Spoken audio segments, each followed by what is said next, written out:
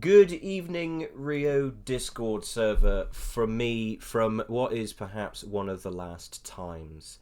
I am Big J, and I am joined here with Spixie and Orange McCallworld. We were probably going to be joined by Pashka at this immediate moment, but as of now, he is not present, but we might get a cheeky cameo a little bit later. So, today is a pretty special day as it is the 14th anniversary of the first movie, of which is the subject matter of the server in which you find yourself now.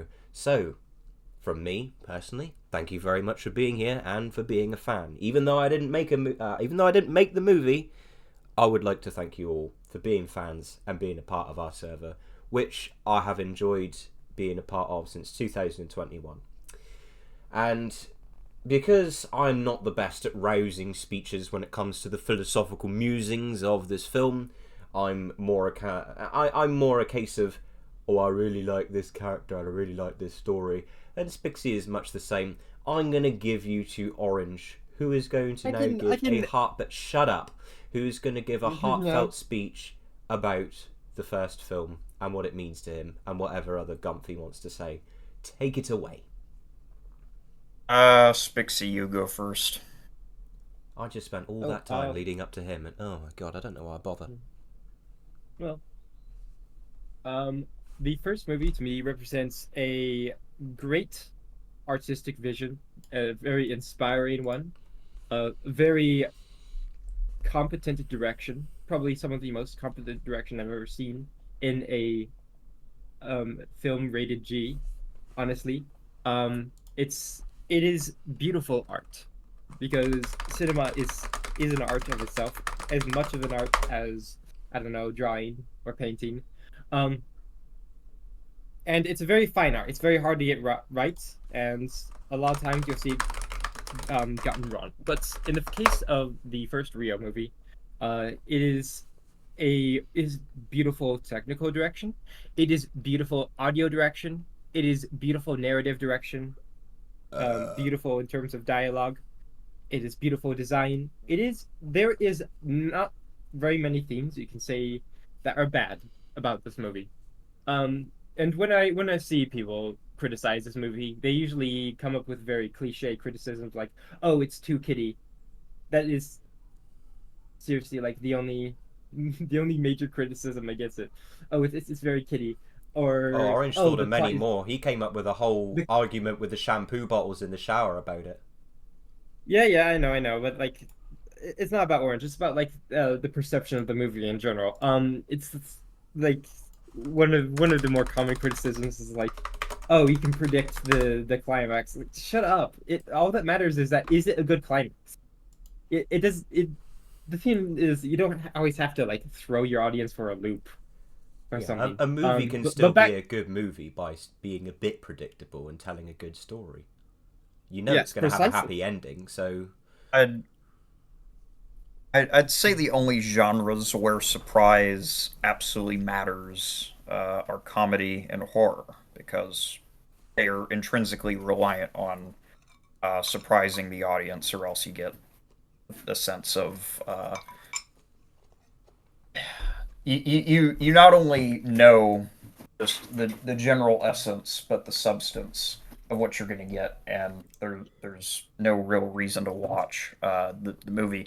Whereas with Rio, it's a romantic comedy, arguably a drama, uh, and it's not intrinsically reliant on that surprise. The movie is more than anything a monument to Rio itself. It is an idealized. Um, I'm sorry, I'm being distracted by my cat being a paper shredder in the background. Uh,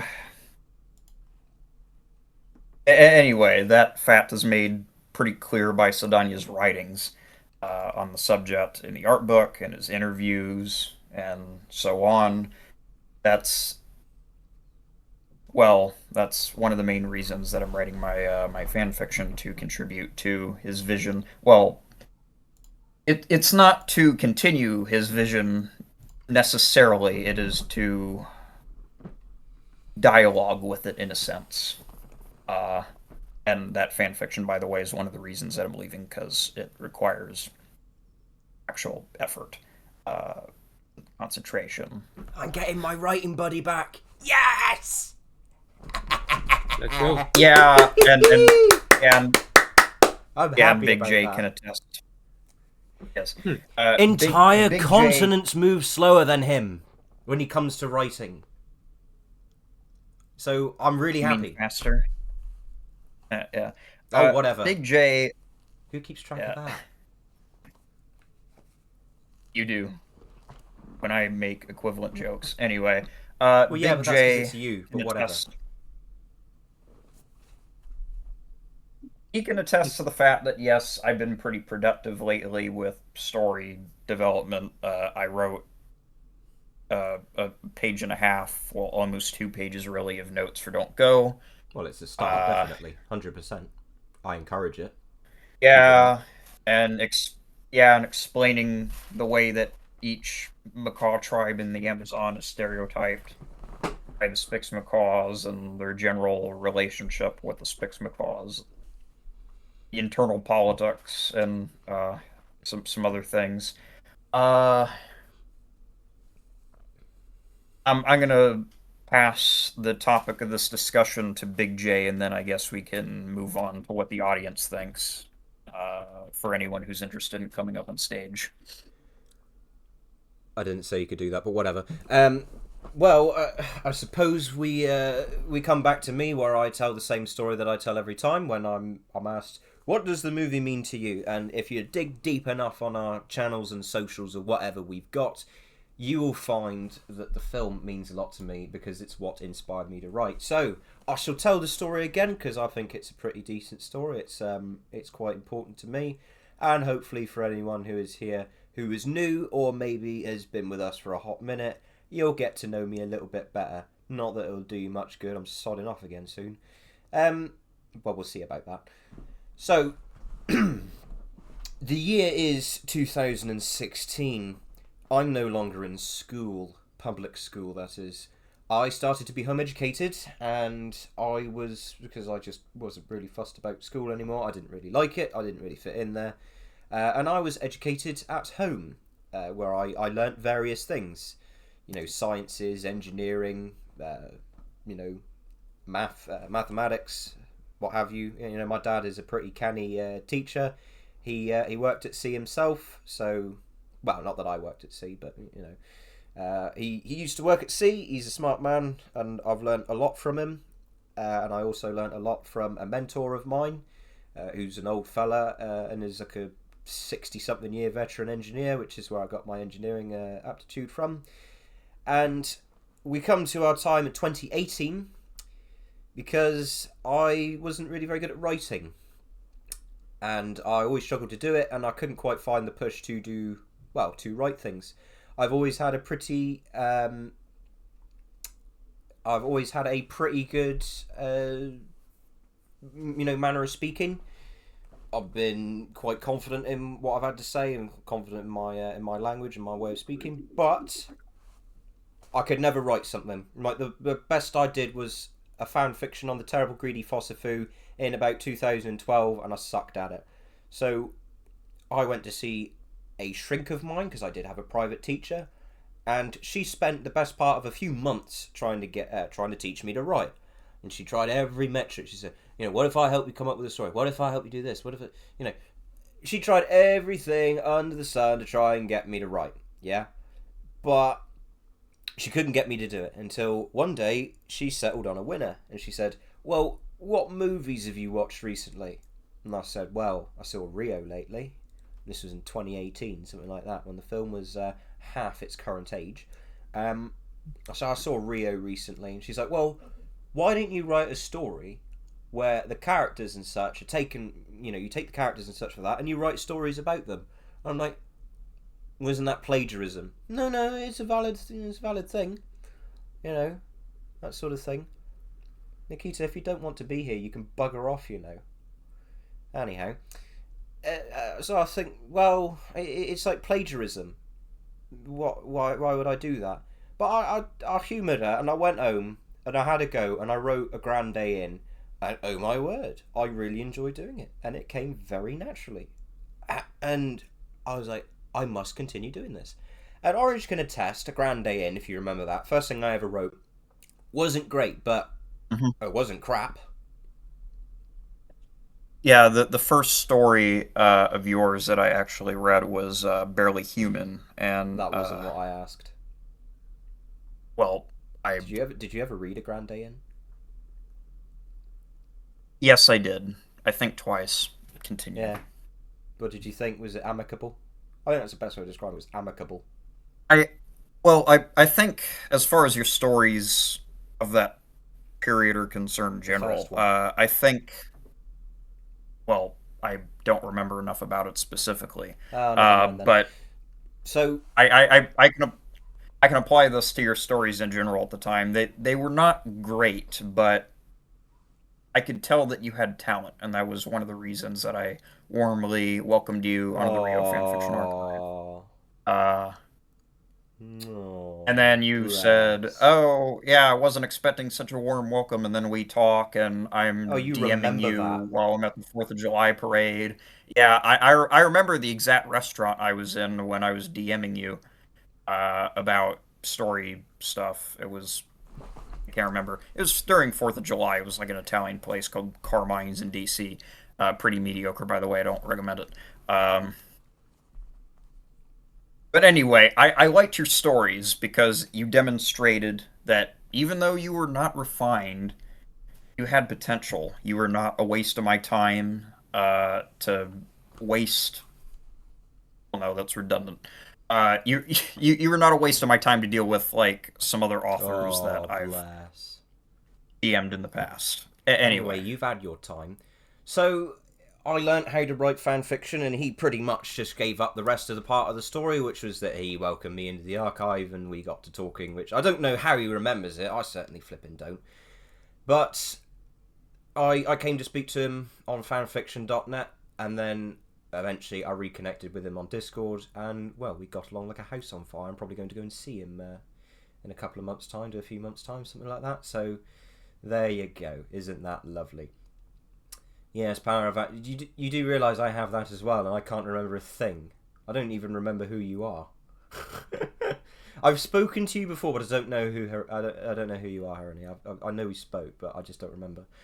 So there you go. Yeah, that's the Big J law is writing fan fiction taught me how to write, gave me a lens to review the world through and all that sort of thing.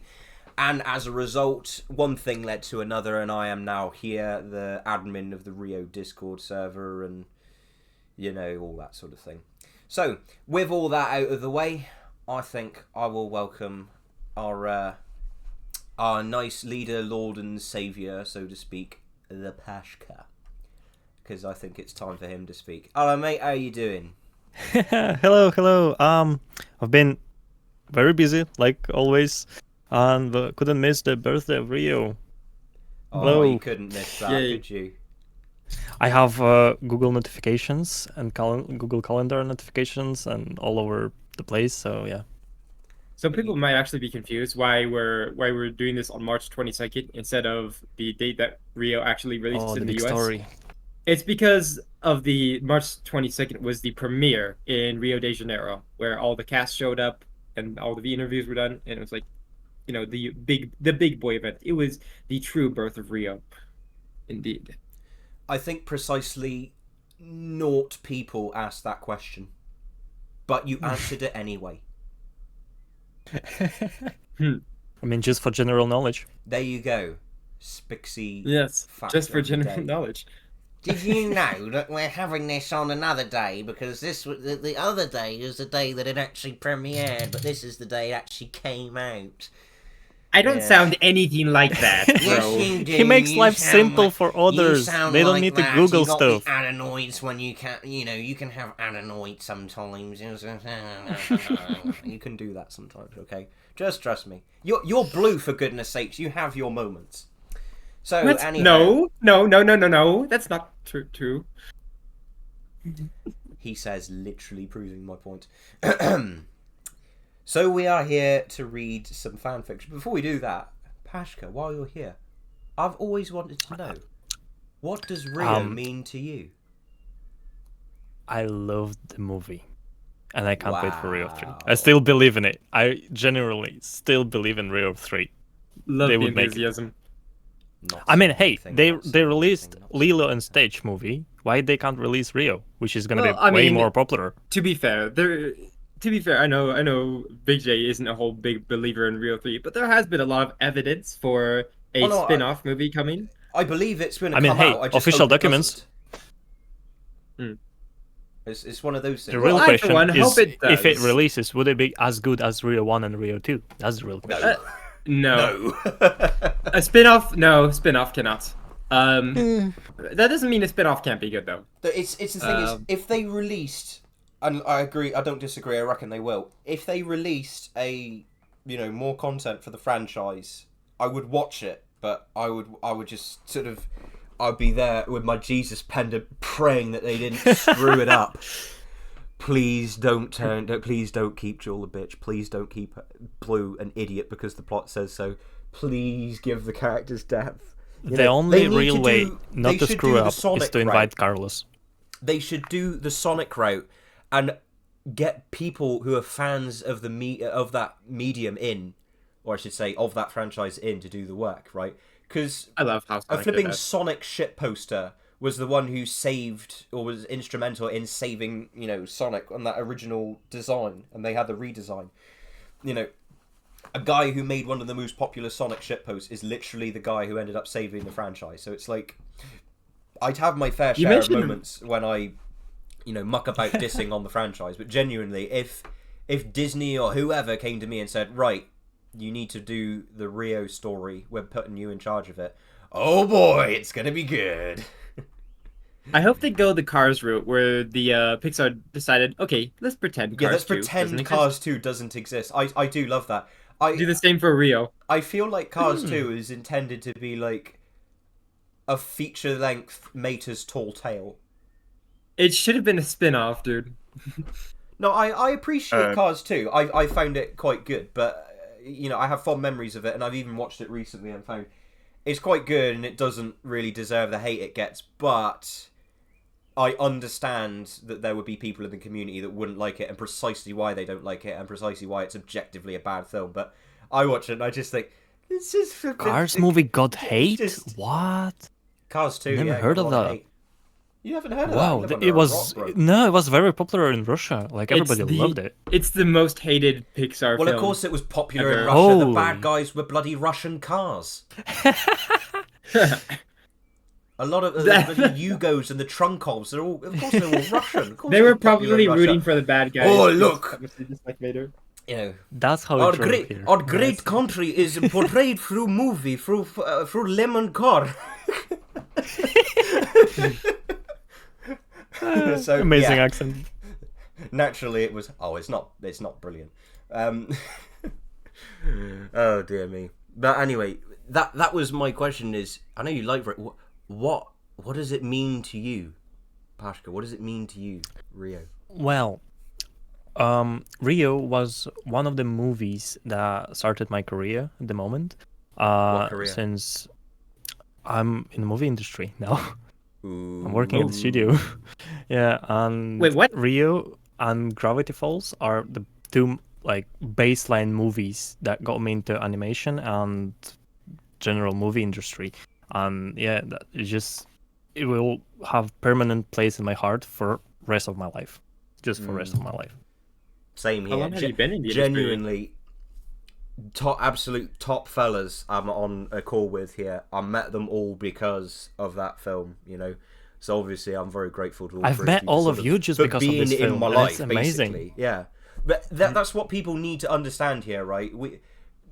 I don't so much speak to Pashka often, but every single time I do, it's always a positive interaction. So I'm sorry if it sort of feels like I'm Yay. discluding you, right? But for these two fellas here, right, Spixie and Orange, I love them. We are tighter than bark on a tree, right? And We're we Dabolics. always- We are Dabolics. Oh, this is we so are. sweet. We're like best chums, and I look forward to when I can get back to writing with Orange as well. And in an ideal world, you know, we want to. When I go and see Orange in a couple of months' time or a few months' time, however long it is, if it's possible, we do want to have a Holy Trinity meetup. That would be amazing. I would be all here for it. You know, unfortunately, it's not like the most possible thing to happen, but it's a case of like, yeah, I hope it does. You know, it's one of those sorts of things. These are my boys here, man. Right, and I've enjoyed all my time I've spent with them. So, if there's no further to say, nothing further. Does anyone else? Let's start with the fan fiction. Okay. Before that, hello chat, hello audience. Who is here? We have Copac. Our with mighty 100. sysadmin We have Copac. Laplace Hello. is here. I haven't seen you for a minute. We have Enmar. Of course you're here. I know you're here. Of course you are. We have Drotram. That name rings a bell, but I don't know who you are. He was in the photography contest.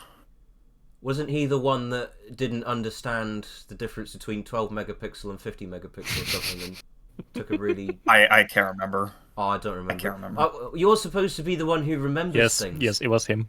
Was that him, was it? Come on, Orange. He admitted it. I mean, look, admitted it in the I've chat. been on a ton of photo shoots, and I barely remember anything about photography, despite being a photography assistant for It's years. called selective memory. To be fair, though, Dratram, are you going to make that mistake again? Like, you're not, are you? You learned something. It's great.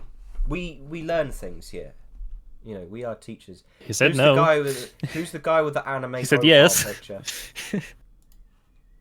Never seen him. That's Laplace. He's our sysadmin. He's a very shy person. Laplace, say hi in chat. Laplace. Laplace. I've never so been nice. alerted to this guy's Oh, existence in my entire he life. just you enters have. the chat. He just enters the He's- chat. Yeah, you've He's one seen of the him. older developers from like the 2022 era. Oh, Yeah. them, right, yeah. Hello, mate. We have never spoken. He's a bit more social than Kresha, so he could visit voice chat sometimes and even be in chat I've sometimes. heard of him. I know we've got the I know we have we got the wiki admin. We've got Nikita in here, who's one of our lovely wiki admins. And we got the Reddits. We got Custridge for our Reddit mod as well. So there's a few people on the staff team who I'm aware of. Don't worry. But yeah, I don't have a good memory, and I often just sort of go, "Who's that? I've never seen them before." Because quite frankly, I meet plenty of people in life, so you know. I just realised, yes, I it's have hit record. sometimes Good. to my chagrin, but sometimes it's amusing. What did he say? Go on. I didn't mean to interrupt. What did you say? I didn't hear you. I said sometimes your memory is often... Oh, that's a redundant sentence. Sometimes your memory is to my chagrin, but sometimes it's amusing, and we have fun talking about It's it. to his chagrin. It's to my Ooh, chagrin as fancy well, Big pants, J. Rich McGee over here. What do you want me to do when I can't remember something? Remember it harder. Yes! That's like Remember- saying, "Oh my God, you're taking so long in the loo. What do you want me to do? Piss faster?" That's the I'm ultimate at Big J max. move. I'm at max pressure right now, mate. I can't go any quicker. You know, it's that sort of thing. So there we go. Anyway, so how are we feeling tonight, chat? How are we feeling? Are we excited to see the conclusion of the competition, Hell which yeah. has been kicked along the curb long enough, and I've sort of been that sort of thing, you know. We're here, we got there in the end, and we thought, well, let's end on a high note. Winter on a ended special 2 months day, ago. you know. Yeah, well, you know, blah blah blah. We're here now, aren't we? And as far as I mean, I'm hey, concerned, I still have Christmas decorations and Christmas hat on my profile picture, so yeah, you and Orange share the same title of Internet Explorer. You know, in my mind. I love Christmas and winter. All that vibes, they're just amazing. You know, you're still celebrating the death of Jesus. He's going to be born again in a minute.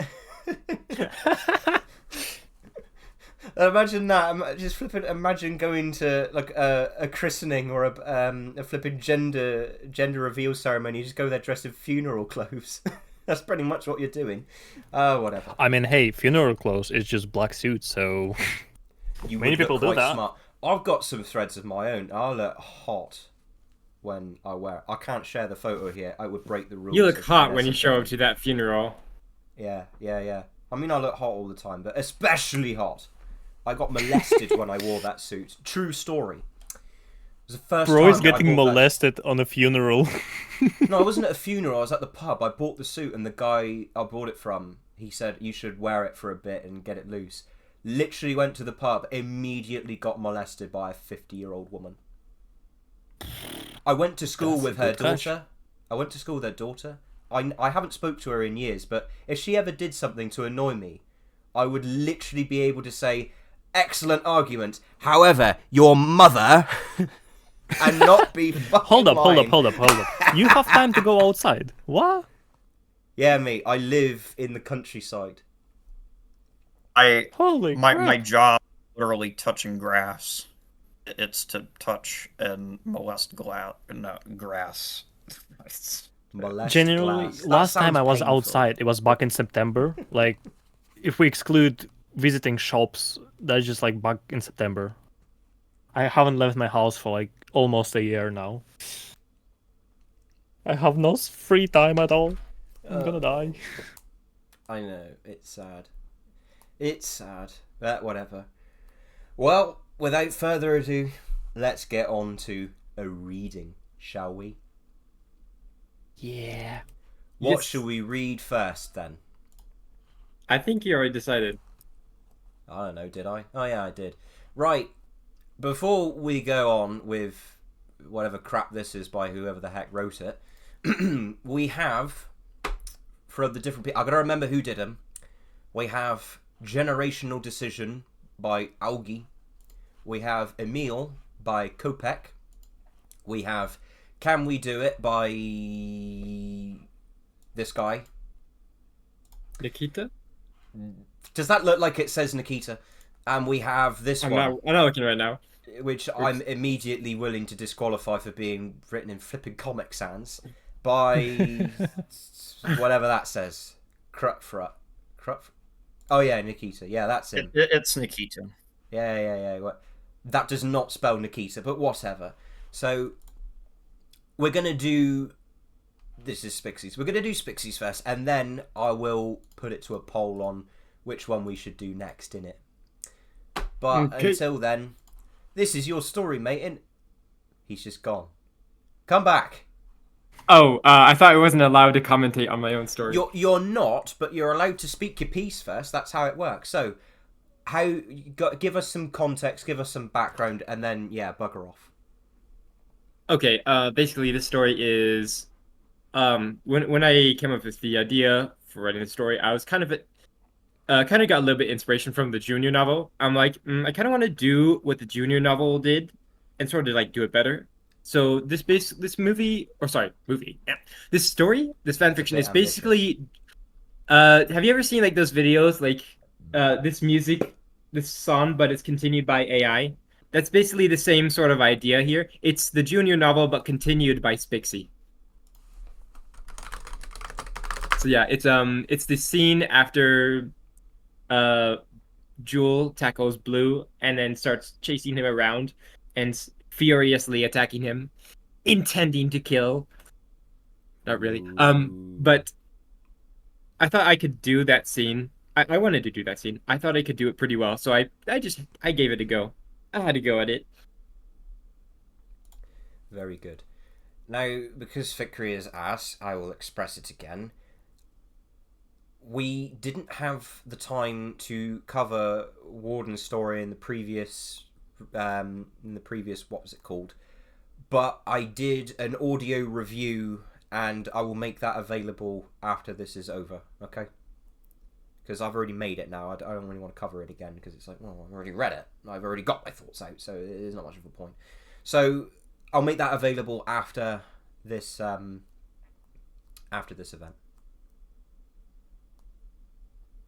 What would they say? Like I say, mate, I'll make the thing available so that you can listen to it yourself.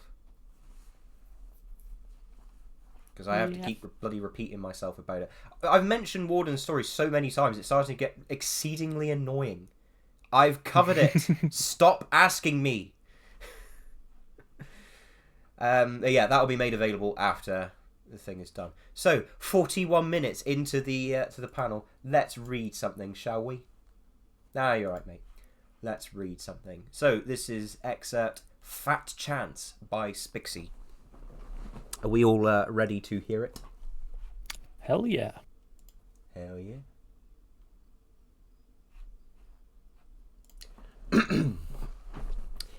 Blue couldn't believe... What are you laughing at? Look at the chat. Oh, what someone said now. Yeah, it's an excerpt. It's just... Whatever. Blue couldn't believe it. He was going to die. Perhaps he hadn't handled the situation in the best way possible. The girl's actions and words have proven to be near impossible to interpret.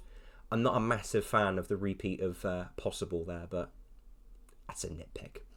But Blue couldn't help but believe that no bird deserved to be in the predicament he was in now. The female, the doctor referred to her as Jewel, I mean, he is called Dr. Montero, isn't he? So I can give that a pass. Bore a very unpleasant look right now. Oh, look now. I would say right now, then. Blue remembered reading somewhere that you could tell a real smile from a fake smile by the squinting of the eyes. He pondered whether or not the same applied to Scowls, because if it did, then Jewel genuinely despised him. With her clawed foot pressed around Blue's midsection, she had him pinned tight against a very uncomfortable plastic tree, one of many in the giant cage, built to resemble foliage of a rainforest. Built to resemble foliage of a rainforest, beg your pardon. A macaw's natural habitat. Allegedly, Blue thought. Can he do that? Orange, grammar police, can he do that? What? I Go away, you. I wasn't talking to you. You're not supposed to be able to speak. I had some. Bro murdered him. Are you listening? Listen. Grammar police. Is he allowed Yeah, to... yeah. Is that valid? Please read that again. I had to deal with something. A macaw's That natural sounds- habitat, allegedly, Blue thought. See what I'm sharing here? There's no quotes around it, so I would have thought that you can't do that, can you? Well, that's an internal thought. So no, you italicize that. That's not in quotes. You don't need Unless to put it's- quotes around it. No, unless it's another character's thoughts in the Okay. character's mind being thought. Yeah. You heard it from the horse's mouth, people. The unpleasant curvature on his assailant's beak gave Blue the distinct impressions that she could gouge him out at any moment. If he was lucky, this barbarian woman might leave his body near one of the artificial rainforest entrances so that Linda could recover him and lay him to rest properly. At least then he'd die with some shred of dignity. Still, he wasn't dead yet, and the savage was at least generous enough to be fluent in English. It's capital E for English, isn't it? Yeah, I joked in the notes about Brazil. You know what? Never mind. No one would understand the joke unless you know Portuguese. Continue. All I asked is, isn't the E in English supposed to be a capital? Well, yes, of course. It's a proper noun. Okay. He could still plead for his life. Okay, look, Blue blurted as he felt Jules' foot pressed tighter against his belly, the talons threatening to cause irreversible bodily harm. Blue's wings were still free, so he lifted them into the air on both flanks. He prayed that Jewel would interpret it as either a form of surrender or a non-threatening gesture. This act caused Jewel's rather ravenous expression to falter, replaced by a look of irritated confusion. Blue took it as an improvement and continued, chaotically, to appeal to her good nature. "We got off to a bad start," was all he was able to force out before Jewel pressed him even harder against the uncomfortable plastic and forced all the air out of his lungs at once. Blue realised her foot was now pinning his upper chest, close to his throat. He's used the word throat a couple of times, hasn't he? Or am I misremembering? No, I am misremembering that. Never mind. "The least you can do is let me speak, you..." Blue stopped short of forming another insult in his head. Yes, she was clearly insane, but being polite never hurt, and despite her murderous attitude, she was quite easy on the eyes. Blue was secretly glad he wouldn't have to stare into a hideous face as he was ended. What a way to go. What a way to go. Trapped under the foot of a hot woman.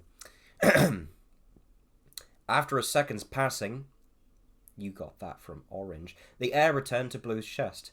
But if you let me live, maybe you'll come to like me? He coughed out. As soon as he had finished his plea, Jill released her death grip and her visage changed to one of morbid amusement. Blue slid stiffly down the surface of the tree as the pressure was suddenly removed, ending up with his tail flat against the floor. There is no honor in killing insects. Oh no, that's the wrong thing. You? Jill spat. Not if you were the last blue macaw on Earth. Relief swept through Blue's presence. Maybe he'd been far too hasty in assuming she'd take his life. Jill now wore a look that seemed almost disappointed. I read that the wrong way around, because the other way around is a bit more natural, but nitpick. I've only nitpicked so far, basically. Blue was on his feet quickly, instinctively rubbing at the pain in his lower throat area with his right wing and holding his left over his lower abdomen, aiming to appear harmless. Obviously, the next logical step was to attempt to hold a civil conversation with her, and that would need to start with addressing her comment.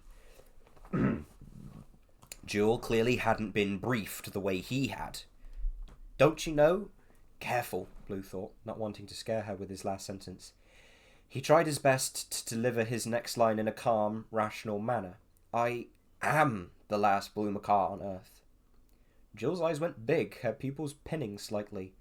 That had gotten her attention. Blue felt his wings drop a little. Phew. He could at least get through to her. If Jill was willing to hear him out, then maybe Blue could reason further with her, and maybe, potentially with some diplomacy, he could do what he had been brought into this place to do. As badly as Blue didn't want to ask Jill anything of a blunt or suggestive nature, he was far more frightened of the possibility that avoiding it would earn him several more days in this room. Possibly even longer. He had to try. But it had made himself blatantly apparent to him that the direct approach was not going to succeed. He silently cursed the locals for giving him faulty female-related advice. I should have known better than to just take the word of some shady ruffians from the streets. What a lad. Blue cleared his throat, held his wings out in front of him, and spoke while making as clear and unthreatening a gesture as he could, taking a small step away from the tree. His muscles tightened as he anticipated whatever negative reaction she might have to the news. That's why I'm here. To meet you. We're the only ones left. Jill met this with grim silence. The only audible noise was the artificial ambience that seemed to be originating from the walls of the sizable room. Her gaze dropped as she appeared to mull over Blue's words. Despite her lack of attacking him, and seemingly letting her guard down, she looked troubled. Her eyes were narrowed and her pupils were now dilated, darting from one nondescript point on the floor to another. Jill abruptly snapped her focus back to Blue, seemingly grasping his implications. Oh, she winced and recalled with mild disgust. Oh. As she spoke, Blue found himself shifting his weight from one leg to another. Wait. The female leaned forward, marginally closing the distance between their beaks. Is that why you went all... She continued non-verbally by closing her eyes tight, protruding her beak and making wet puckering noises, an obvious mock imitation of Blue's action mere minutes ago. Startled, Blue blurted to defend himself almost involuntarily, leaning away from Jill with a panicked, non-affirming gesture of his wings. No. The response from Jill was a blank stare, as if calling his bluff by using no language at all. This prompted Blue to swallow hard. Maybe?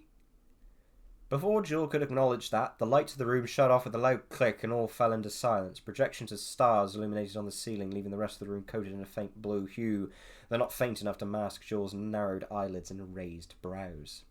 Her accompanying sigh of exasperation was rather clear in the auditory vacuum. As if being locked up and fed birdseed wasn't humiliating enough. Jill rolled her eyes. In Minnesota, he had been offered plenty of man-made delicacies, but Blue struggled to understand what was so unappealing about birdseed. I swear, none of this was my idea, he rushed. It's just that Linda said that, back in Minnesota, she... Jill didn't let him finish. Oh, don't tell me, Linda's your owner. She placed an extra negative emphasis on the word owner and made a dismissive motion with her wing. She was correct on a technical level, but Blue frowned, feeling the need to clarify. Caretaker, yes, that. Jewel turned away and hissed something under her breath that, to Blue, almost sounded like pet. Blue chose to give her the benefit of the doubt. Maybe he was just misinterpreting Portuguese profanity. Upon spotting his hesitation, Jewel followed up with an ingenuine, yeah, go on. I believe the M there should be capitalized, because although isn't necessarily a valid word, it still is at the beginning of a sentence. Grammar police! Let me see here. I mean, I should hope you're following along. Yeah, I am. Yeah, in that case, should be capitalized because it's the beginning of a line of dialogue, and it's not a continuation of a previously established line of dialogue. So yes, that is correct. Okay. Your statement there. Blue pressed his right wing to his chest and cleared his throat, avoiding eye contact as he selected his words. She and the other professional, thought it would be best if we... He became aware that he was unconsciously making a circling movement with both of his wings simultaneously, possibly a nervous speaking habit, then halted it immediately upon the realization that Jewel might interpret the movement in a literal sense. He finished vaguely, wishing to pinch himself. You know. Jewel grimaced. Blue scraped his talons against the floor's hard surface, not too keen on meeting a gaze. Yeah, not exactly masterful. Alright, I'm gonna pretend you didn't just said that. You didn't just say that, even. With a few brisk strides, Jewel brushed past him, apparently intent on cutting short the exchange. Blue whipped around. The thought of ending things on a fumble didn't sit right with him. We don't have to do anything, he stammered out to her backside. I wasn't suggesting... Jewel entertained him with one more backward look. Good. She opened her beak as if she intended to continue, but, after looking him up and down one more time, chose instead to tear her eyes away and slide past a collection of false vegetation, her tail being the last thing to vanish from sight. Jewel? Blue mentally debated just letting her be, but after weighing that option against his unsolicited responsibility, as well as his own self-esteem, decided it was the cowardly choice. Okay, so the gentle approach didn't work. Time for the extra gentle approach. Double gentle? Whatever. Hey, wait up. He reluctantly trailed after her, his head swiveling to either side in case she was preparing an ambush. She didn't seem to mean any more harm, but Blue couldn't be too careful. An attempt was made to push aside some plastic leaves from his path, but they slipped from his flimsy feathers and smacked his left eye, leading him to stumble rightward and wave his wings around aimlessly in an effort to clear his immediate surroundings. How'd she slip away so fast? Blue reached the edge of a clearing, through the centre of which ran the artificial stream from earlier. Jill stood on its bank, facing away from Blue, wings folded, her back bent over as she drank from the running water. She appeared unwary, indicating that she obviously didn't view Blue as any kind of threat. Blue couldn't help but stare. As hostile as she had acted towards him, she was a sight to behold. Jill ceased drinking and turned to glance directly at him, as if she had been expecting him to be standing there.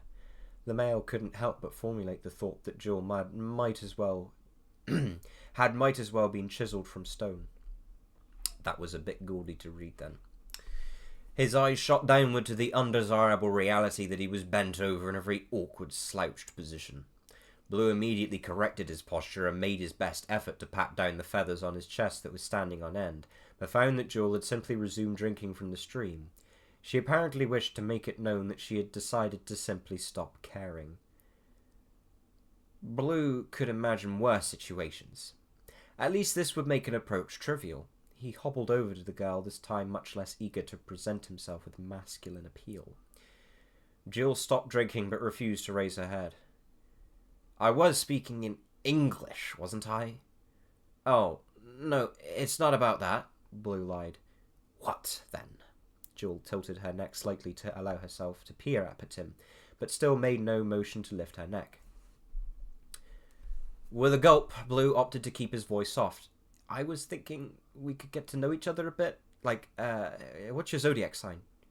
In a flash, Jill's head was level with his. She made two clearly exaggerated, unimpressed blinks, her skull minorly cocked to one side. So it is about that. Blue didn't have a verbal defense. He pulled his wings in slightly. What was he doing wrong? What did you think was going to happen, huh? Jewel took a step closer to Blue, who, dreading another outburst, retreated. Did you think I was going to, I don't know, swoon over you? She flung one of her wings in an upward direction as punctuation. Sit on a branch with you and count all the fake stars, sing to you, ask you to join me in... Blue cut her off. He felt morbidly tempted to tell her that he'd been hoping to be done with this cruel place in 2 hours or less, but came to the conclusion that such an admission would do nothing to improve the situation. No, I wasn't expecting any of that. Except the swooning. He thanked the Maker that Jewel couldn't read his thoughts. Well, whatever your owner told you, she clearly doesn't have much in common with me. Blue had finally reached his breaking point, being considerate was getting him absolutely nowhere. Oh, okay, well, what about that Montero? Isn't he your owner? He snapped, narrowly resisting an urge to accentuate the words with frustrated body language. The female didn't bite back. Her eyes flickered, but not a muscle on her face so much as twitched. Several moments scraped by before the corner of Jewel's beak curved slowly into an ironic smack, her brows lowering. Okay, wise bird. With a quick movement of her leg, she tore off one of the nearby plastic leaves from its fake stem and, using her foot, waved it just a breath away from Blue's beak. Which is a hard-ass thing to do because it's plastic. Plastic has tensile strength, and she just rips it off. Like, that's crazy. Like, go and get those retaining things that you usually find around beer cans, the sort of thing that gets stuck around a turtle's neck. Grab that and try and tear that in half. Yeah, it ain't easy, and that's the same principle as this. But anyway. With a quick movement of her leg, she tore off one of the nearby plastic leaves from its fake stem and, using her foot, waved it just a breath away from Blue's beak. Do you know what this is? Blue stood his ground. Yeah, I know what a leaf is. Just making sure. Now. She planted the leaf on the floor directly between the two of them, pushing it forward with one foot to inch it closer to Blue. Stay on your side of the leaf. Jewel then alternated from gesturing towards the direction behind Blue to gesturing behind herself. Your side, my side. Got it. Blue made the decision that it was time to throw in the towel. Jewel seemed anything but unpleasant or sensible. He spat out his comeback. Fine. I think I will stay over here. Turning his body halfway from Jewel, Blue made sure his glare persisted for a second more and, with an exaggerated humph movement, showed her his back and marched in the other direction. Are you able to really say humph as a verb? In that context, yeah. Really? It's not. It's unusual.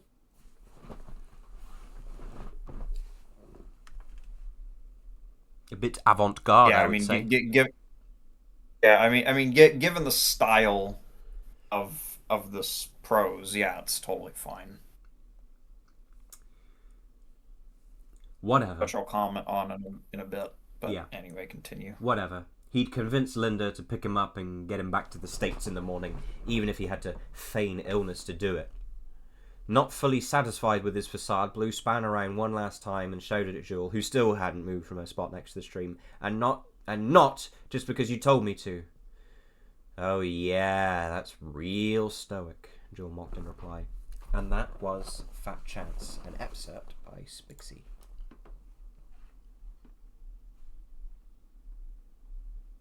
You can talk first, because I'm probably going to bumble along for a while, so... Who, me? Yeah, you. Who else? I've also made some Not points you. about the story. Oh. Yeah, Poshka, you go first, because you might have less time than me. So I've really enjoyed how detailed the description is, like of each aspect. So character movements, everything is very detailed. I really enjoyed that, and also I've enjoyed story pace. It's pretty narrow without any pit-ups, and it goes very smoothly. Spixie is very good really at that, enjoyed and that. I will comment on it shortly. Yeah, the prose style, it's not what I'd call like the most beautiful literary prose on earth, but it is it is very well balanced. It's elegant. It it accurately it vividly presents both the psychological elements of the narrative in Blue's mind and in the movements of the characters and the scenery. But it doesn't harp on redundant details that the audience reading this already is aware of. Dialogue is excellent throughout. There are minor technical mistakes which I've commented on. Some of the mistakes have evidently been corrected. I'd say out of all the entries that I've actually read, because I haven't read all of them, by the way, I'll be honest about that. This one is by far the best.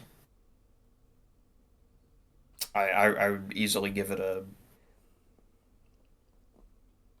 I would easily give this an 8 out of 10, if not higher, Yeah. possibly an 8.5. Go away. You'll have your chance to speak in a minute. Oh my god. I will tell you when you can speak. It's okay. I will tell you when. All right. You'll get your chance. You will have your chance, my friend. You will have your chance. Anyway, so as for what I thought about it, and this is what I can comment on because Orange has covered that bit. Orange is good at covering the prosy bit, so take his word for that. Okay. Now for me, I know Joel very well, and I'm pretty handy with Blue. I'm not perfect, but I'm pretty handy with him. What I would do, as anyone here who is watching this now, or might watch this in the future and go, oh, this is just a meat riding competition. Fair enough. Valid criticism. What I would have you do is I would have you watch the movie, even the second one to some of an extent, and what I want you to do is I want you to come to me and precisely explain how Spixie has not captured Blue and Joel's characters very, very well, right? I would leave the burden of proof on someone else, right? Because, quite frankly, there's no two ways about it. He's got them spot on accurate, Now, I'm not entirely sure how he's managed to get it spot on accurate, because, we all remember Spixie. He was a bit silly once upon a time, and now suddenly he's, actually cracked. So, I don't know how he's managed to do it, but consistently in a lot of the Ray. stuff... What? He's our Mary Sue. Go on. What? Never Mary mind. Sue. Just continue. Mary Sue. Isn't that female? Go away. Gary Stu. Gary Stu is the male Are equivalent. you Go calling him a on. woman, you homophobe? Goodness me. Transphobe. He Bloody gets the chance to say Bloody one word. wars. He's bloody yo-yo man here. He's in, he's out, he's in, he's out. He'll be shaking it all about next. Yeah, he's Well, if like he's a woman, MH then we Hot don't and you're cold. You're yes and you're no. You're in then you're out. You're up then you're down. That was one of my Oh my childhood God, favorites. That's hilarious. Indeed. Now, if you'll excuse me, I was masturbating his ego. Come on. Right. There's no two ways about it, and like I say, if someone wanted to disagree with his portrayal of Blue and Joel, I would say go and watch the film, come back to me and him as well if you want to, and explain to me in precise detail with supporting evidence from the film exactly how he has gotten Blue wrong. Because the thing is he pays. He has an autistic obsession with paying attention to the film, and it pays off. It's clear. He knows precisely what he's doing with the characters. I'm genuinely not good enough with Blue's character to criticize anything that he's done with Blue. The only thing I can criticize about Joel is at the end, I would honestly just remove her line at the end and have her simply not oblige Blue with a response. Just, she sees him as a child, and it's just, if there's a kid having attention, or when a kid says to his mum, "I hate you," does his mum then say back, "Oh yeah, you know, you're silly," or whatever? No, she doesn't. She just ignores it, right? I would honestly have the same thing here. Honestly, it would be hard if she just keeps drinking. Like, he's mad hating on her. He's kind of justified in doing it, but he's mad hating on her right now, and she just, I don't care. I'm sipping my agua.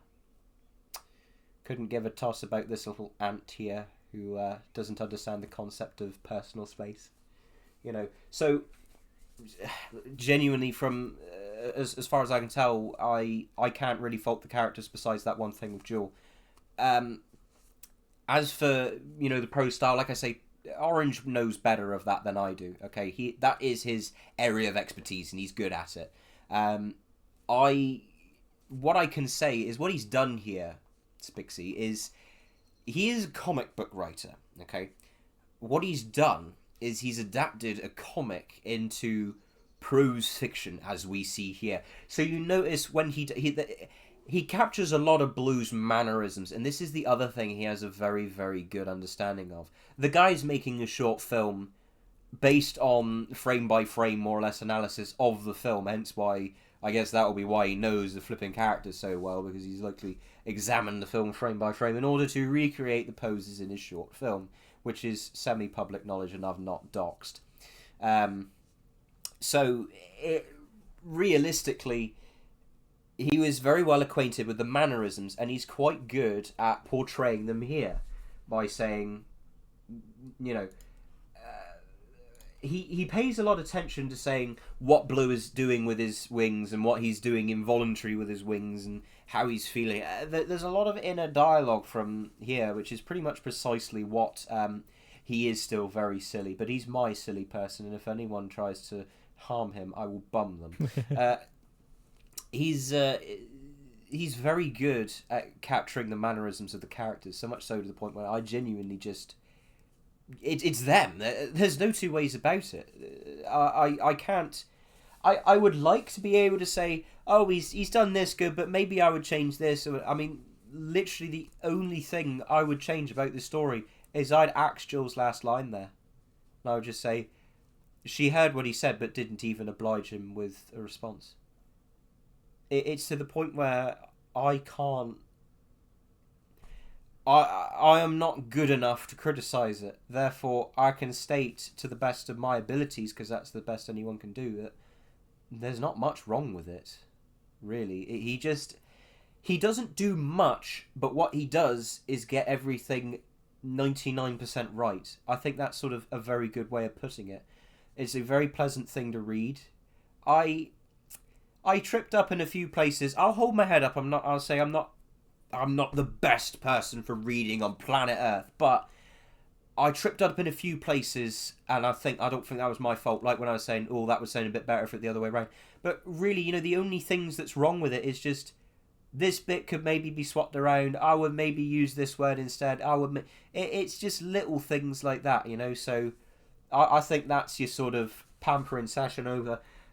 Now you can come up, mate, and now you can say, you know, now you can say what you want to say. You're welcome to say that now.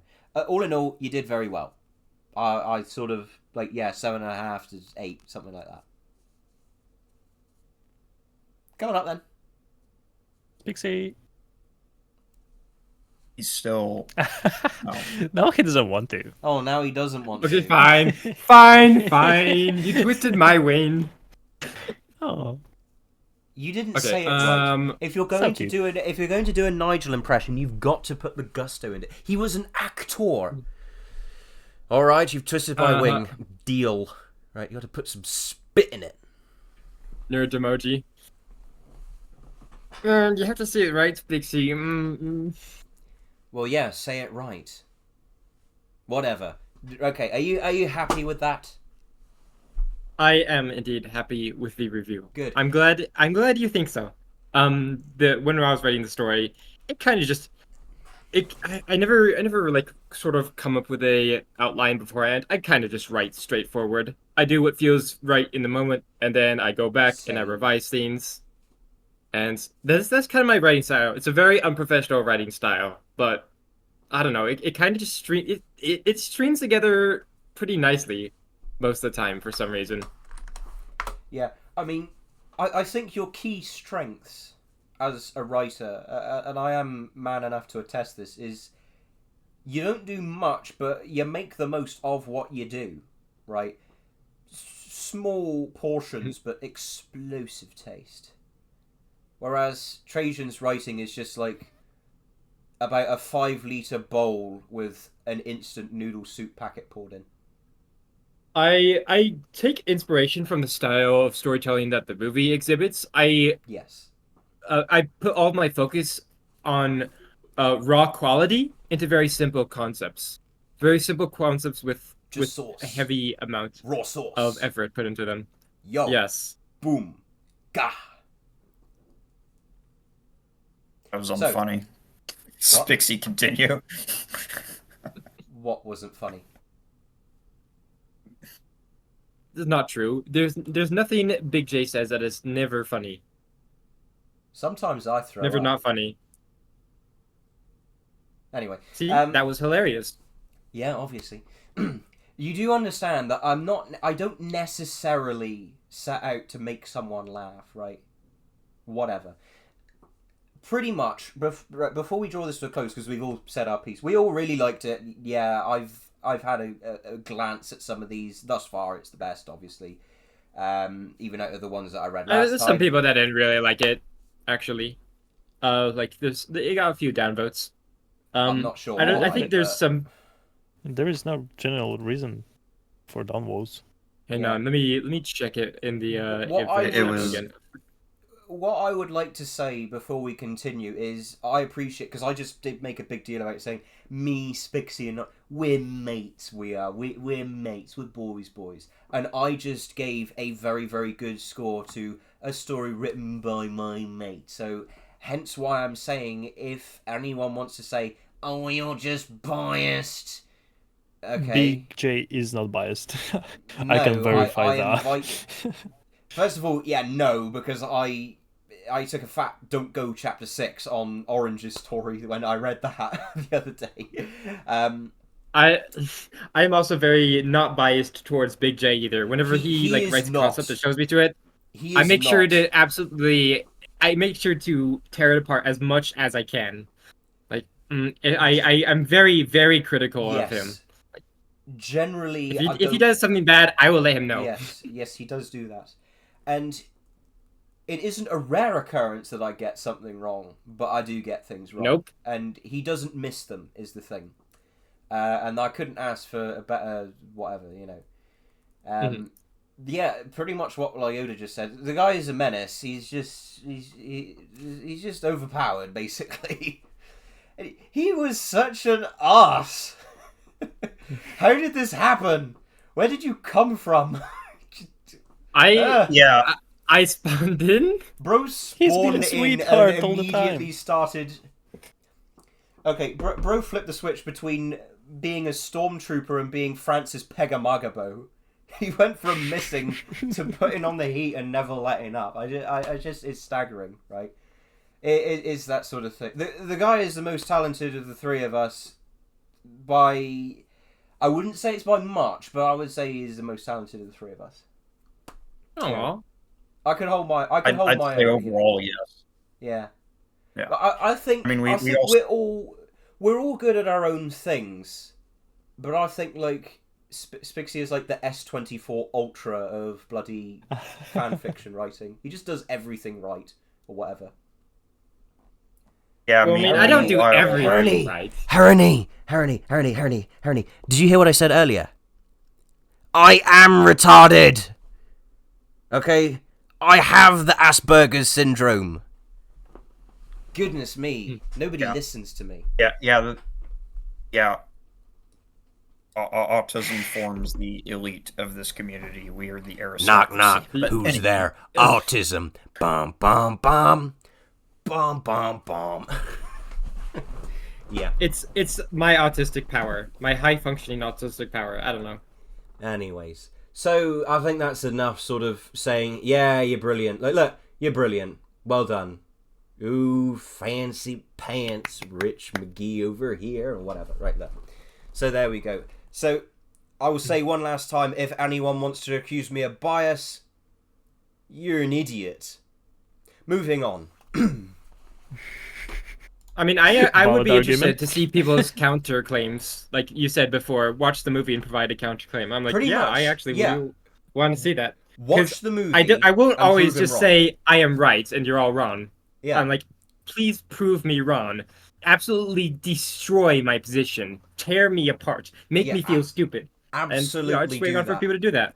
Yeah, I just took my best shot at it, and the best thing I could do is say, Well, this should be a capital letter. My name's... okay. Yeah. Yeah, even when Spixie was truly silly when He he was, made to be fair. even when there was a time in which he made some very interesting arguments. Wait. and we were kind of While you we were talk, I'm kind going to of say something to rivals. make it fair. Yeah, we were sort of rivals in a sense, and I considered him at the time to be my most intellectually capable opponent on the server. He was the only one who forced me to actually. Iambic J has graced us with their presence.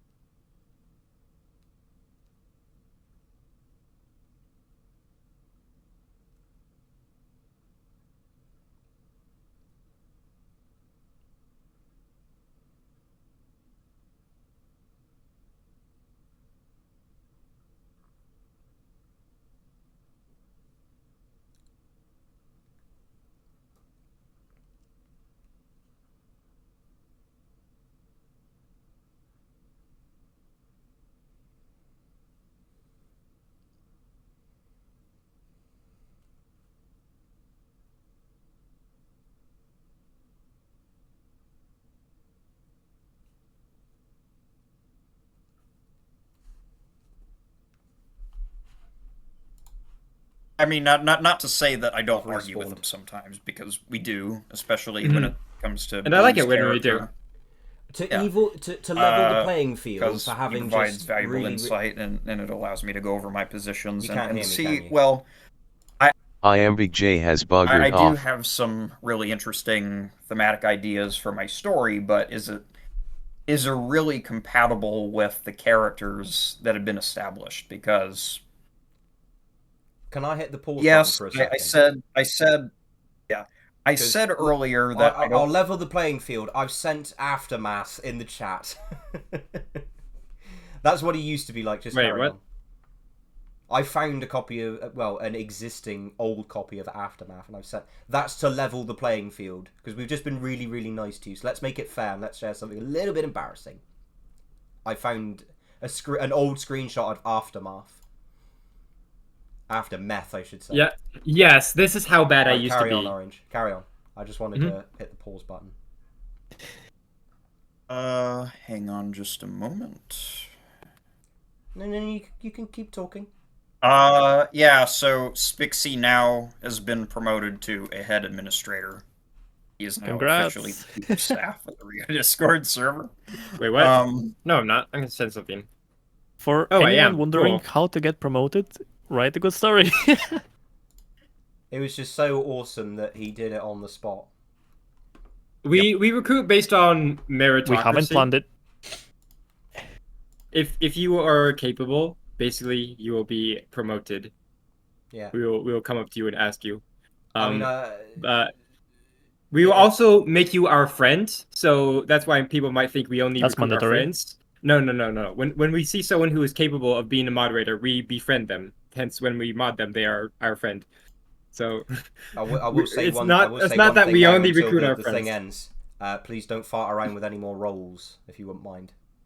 Can we talk about yeah. that later on? Don't muck about with any more rolls. And I will talk about sort of the states of me and Orange later and whatever. We will discuss that later on. Don't muck about with any more roles. Yeah, you were saying. Yeah. So what I was gonna say also. Yeah, I said earlier I don't want to necessarily continue Carl Sedania's vision, because, as I've said in the past numerous times, there are things about the first movie that I don't really like. There are things that I'd change for various reasons, and I think if I want to create a Rio story that continues the first movie, I want to dialogue with Saldana's ideas. I want to continue the conversation rather than to repeat it, in a sense. Yes. It's not very. I wouldn't say it's counterintuitive to like not continue, someone else's vision, but fighting against it while like working with like the same characters, it's a bit counterproductive to like fight against it. But you don't necessarily have to like copy it to the letter.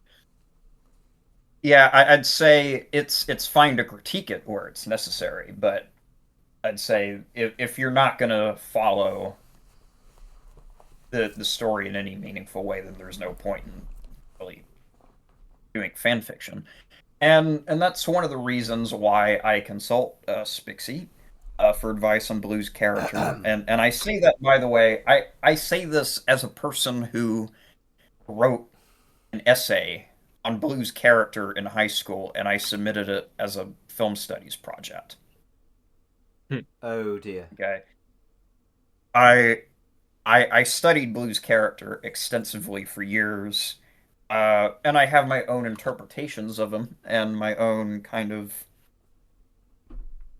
my own contributions to the theory of his character, I guess, and in his connection to Rio de Janeiro and him finding his final causality, and there are some other things like his relationship with courage and effeminacy, which me and Spixie argued with early on when he was on the server.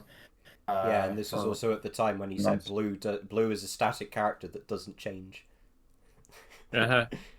The last time someone was as wrong as you were is when he walked off the plane having been to Germany in the 1940s waving a piece of paper saying World War II has been averted. Well, it was for a year. Well, it was for a year, you see. You're gambling with World War II. You're gambling with World War II. You're gambling with my patience. Yeah, anyway, I am not some moron who has Debatable. who is just asking Spixie for advice because I have nothing original or insightful to say. Because again, I've thought about this stuff for, well, pretty much a decade at this point. I started Rio fan fiction really as a hobby. It took some autistic bugger from whatever hole he hibernates in to come up and show us both who's boss. Mm-hmm. I've only very ever had to play the experience card on him like once, and it didn't really work. That's the only time because I don't like to say unless it's genuinely applicable, right?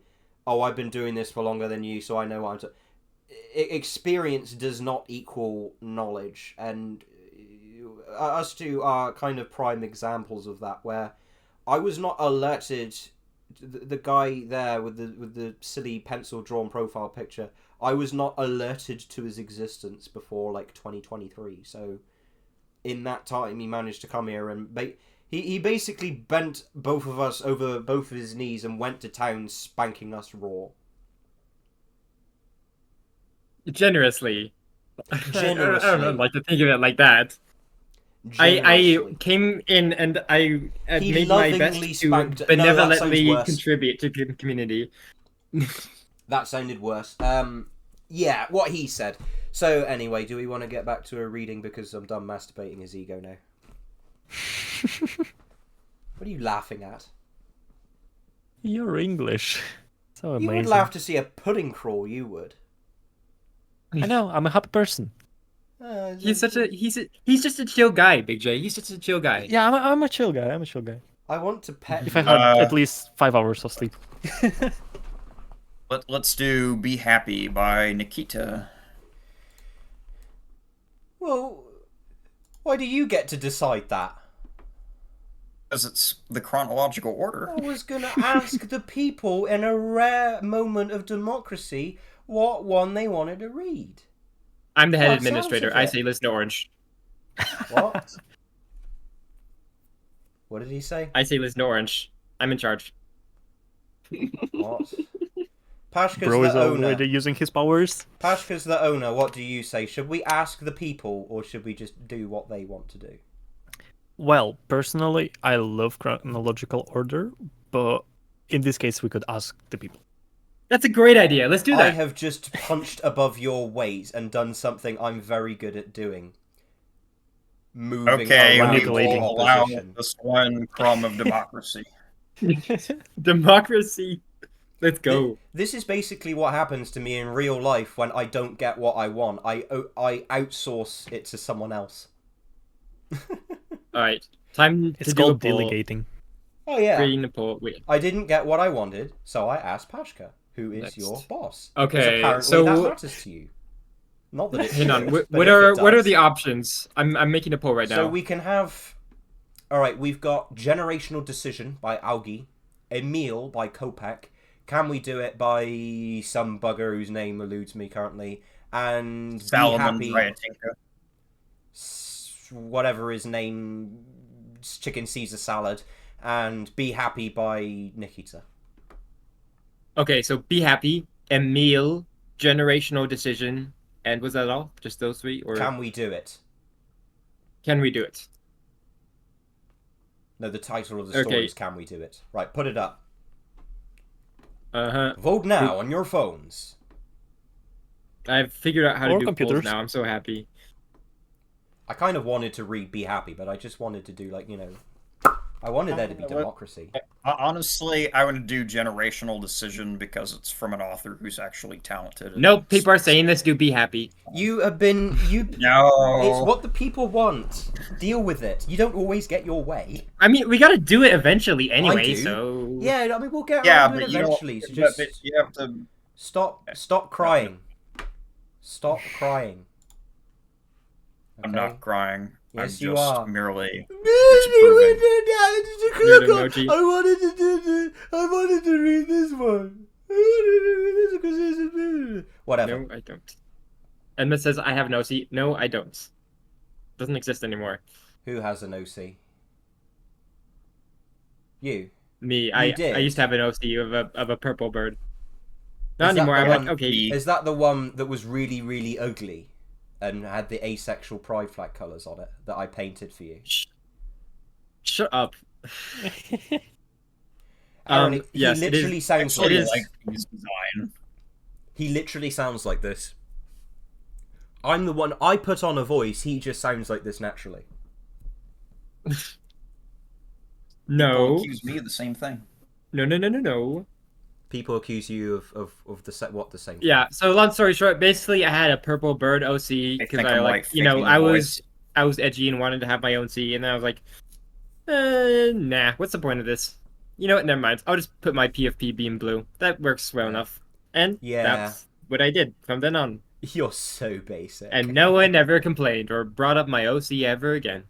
Yeah. Well, I wanted to be nice and paint him. Why did I paint him for you again? I forgot. I didn't like you at that time. Why did I do it? You wanted to, I don't know, you wanted to, I think you like respect my intellect or something, what little I had. You like had respect for like, okay, mate, I want to be friends with you. I would like to make my peace with you or something. I think that was the intention. I don't remember that. I remember painting Yeah, it I and think thinking it was sounds about ugly. right. But Well, I do, so just take my word for it, okay? as far as I'm concerned, Yeah, you could have meanwhile- mind controlled me to flip and do it on your behalf. But, you know, alright, if you say so. Hirony says born to be into this franchise. I mean, I can't think of another reason I was born right now, so yeah, maybe. That's cold. I mean, meanwhile, I guess you could say I was born to animate. Let him speak. Meanwhile, I sent him a print. probably signed by important. Sedona. Orange trying to He's about to speak. jump in with his own contribution. He's about to speak. It's probably important. Any minute now. Spixie was born to rule. No, that was Orange. Orange is the guy who was born to rule. He's a monarch. That guy, yeah, was genuine. Spixie is too strong. Yes, correct. The Cannot irony argue. is I'm told often that I should be in charge of people, and I'm the one here who actually has the well, besides Pashka, because he owns like a few servers. I've got moderatory experience in a very, very active server like this for a few years now. But yeah, Orange is in charge of the server.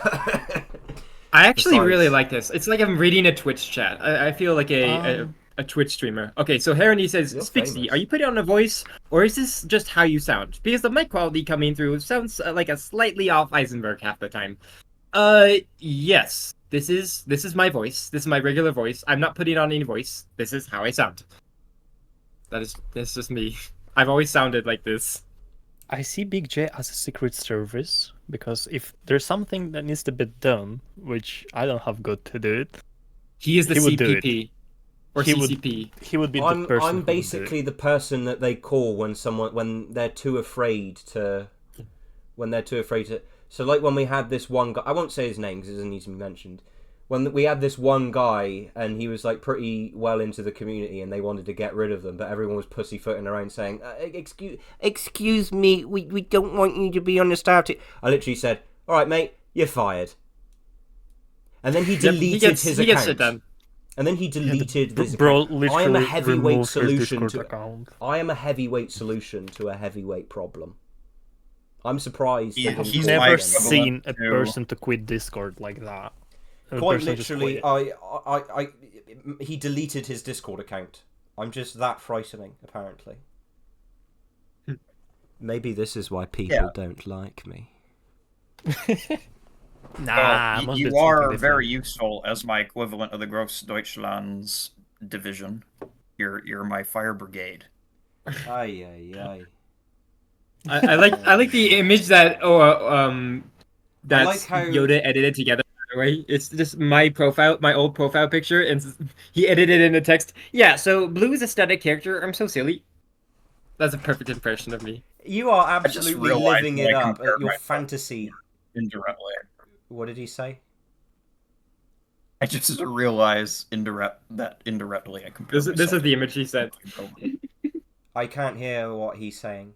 You keep talking over him. That's very rude. Oops. Orange, talk. I Everyone quiet. He's trying. He's trying. Any minute now. I Let him just cook. realized indirectly that I phrased that wrong now. Any minute now. He's trying. I just realized that I indirectly compared myself to Adolf Hitler by calling you my equivalent. God, it's like it's well, like a whatever. car trying to Orange, start. can you- Harony would get the joke. Only Okay, Harony Orange. would- I think we've had enough of your style of humor for the rest of the day.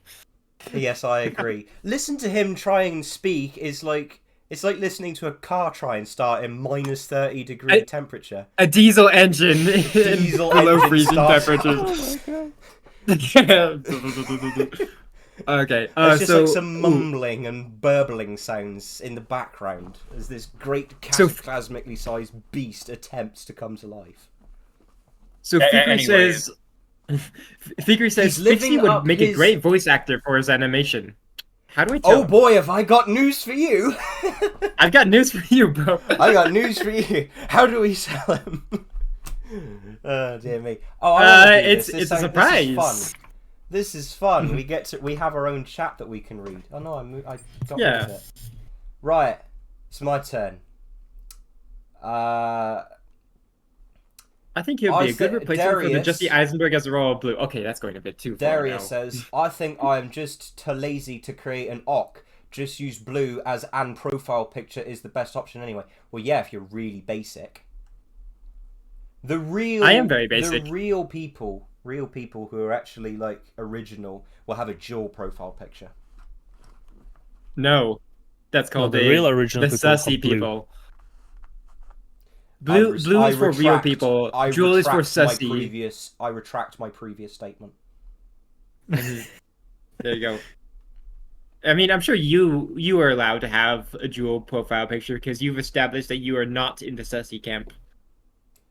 He is certified, verified, not sussy. Yes, I am allowed to have a jewel. I won't, but I'm allowed to have one.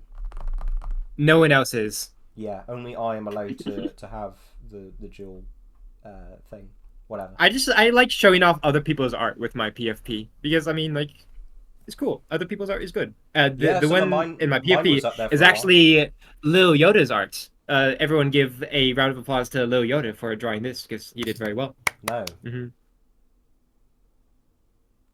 He didn't realize. He didn't know it was his own art. That means he traced it. You surprise! bugger. Attention to details. Surprise, Yoda! I'm wearing your art in my PFP. Brother has the situational awareness of a cheese sandwich. Ironic. Lovely. His blender. I forgot. He Forgot. completely forgot about this drawing that he made, but I didn't forget, Yoda. Indeed. That makes me think I should draw something really, really weird and say, can you make this your profile picture, please? Because I'm your friend. No. Just I will do so of my own volition. Just slurs I will be all the person over to it, do you know? And that'd be funny. Even the Swede is surprised when he makes something good because it's Who's- kind. It's a track record of never do. Oh, counterpoint, Gripen. So Harony, who said, Silly well, Harony. are you putting on a voice or is this just how you sound? Meanwhile, he isn't. I am, is the thing, which is always entertaining. Okay, I was about to say it comes up and I brought it up. I just brought it up. But, okay, usually people just like to talk about my accent because I'm English. So it's just like this, That's a valid counterpoint yeah. right there. Basically, he's English, so people like to bring up the accent, innit? I have gone on record before, and then I'll say this, and then we're going to read another story, which was whatever people voted on, which I'll check in a minute. I'm going to see Orange soon, right? And one of the things I believe we're going to be doing, and if not, then I would love to do it just for the sake of it, okay? I am from... Hardcore kudos. Yeah, I am from the sticks in the United Kingdom, okay? So a little lesson for you. We don't all speak like this. I'm putting on the Queen's English at the moment. We don't all speak like this, like we're all from London or whatever. The United Kingdom is basically an island in the middle of the ocean that's made up of villages and towns and cities, okay? All of the villages, we hate each other, right? We are, the place I live, we hate the place next to us, the town over, we think everyone there is inbred, you know, this place nearby is just used for dogging and all that sort of thing, right? We all hate each other, and our accents change every 14 kilometers, right? Can you imagine how many accents America would have if they changed every 14 kilometers, or like 9 or 10 miles? That would be mayhem, but it's the truth in England, so there you go. So, yeah, I live in the sticks in England, okay? What I wholeheartedly would love to do when I go and see Orange is... What's that French place where it's like £100 per head for eating? Auberge Francois. Wherever that place was, right? I would love to go there with him, his mum and dad, or whatever. Can you imagine that, okay? You got Orange who would say, oh, I'll have the lamb. And then you got his mum who would say, I'll have the chicken. And you got his dad who'll say, I'll have the lobster. And then I'm there like, right, I will have the cheeseburger with no pickles. And I don't like tomatoes. Don't put them in there, like, please, I don't like them. They's horrible. Oh, can you butter the bread, like, 'cause I likes a bit of butter on my bread, I does. I would love to see the look on the elegant... You sound like a father's face. character from Hotel Transylvania. I've never seen that film in my entire life. If you actually with- did that for real at Auberge Francois, I would not want to know you. It would be That so would be the funny. biggest public embarrassment of my life. That was definitely not English you were speaking there. I absolutely were English, that was. I knows this because it's how I speaks it. Mm-hmm. But anyway, I put on the Queen's English so people can understand me. It's exceedingly noticeable when I've had a few. When I get drunk, I revert to the accent. And it's quite funny. So anyhow. Bro turns into a zombie. Literal mummy dialogue there. Pretty much. Yeah, and me. And Bro functions meanwhile, on spinal brain. The entertainers, people were talking about OCs earlier. I quite literally said, okay, I wanted to challenge myself to do it. I've made an OC. He's a golden eagle, and he grew up. He hatched in Scotland, but he grew up in a bird of prey sanctuary in down where I'm from in the southwest, right? And he ends up in Rio de Janeiro, and he's a minor character in expanded and enhanced canon lore thing. And he serves an interesting part. He literally came to be by me saying, I wonder if I could literally make a shameless self-insert OC and actually put him in the story and give him some purpose. And I think we've actually not far off sort of got him. He's like actually a compelling character. Hello. Keith. yeah, I'd say I like his character. Yeah. He's probably one of your most interesting OCs. He needs developing. so far.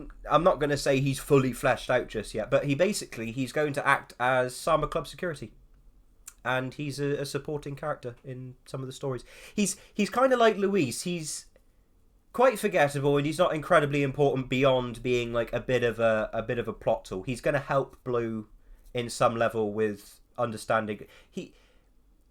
Jewel is going to teach him about, living in the wild, and Keith is like, oh yeah, you want to live in the wild. Hey, I'm the kind of bird that would eat you alive. Here's how I would do it, and here's how you can avoid that. That's kind of like one of his purposes. He's like a supporting character. He could be removed, and it wouldn't be consequence, but, it's, he literally started as a challenge of, I wonder if I can put a shameless self-insert OC... Well, he's not a self-insert. He's where I'm from, basically, and get away with it. And I think we definitely can. So let's read another story. Whose vote won? Who am I reading? Be happy.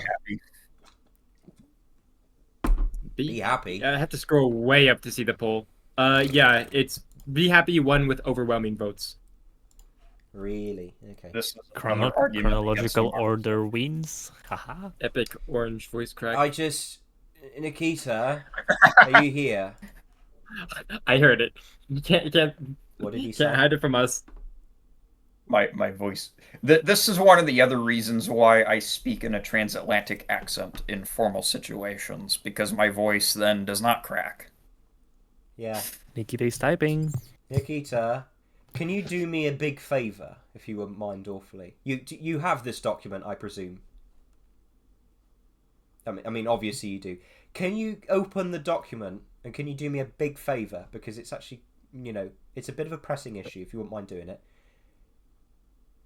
Can you change the font to be something... Can you change the font to be something other than fucking Comic Sans? I just knew it. If you want him to be able to read your story and be serious about it, I'm going to read it in a dumb voice unless you change it to something other than Comic Yeah, I Sans. knew you were gonna say something like that. You're gonna read it in an Indian accent or something, unless you change it off Comic Sans. Hello, your I'll computer read it has in the virus? Hello, this is does tech support. There is a virus on your computer. I can't use What? the No it way. got me into a lot of trouble last time I used the Indian accent. I'm not allowed Why? to do it. It upsets people. It upsets people. It's when I use funny. It is They even funny. make there's- fun of it themselves. The people who has. get upset are now long gone, Big J. So I say you can do it. Not from the subreddit. Not from Yo, Big J, yeah, but there's you- Scottish accent. I don't care.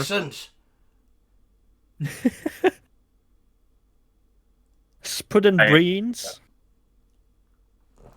But no, the thing is I can do a decent Indian accent because I had a little Indian maths teacher, and I remember one day there was so there was a guy in our class when we were in a maths class one time, and he was from up north, like up north, from Yorkshire, and he had a Yorkshire accent, which is sort of a bit distinct from where I'm from. And he was missing. And my teacher, she said, little Indian lady, remember? She says, "Oh, where's the guy with the accent?" And I said, "Oh, I don't know where he is." And the whole class is here, mine, okay? And it's funny. You probably won't find it funny. I was there, okay? It was very funny. So she says to me, she says, "Oh, it's okay, Big J. You could do accents, can't you?" And I'm like, yeah, I could do some." And she says, like, "What accents you know?" I say, "Well, I could do like the Cornish. I could sort of, I can sort of do Cornish. No, what is it? Scottish. I sort of can do Scottish. It's not very good, sort of. And I can do it. It's understandable. I could do a decent Elmo, but my throat's not in the right place. And I could do Indian, and she's like, "Oh, you can do Indian." And I'm like, yeah, sort of. And she's like, "Oh, well, I want to hear it. My Indian master, she wants to hear my Indian accent." I'm like, well, are you sure? And she's like, yeah, I want to hear your Indian accent. I'm like, "Are you really sure?" And I'm like, "Okay, I'm going to do it then." She's like, yeah, okay, let's hear it. I look her dead in the eyes, the whole class goes silent, and I says, Somebody's getting kicked out of class. "I didn't, And I says, Oh. "Hello, this is Windows Tech Hello, this is Windows Tech Support. There is a virus on your computer." I said it right to her face. This bless her heart. She was laughing her ass off, and I was too. Everyone else was like, "Oh my god, no." But she took it like a champ, and I have infinite respect for her. I absolutely went down in history, that event. It was great because she just, yes, Harry, I absolutely did. No holds barred. I looked her dead in the eyes. We had full eye contact the entire time. So I said, there is a virus on your computer. And do you know what? She even said, "That really wasn't bad either." So that wasn't bad. I can do it better. Oh, dear me. I mean, the English are like, they're like racially connected to the people that live in India or something, because they only eat Indian food over there in the UK. I don't and like apparently Indian they can food. all do amazing. Well, yeah, but I'm sure Pashka, you're from England. Do you like English Indian food? Oh. Sometimes, not always. So that's sometimes. 50% of the population of England. What? Yeah. There are I- some no, good that's- places. There are some good places in Yorkshire that Yeah. serve good food. Oh yeah, I forget you're from up north, like. Yeah, but I know Yeah. English people love it because they eat nothing else, bro. Why are there so many Indian places? Don't forget they being on conquered toast. India, stole all their food, and then left. Yeah. To be honest, I live in a small village. There's like less than 10,000 people here, and we have 4 Indian restaurants. You live in 4. a village with less than 10,000 people. That's not a village, Yeah. that's a small city, mate. Bro, we call it a village. What do you count as village as? Somewhere like It's where I lit- live, where less than 600 people live here. Such places exist in England? What? I live in one. I live in the God. middle of nowhere. I can walk from one side of my village, I call it village, to another in like 15 minutes, and I'm the person who doesn't go outside much. And I can count this as a walk- village. I can walk from, let me think about this, from where I'm sat right now to the back of where I live. I could be, because I'm surrounded by sort of moors, because I'm in the middle of nowhere. I could be on the moors on foot in 15 minutes. Wow. Okay. Well, actually, actively leaving the village, no, actively leaving it, probably about 7.5. Big question. Do you have a train station? No. Okay, that's definitely a village. Okay. We, the amount of transport we have is, we got a bus stop. One? Yeah, we got a bus stop. That's about it. Oh, okay, that's way smaller than my village. Okay. Yeah, it's. I mean, it's pretty everybody small. who I knew called it village, so I just like grew up with it, like village. Yeah. Well, I mean, there's some places that were once villages and then got bigger, and then they. I'm ostracizing my American friends here with this conversation. There are some places in the UK that I needlessly have to explain to you is that they are called village, but they actually are not village. Like in the nearby city, there's a place called such and such village to me, and it certainly isn't a village. It's in a bloody city. But once upon a time, it probably was a village. So Let's So call it that's- a small town. yeah, that's enough of all English villages and their Yes. gripes with each other since the year. Let's wrap up the English lore. Jay, how close am I to Shitterton? Is that a real place? Hold It up, is a real I need to place. Google. It is. No Yeah, fucking Shitterton is a way. real place. I'll tell you one thing. Bro, imagine explaining to your friend that you're from Shitterton. There's also Oh, a place the called thing is- fucking in Australia, I think. Or is it in the UK? It's in Austria. Oh yes, Yeah. fucking Austria. Shitterton. The first thing comes up when I Google it is a freaking tank. Oh, Yeah, I am in. That's a that tank. place in Austria, it's pronounced Fuking. Yeah, fucking is a place in Austria. Yeah. So It's Fuking. I speak German. Shitterton isn't Oh, actually that we- far we- from you, Big J, by American all right, standards. gluten travel. arband and all that sort of thing. Yeah, Shitterton is not far away from me. I would have been past all it. right, at we once before. need to. We need to move Yes. on to be happy. I agree. Pinpoint Bro's location. I mean, look, if anyone would like to track down where I live and come and kill me in my sleep, you are more than welcome to. You would be. Nah, doing me you're a too far favour. from London.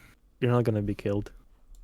If I got in the car, I could be in London by midnight. Midnight? No, what is it? I 8 live in o'clock? an urban area with a murder rate that's like Oh exponentially God! higher. Okay, it's not all about you, is it? Goodness Bitch. me! I love that. We're talking about something negative, like, oh yeah, you don't want to go to London because it's really dangerous, and the bro is here like, actually, my country's really dangerous. It's like that's not a flex, you. Or I was gonna call you. I can't call you that. That's not a intended as flex, you flex. swat. I love the irony You know of it's I'm not all black. about you, mate, after we made it Yeah. all about him for 30 minutes. Hey, when? When? Oh, yeah, you have. Well, so my humble. stats aren't better. 2 out of 3 countries I lived in are at war, so I am not dying for Ukraine. me too. Hell no. Exactly. Nobody is dying for Ukraine here. I'm not So- dying for war, and period. I'm dying for art. Yeah, same. Creativity. I'm dying for Creativity a and art. piss. I'm dying I said for that out being loud, on didn't I? toast. No, you said it in your head. Don't worry. We didn't hear Oh, anything. that's good. Okay, cool. Yeah, there you go. That's Big J quote of the day. I am not dying for Ukraine. Reading of fan fiction. Oh, do I have to? Okay, fine. It. So what am I reading? By Nikita. It's Be Happy. Okay. Are we all ready then? Hell yeah. Okay. I need to- Captain. I need to lubricate. Aye, aye, Don't do that. You're complaining that I'm not funny, right? I need to lubricate my throat with some alcohol. I drank all of my. validated it. Doing Bro the functions voice. on alcohol. I He's did. British. Let him do the This would scene. be the time where I bust out the kachashu, but I drank the rest of. In the entire Would time you I like a owned pint it. of lager? Oh, I've got a pint right here. In the entire time I owned that kachasu, which was like 40% alcohol by volume, it was like pretty much. Well, it's not pure alcohol, but it was a pretty bloody high content. It was had quite a kick to it. I usually reserve that for readings like this, where it quite literally numbs my mind a bit to read a story. But well, the other day when it was my birthday, I went to my mates and we had a drinking game, and I drank the rest of it, and kicked his ass at Mario Kart.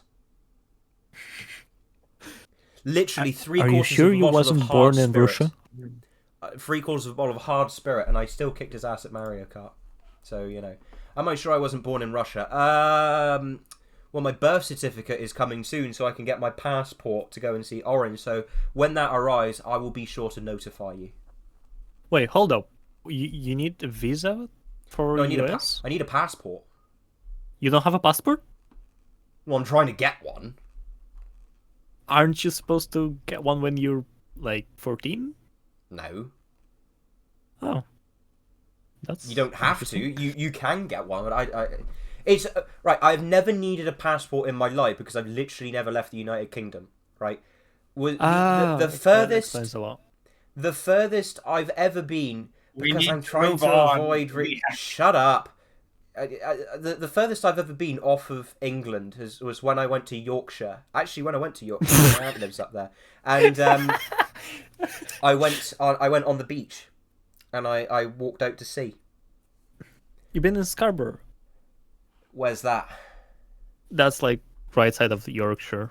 Oh, no, Scarborough. I've never been there. My aunt lives just somewhere in Yorkshire, and I've been to see it. It was in 2013, like, but you know, no, I'm hanging around for a bit, but it's a loose end, so yeah. I'll talk about it Gentlemen, if I after could we're done. politely intervene. Shut up. Anyway. Of course. Yeah, Lubricate that hero. he's still gonna manage. I'm this about for a to while. do it! Salva! I'm going to drink your bone marrow at this rate. Let me get on with it. He needs to Honestly, lubricate his throat. I am drinking beer. I will probably have another. Right. Drink my bone marrow, daddy. Ew. Be Happy by whoever the hell it was by at this point. Oh! Nikita! No, we got it. Shit. Okay, no, Nikita. we're on topic. Where's Nikita? Nick. You got to come up and talk about it. Come up and talk about your story. Никит, давай, я в тебя верю. That's Listen, only mate. fair. Wait, Where are you? does Nikita speak English? Well, I don't know. I know they can English. type in Pashka- English, but it doesn't mean they. Pashka I speaks can help. enchanting table that he speaks. Okay. Hello, Nikita. How do you do? This is a professional show. Tell me about your story. Welcome to our Rio podcast. Tell us about yourself. No, the Bro, story. I need to speak On more topic, English. On topic. Tell us about the story, mate. Tell us about the story. We want to hear it. I do not believe they have a functioning microphone. All right, I'm bored of waiting. Right, let's read it. Bro tried his best to find his microphone. And Big J tried his best to find his patience, but couldn't find it. Okay, here we go. I'm sorry. Yay! Hello, All right, hello. wait. Tell us about your story. Oh, it's just my first story in Russian and English, and what I can say. For now, I think it's not so good. We will find out Should shortly. we just take it as it comes then? We promise to provide constructive criticism, not unconstructive criticism. Well, you promised that. I didn't. I promise that. Okay. You don't speak on my behalf. I'll be the constructive person, and meanwhile, Big J will be the very unconstructive person that no one likes. You can provide the constructive criticism. I can provide the destructive criticism. Orange can sit there like a lemon, and Pasha can look pretty. Oh, Okay. Right? I think that's a plan. Okay, so we'll treat it as your first fan fiction, and we'll get on with reading it. Okay, you can go away now. Why do you find it so entertaining every time I do? Oh, whatever. it's just funny. Yeah, I know. Do you know what else would be funny? There we go. Right. Be Happy Ouchie. by Nikita. It's okay, he owns the place, he can bring himself back up. He was sitting on the edge of a hollow carved into a huge tree that towered over the grove some distance from the waterfalls when Jill quietly came up behind him and leisurely began to comb the feathers on his head. That Who is is right sitting into on it. long. Who is sitting on the edge of a hollow carved into a huge tree? Why are we seeing it now? What are the waterfalls? Who is Jewel? Yeah, and Nikita, here's my advice for pros. Just immediately. Compartmentalize your sentences, and what I mean by that is try as much as not as much as possible. Kind of depends on the context, but To the best of your ability.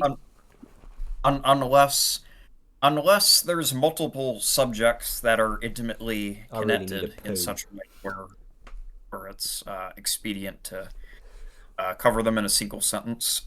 Try to spread them out over multiple sentences, because this not only makes the story lighter and easier to read, it also allows for more content per subject to be focused on. Without burdening the reader. And unfortunately, you don't do this. Don't worry, I made the same mistake for, well, over a decade, to be honest. And it's just a stylistic choice that I've taken to like. I find that exceedingly entertaining. I've just started reading this thing, and like I'm a couple of words, I'm immediate, and I'm just like, all right, okay, just stop right there. That's Slow down. Yeah. Oh dear me. It's a bit abrupt, and also you start off with he was sitting on the edge, which is who? not a great way to start. Your daddy. The first time you say blue in the fan fiction is blue asked. You should definitely not have it be then. Who's blue? Just replace the first he with blue, honestly, and he should be good in that regard. I mean, yeah, I don't think. I don't think establishing a character's presence with a pronoun is necessarily a bad idea, but this is not trying to be suspenseful. This is just the case of an author. There's being times when it's inexperienced. appropriate. Yes, and perhaps give the setting a bit more time to cook, because it's just like That's a edge microwave of a hollow meal, carved that into a is. huge tree that towered over the grove some like, distance oh! from the waterfalls. Like, where are they? What's going on? Okay, right, okay. Let it cook a little bit more. I've just got an influx of locations. Okay, so how? Right, is it a hot? He, who is he? He's sitting. What is he? Is he a bird? Is he a mouth-breathing troglodyte? Is he a Quetzalcoatlus? Is sitting on the edge of a hollow carved into a huge tree that towered over the grove. Where is the grove? Some distance from the waterfall. What waterfalls? When Jewel? Who is she? Anyway, should we keep going? Mhm. All right. The sun was just beginning to touch the treetops. Well, they ought to get a restraining order. The sky was still blue, although orange. Don't laugh at your own jokes. The Bash. sky was still blue, although orange. The sky was still blue, although orange and light pink tones were already beginning to appear on the horizon. Yeah, I can jive with that. Aren't we going to watch the sunset with everyone else today? You've been asking for this every day since we got here, Blue asked. Who's Blue? This robot does not resemble a character I know as Blue. Don't treat your audience like they already know who all the characters are. You should have at least a basic description of what's going on. What, Nikita, or at what least did where you the do on characters are purpose? and setting.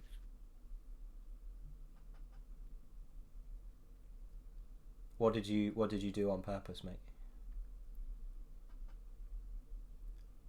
And also the sentence, the sun was just beginning to touch the treetops. It doesn't really connect to anything.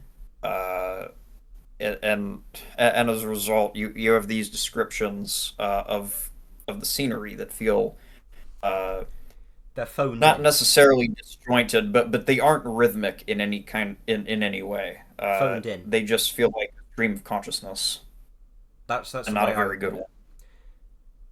Yeah. When you got the sun just started to touch the I'll leave it to orange. Just sod this. I don't need to repeat it again. Anyway. Blue asked, a little surprised by Jules' calm and unhurried manner that day. I like that word. That's a nice word to use. As well as that, compliment, where compliment is due now that I can get a word in edgeways.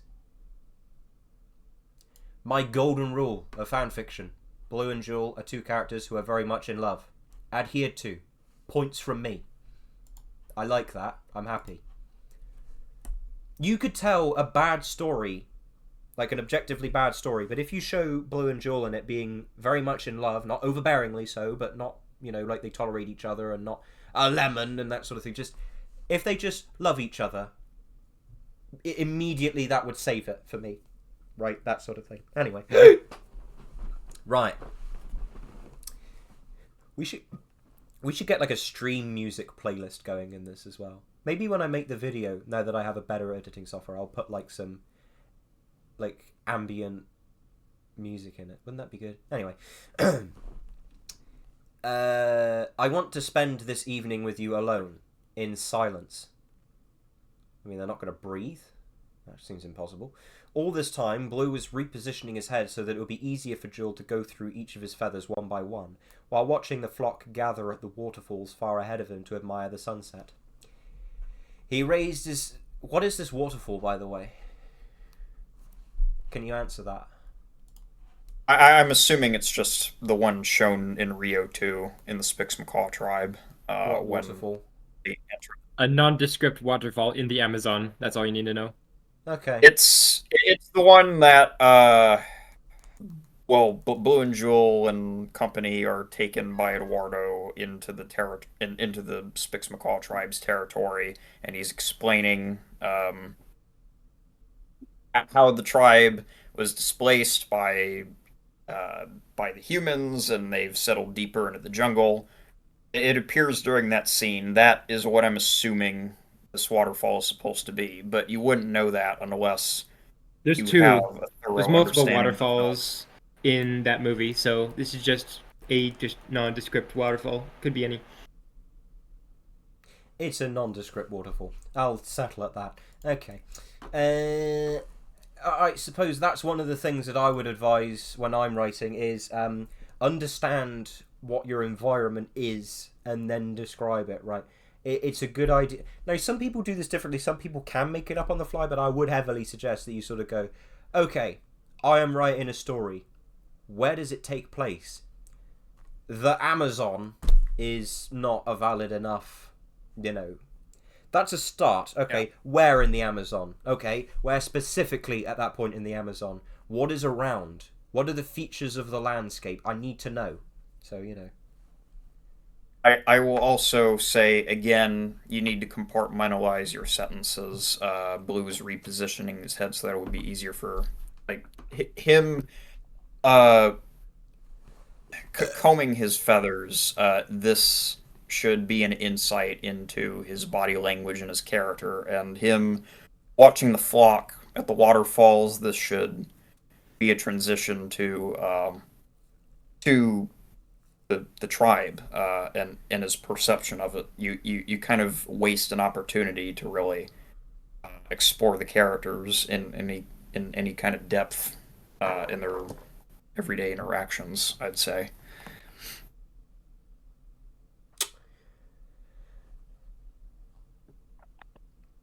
He raised his head, taking a couple of careful steps back to stand by her side, and looked into her eyes. His gaze simply sank into her beautiful face. I like that. It's simple, but I like that. Forgetting about their conversation, he studied her every feather and found each of them beautiful. Now it's getting a bit overbearing.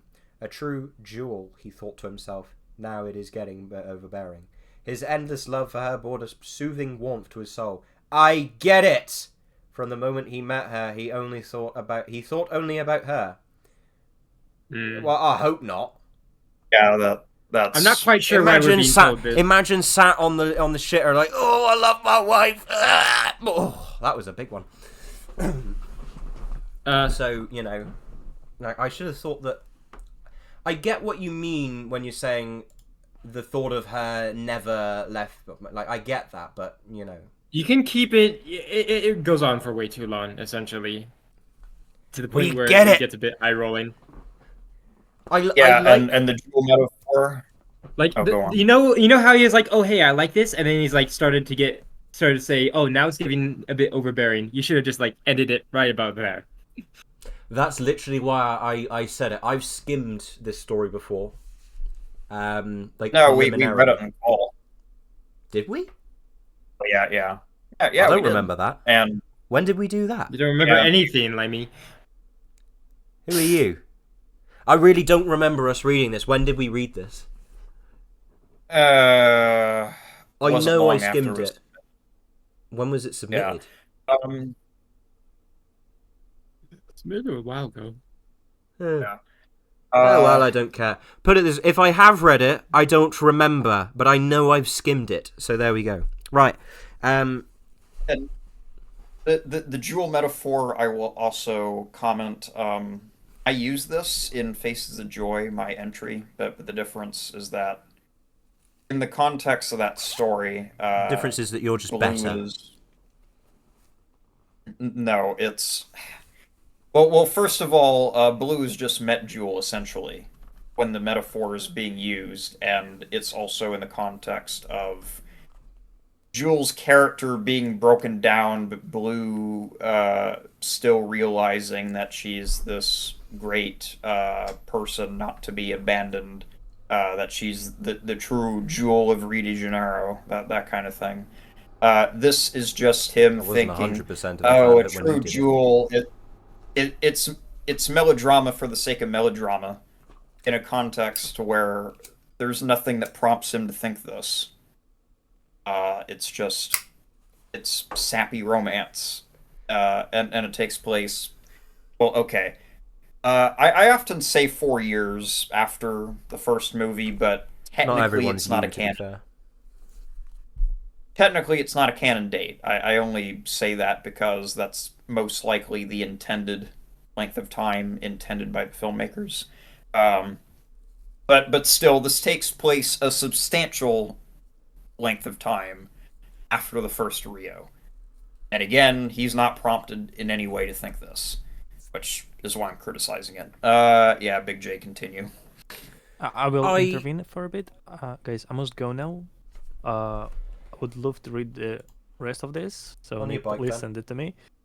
And thank you, everyone. I'll head out now. You're interrupting Bye, us. Peshko. Just bugger off. Just come on. Get out of it. On your bike. Nah, for the recordings. He's a good guy, that guy. I like Pashka. I'm sad that I don't get to speak to him often. It's depressing. He's a good guy, dead guy. He's dead guy. Right. As we were saying. I forgot completely where we were. Right. I see. Right. My 2 cents. Blue does not need an excuse to find Jewel beautiful, right? But you would need to sort of... How do I put it? Alright, I wrote a story, okay, once upon a time. It's called Love You to the Moon and Back. It's when Blue is showing Jewel the cosmos, okay? He does things to Jewel like, you know, give her a squeeze or a kiss on the cheek, and I quite candidly say he then kisses her on the cheek quite literally because he loves her and just wants to do it, right? Well, there's a bit more nuance to it than that, but it's like he just does it for the sake of doing it because I have felt the touch of a woman and I know what that feeling is like. Bragging. Yeah, right. Anyway, so my advice is you can have Blue think, you know, oh, she's beautiful, or I love you, or that sort of thing. You can have him do it, but sort of there's a time and a place for it. And yeah, this is overboard. So I don't have a problem with him. Like I said in the beginning, okay, oh, that's really sweet. I like that. Okay, right, I get it. Okay, that's enough. You know, so the principle of which I think Orange was arguing against, yeah, that's fine, but you don't need to be so overbearing. Okay, I think he gets the idea. Right. He thought only about her. Even after all those years, he could not believe that she was his, and only his. Looking at him in exactly the same way, she saw all of his feelings in his eyes at that moment. Simply knowing how strongly he loved her filled her with a joy that was beyond her capacity to put into words.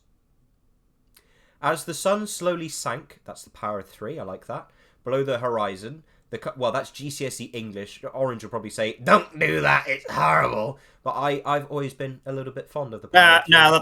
That's fine. Yeah, Sank below the horizon. Yeah, I don't it's mind the power that. of 3. I mean, I like it. It's a writing feature. now I will say this: when you're describing sunsets and sunrises, you should adapt the nature of your description to the tone that you're trying to set for the story, and you should be more specific. At the moment, all it's going is, "Hey guys, the sun is still setting." Yeah, but if you're just describing the sunset to indicate the passage of time, then yeah, that's perfectly acceptable. Oh, bugger. Something nearly hit the deck. Right. As the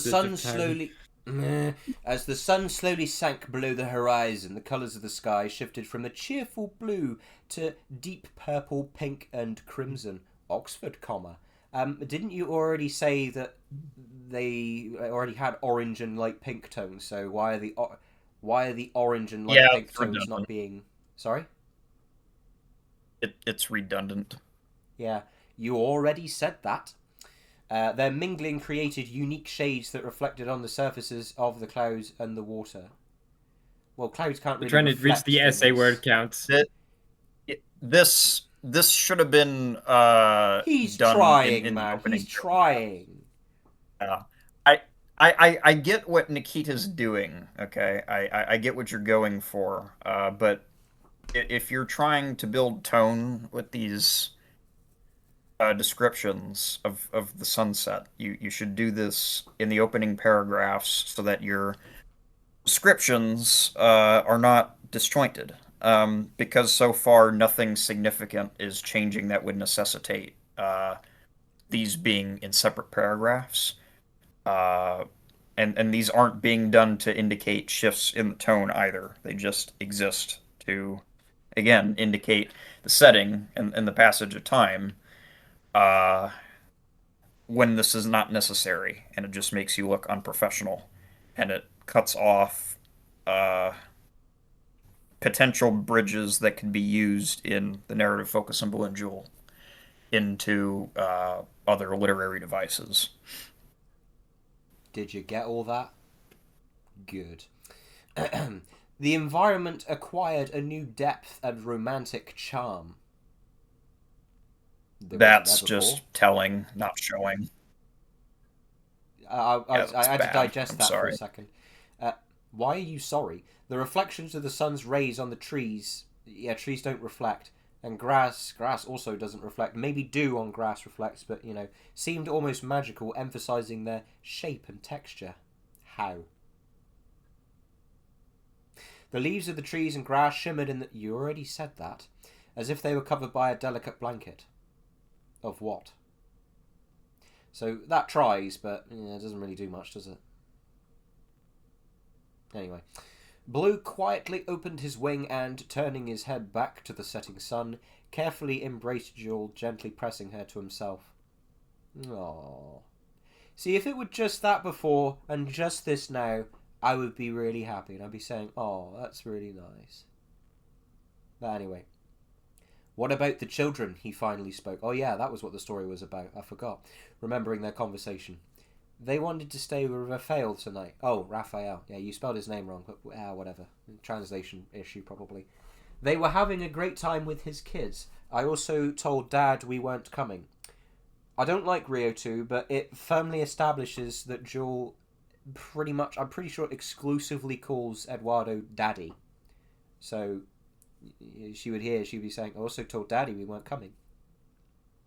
Yeah. I like correct. the way you establish a Thank link you for between telling Blue's me. kids and Raphael's kids. That's good, but it's something that the movie should have done, but didn't, which I like.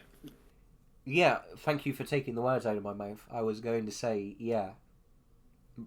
Well done for bothering to give Carla, Bia, and Tiago a little bit of personality outside of they just exist as plot vehicles that are broken down. And the RAC ain't coming. Anyways. Having made sure everything was okay... Well, he's achieved world peace in that time, has he? Blue finally allowed himself to relax and continue to enjoy the sunset. I thought they didn't want to watch this. Oh, right, they wanted to do it. Okay, never mind, that was my bad. It seemed like only a few minutes had passed, but in reality, the sun had already set, and there was only a light pink stripe at the horizon when Jewel spoke again. Alright, here we go. Let me get through this and then sort of and then comment on it. I'll get to like where my cursor is here and then comment. Okay. I wanted to apologize for my actions when we first arrived here a few days ago. She sounded uncertain and apprehensive. Blue had never seen her like this before. I regret the way I behaved, she continued, and how I couldn't support you when you needed me most. Blue interrupted her. Oh, that's sweet, but you don't have to apologize, he said with some embarrassment. You're the best thing I have. You know I'd do anything for you. Pussy whipped cuck. Those are the 3 words I need to say. That sums my entire thoughts on that exchange up. What? Pussy whipped cuck. Not sure what that means, but all right. Basically, Jewel could do whatever she want, and she can walk all over him, and Blue will just be embarrassed and say, "Oh, it's okay. You only committed borderline adultery." I appreciate that she apologizes here, and it is quite sincere the way he said it out. I haven't got a gripe with that. It's just now, really? Shouldn't this have been done sooner? I don't know. Yeah, it is weird for it to happen now, and I'm not really a fan of the idea in general. Like, oh yeah, you gotta make Jewel apologize for what she did in Rio 2, because you didn't like what she did in Rio 2. It's basically apologizing for the writers making bad decisions. Yeah, you're kind of covering their asses for them, I appreciate that. If we were in the canon that me and Orange are writing, suppose Mr. Orange. Suppose we don't rewrite Rio 2, yeah? Suppose we don't do that, okay? How would we handle the Pit of Doom scene? How would we handle after Rio 2? It would be by doing something like this, so I can't necessarily fault the principle. But, yeah, I can't help but sort of go, I feel like this is something that should be done immediately after, as soon as they get back to the tribe after defeating the smugglers or whatever, however the second film ends, which I don't remember off the top of my head. I'm so happy for you, Big J. It ends with Orange, But shut to up. God of Media. We know. Okay, so here's my what I thoughts asked. on. Here's the end. Here's the thoughts that I have on this. It's a bit half-assed. It's just like a Ooh, quick that's apology. tough. It's a checkbox that's being marked off because you don't like how Jewel acted in Rio 2. My proposal is if you really want to show Jewel being apologetic for her actions, then have her do it with actions instead of words, because just a sort of half-assed apology isn't going to make anyone satisfied. Maybe not me. The certainly. apology is a start. I think Have an her apology is a work start. for him a bit. Yeah, Like, that's his- probably a good way of putting it. Is, like I said for the third time, the apology is the start, and then, as Spixie said, she needs to back it up with something else, something meaningful. Like, look, we'll do what you want to do. Let's talk about how what sort of time we can spend in. 'Cause let's face it, the kids like being here, but I know now I was wrong before, and you don't like it here, so. Let's talk about when we can go back to Rio and what compromise we can make, because we can figure it out together. We're not going to fall apart now. You get the idea. If right? she's in love with him, she should Yeah. do something for him rather than give him a sort of half-hearted apology days after the fact. Yeah, and so by saying just for example, it's off the top of my head, by saying let's talk about when we can go back to Rio and when we can spend time there, or when you can spend time with Linda, I think that would be a good way of going forward, because then that is it's reaching a compromise between, to be fair to Rio 2, it establishes that Carla, Bia and Tiago, they like the jungle, and Jewel likes to be in the jungle, right? For some reason. For some reason, just flipping they do because the script says so, but it does. So, a good way of mending the relationship with her husband would be to say, let's talk about when we can spend time in Rio, and let's when we can be here, what sort of maybe we can get you some human things, maybe we can bring some toys for you, that sort of thing, right? Just actually giving a toss and making making it up to him and saying, we're comfortable here, but I was wrong before, and I know you're not. So how can we make it comfortable for you while you're here, and how can we, make you happy for some other time? And it shouldn't be a box checking exercise like, oh, you big dope. All right, if we get your cage and your mirror and your swing and your little bell, will you shut up? It should be a genuine, sincere, I love you, and this is my home, and I'm happy here, and I appreciate that you will be having to sacrifice a lot, so I want to give a little bit back by saying, what can we do for you to make you happy here? It's that sort of thing.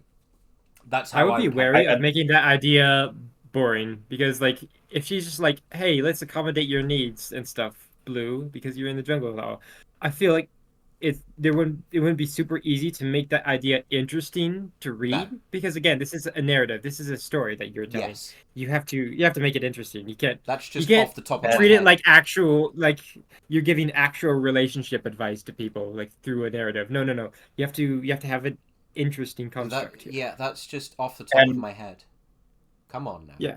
And in accommodating Blue's needs in such a way, you're really risking the assassination of Blue's character, because one of the main flaws of his character in Rio 2 is his dependence on human technology and human amenities.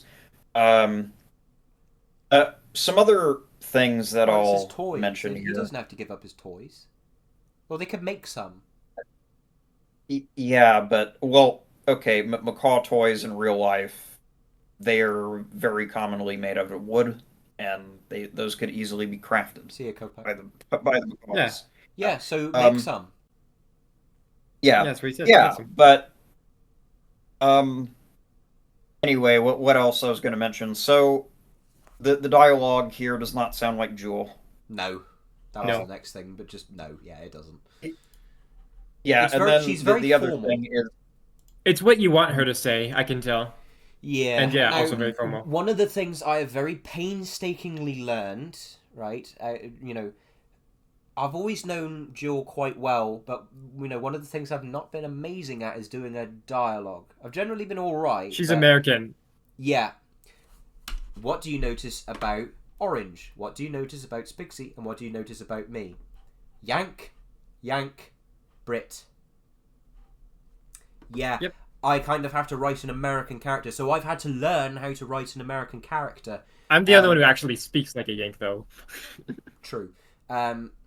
So I suppose that's my advice to anyone, maybe who isn't American, as I know Nikita isn't. If you want to know how to write Jewel, and I believe even Blue as well, pretty much, unfortunately, as I discovered, you have to know how to speak like an American. Tragic, Yes, I'm aware, but you basically, you can't really give a crap about her lore in this sense, because that's not what the first movie does. She No. speaks like a distinct American woman. Yes, kind of like she's a bit like she's a bit formal in an American sense, but still, the American style of informal. And what I mean by that is like contractions and such, like gonna, gotta. She does a lot of that. Hey, Vinca. You have to learn how to write dialogue for like, yeah, you have to learn how to write American dialogue if you want it to make it sound really like her. And this is one of the things that the first movie does really well, is they do really good with the Americanisms. They make Blue and Jewel sound like real characters. And you do not see that like almost anywhere else, honestly, to such a degree. Me personally, I would not have cast Jewel as an American. I would have made her literally a South American. I would have literally made her a Brazilian actor, but I understand why they did it. Mm-hmm. Yeah, I like her because I like it like that because she has a lot of chemistry. She has a lot of good chemistry with Blue Yes, that she way. does. Their relationship works because they're very different. That's like, as I keep saying, what I want to do in Barely Human is just show precisely how different they are if you put them in human terms. If you put two birds next to each other, you can't quite tell. And then if you look at them in human form, when you got one of them who's this big, brolic, bouncing, strapping Amazonian woman, it's like, right, okay. Yeah, Harony, exactly, that's what we're talking about. It doesn't really make sense for her to be American, but, I vibe with it anyway. And in our shared canon, we are... In my opinion, it's a creative choice. I intend to suggest that she was once formal, but she lost the tribe during the healing process. She kind of becomes a bit informal. It's like leaving her past behind in a way, and then she becomes like we see in the film. I mean, in our canon, my intention is to kind of. She knows how to speak formally, but when she's with her friends, she's not going to be using courtly vocabulary for the most part. Yeah, we can discuss that later.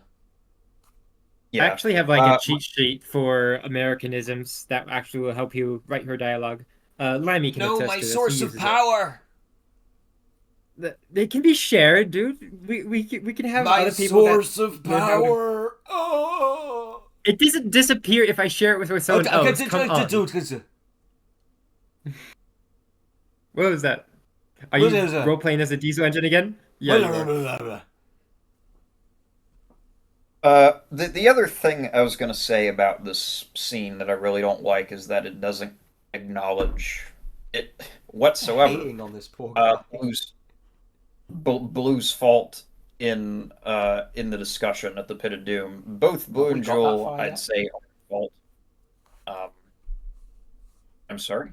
Have we got that far yet? Yes, we have. Yeah. Because Blue is... He's kind of pushing this aggressively during the scene. And I've argued about this in greater detail. I'd have to look at my other arguments. I apologize. This is one of the things that I don't remember quite well off the top of my head without consulting my notes. I know my memory is selective. Indeed. But yes, it's very clear. Yeah, it's very clear that this is a average Rio fanfiction author's interpretation of the Pit of Doom scene that you're building off of. It is not a scene constructed based on what actually happened. And again, I've argued extensively about this. I can probably find a message, but at the moment I don't really care to do that. So the other issue I have with it as well is that one of the things the film gets wrong is it portrays Jewel in genuinely, as we've covered before, a borderline adulterous way, right? She uses her beauty to win Blue over, to get him to do the things that she wants even. And she does this in the film explicitly. There's your cue. As you can see in this clip, what is she doing here? Right? She is quite literally, watch that clip over and over again a few times, you'll see what she's doing is she is distinctly using her feminine wiles in order to get Blue to do what she wants. And what she wants in this case is buggering off with her father so that she can go and spend time with Roberto, who is... I don't remember if he was heavily implied to be her ex-lover or was confirmed.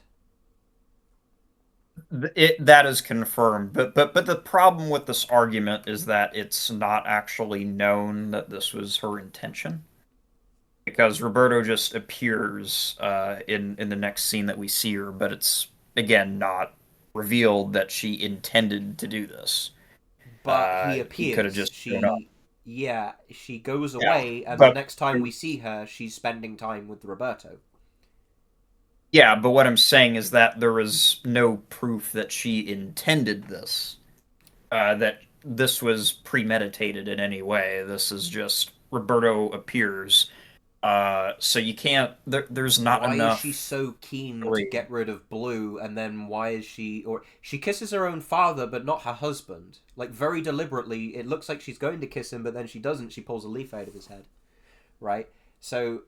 She's like, oh yeah, go have fun with daddy. So it's like, it feels like, yeah, it does feel more spur of the moment because she's like, oh, you know, it is a case of, excuse me, train of thought.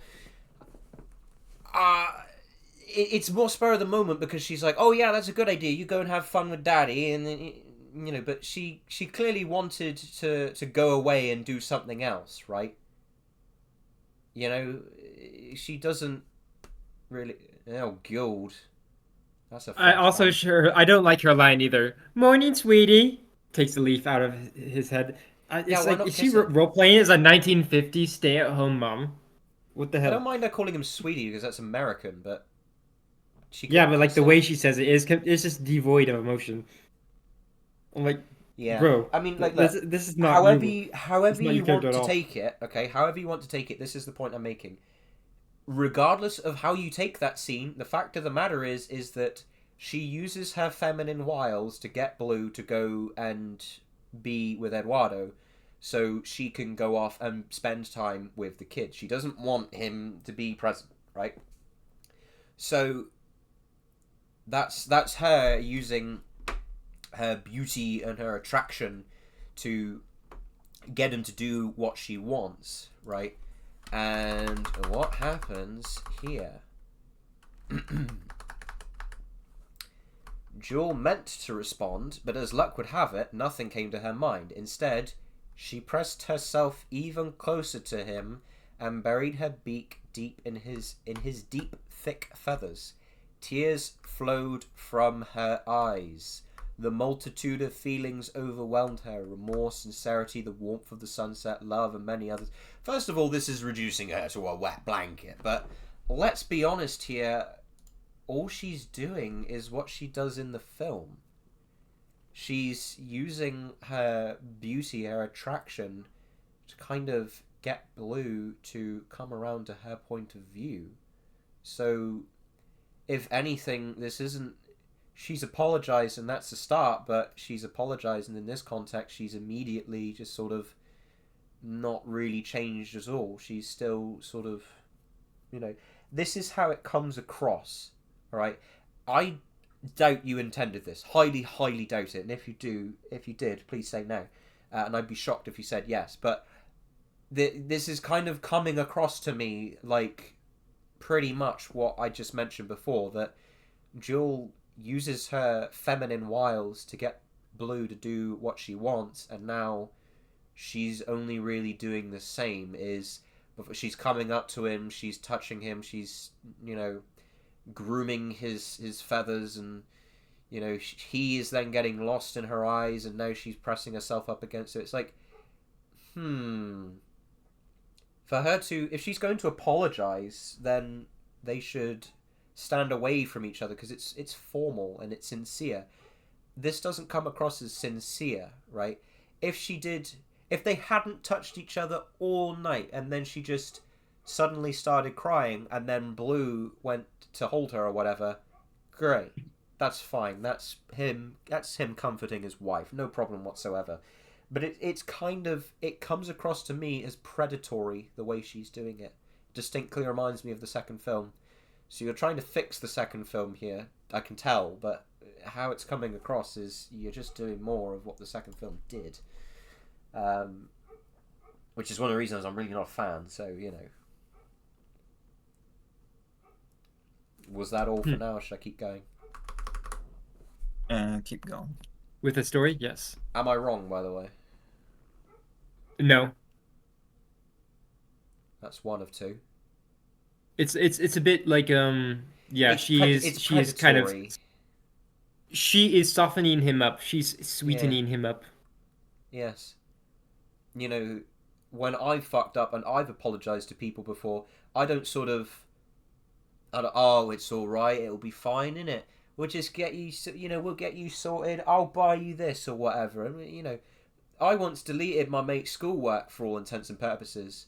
And he got a bollocking by the teacher, right? And he come back in and he said, you basically had me delete all my schoolwork. And I'm like, what just happened? Wait. Well, the teacher just chewed me out for it. So I marched into teacher's room and I said, right, don't have a go at my mate, have a go at me, because I was the one that told him to do such a thing, because I didn't think that the event that I told him to do would cause his work to be deleted, right?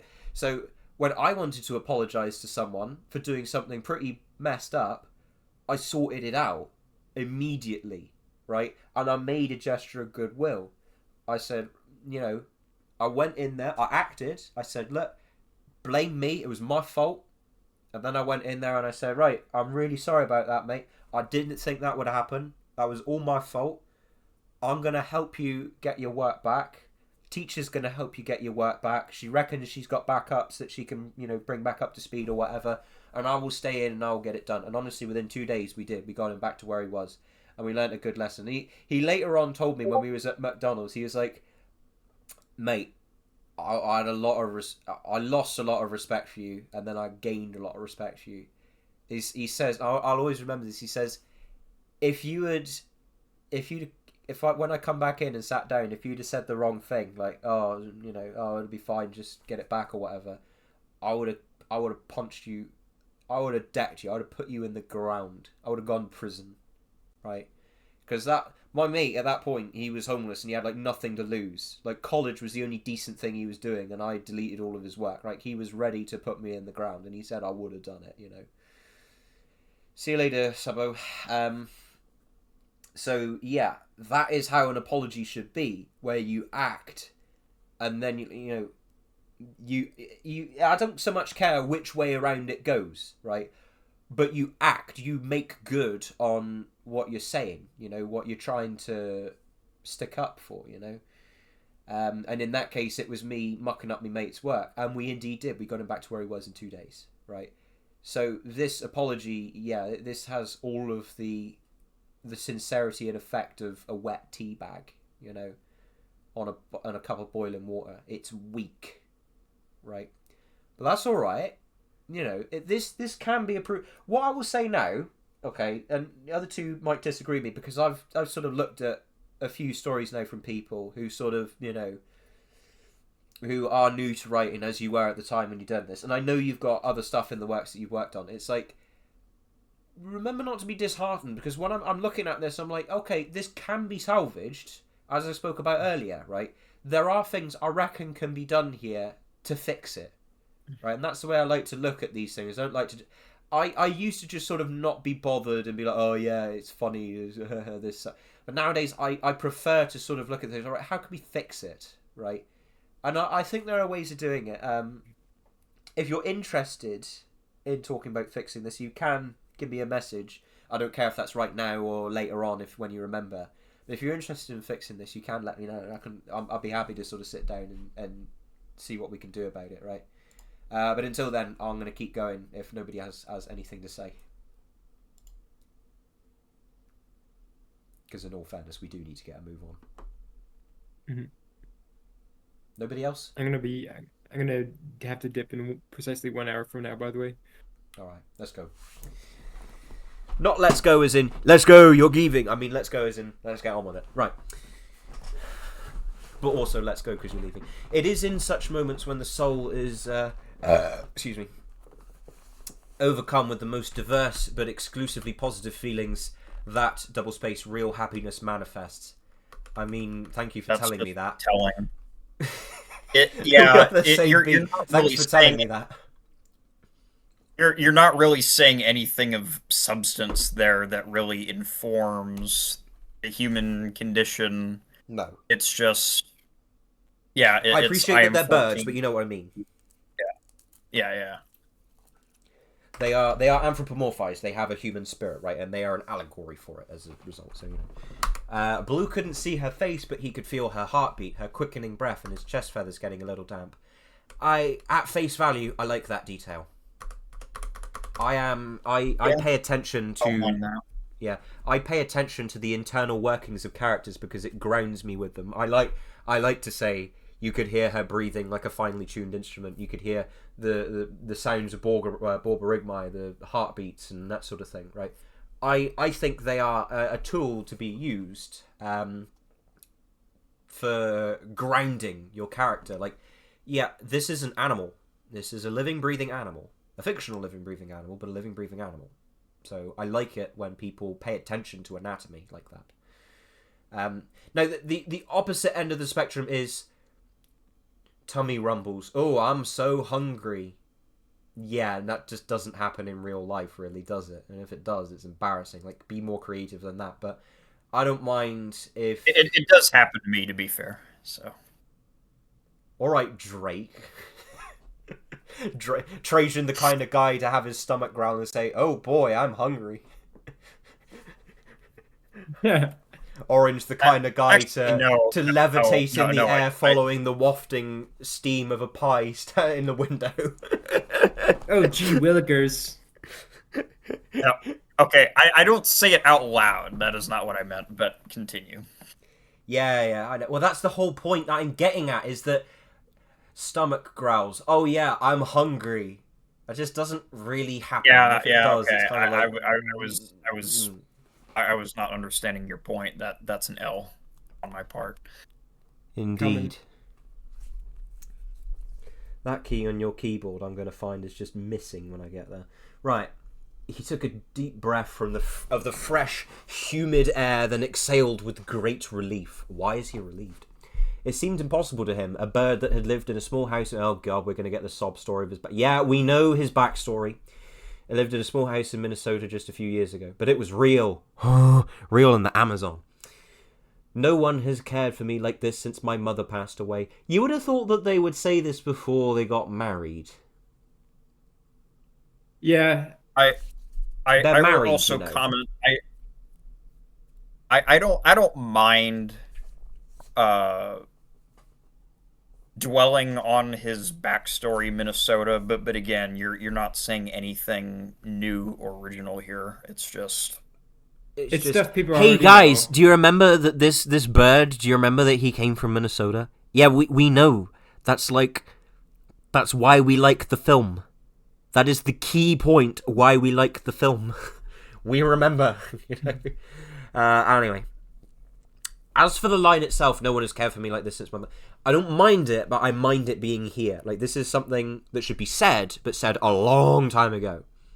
It ignores nuance. It completely ignores all nuance and just assumes that this is one of the first conversations that they've had as a Basically, yeah. Do they sound like a married it couple feels to like. you? No, they don't. No one has ever cared for me like this before. Like, if she sounds surprised, like, oh, this is so new. Yeah, What? exactly. Oh my It's gosh, not you're like new. hugging me. We've It's never been hugged happening before. for 4 years. Yeah, It's I'm 14 and this is deep. indeed. Jill said, as she had done before, but this time she spoke without insecurity and doubt. So is this supposed to be, because I did sort of notice this out the corner of my eye, is this supposed to be saying, she said this line before, but, well, if she said this line before, why is she saying it again? I get you say, well, but this time she spoke without insecurity and doubt. Why would there be insecurity and doubt before that? If she says it, she says it. Like, I don't get what's going on here. It was as if she had let it go and calmed down. Bloody was 4 years after she met him.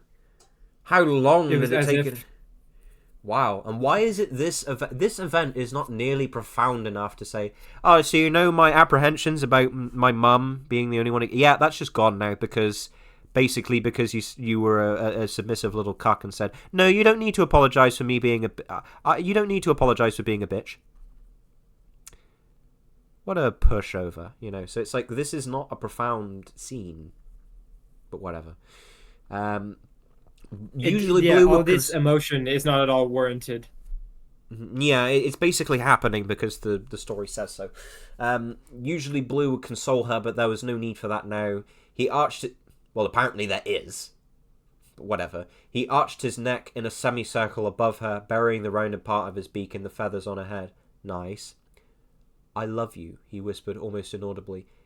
I mean, yes. Yeah, I know. Yes. I'm happy for him to say this, but why? Why in this moment? He has no right to be said. They are not in love, besides the surface level stuff you have them do. They're just sort of... This is not warranting... It's too of much him telling saying and that. not showing. Pretty much. It's not even that. It's just they've gone through the scene where basically Jewel has said, hey, I'm sorry, but I'm going to rub up on you so you accept my apology. And indeed you do, like a good little boy. You say, no need to apologize for being a bitch, Jewel. And then I cry for some reason. And then I say something to you that I should have said years ago. And then you tell me you love me. That's pretty much what's just happened. Mhm. It was already completely dark and all other members of the flock had already withdrawn to their homes. I mean, in that amount of time, I'm so that was glad like that maybe the rest of the 5 tribe minutes. actually exists. True, yeah. Object permanence. There was total silence, apart from all of the nocturnal animals that apparently don't live in the Amazon, according to him, save for the low roar of the Yeah. waterfall that carried them to the realm of dreams. What?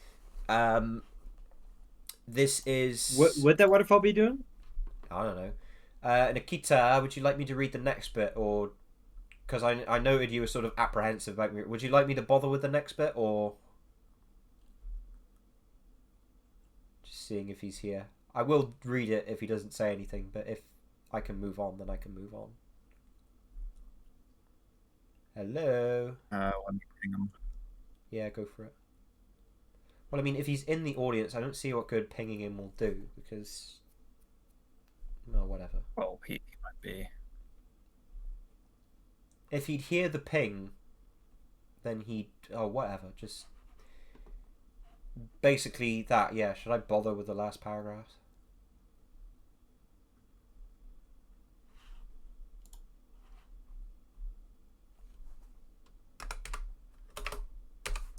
By the way, Golden Swords is busy at the moment, so we'll have to... So sad.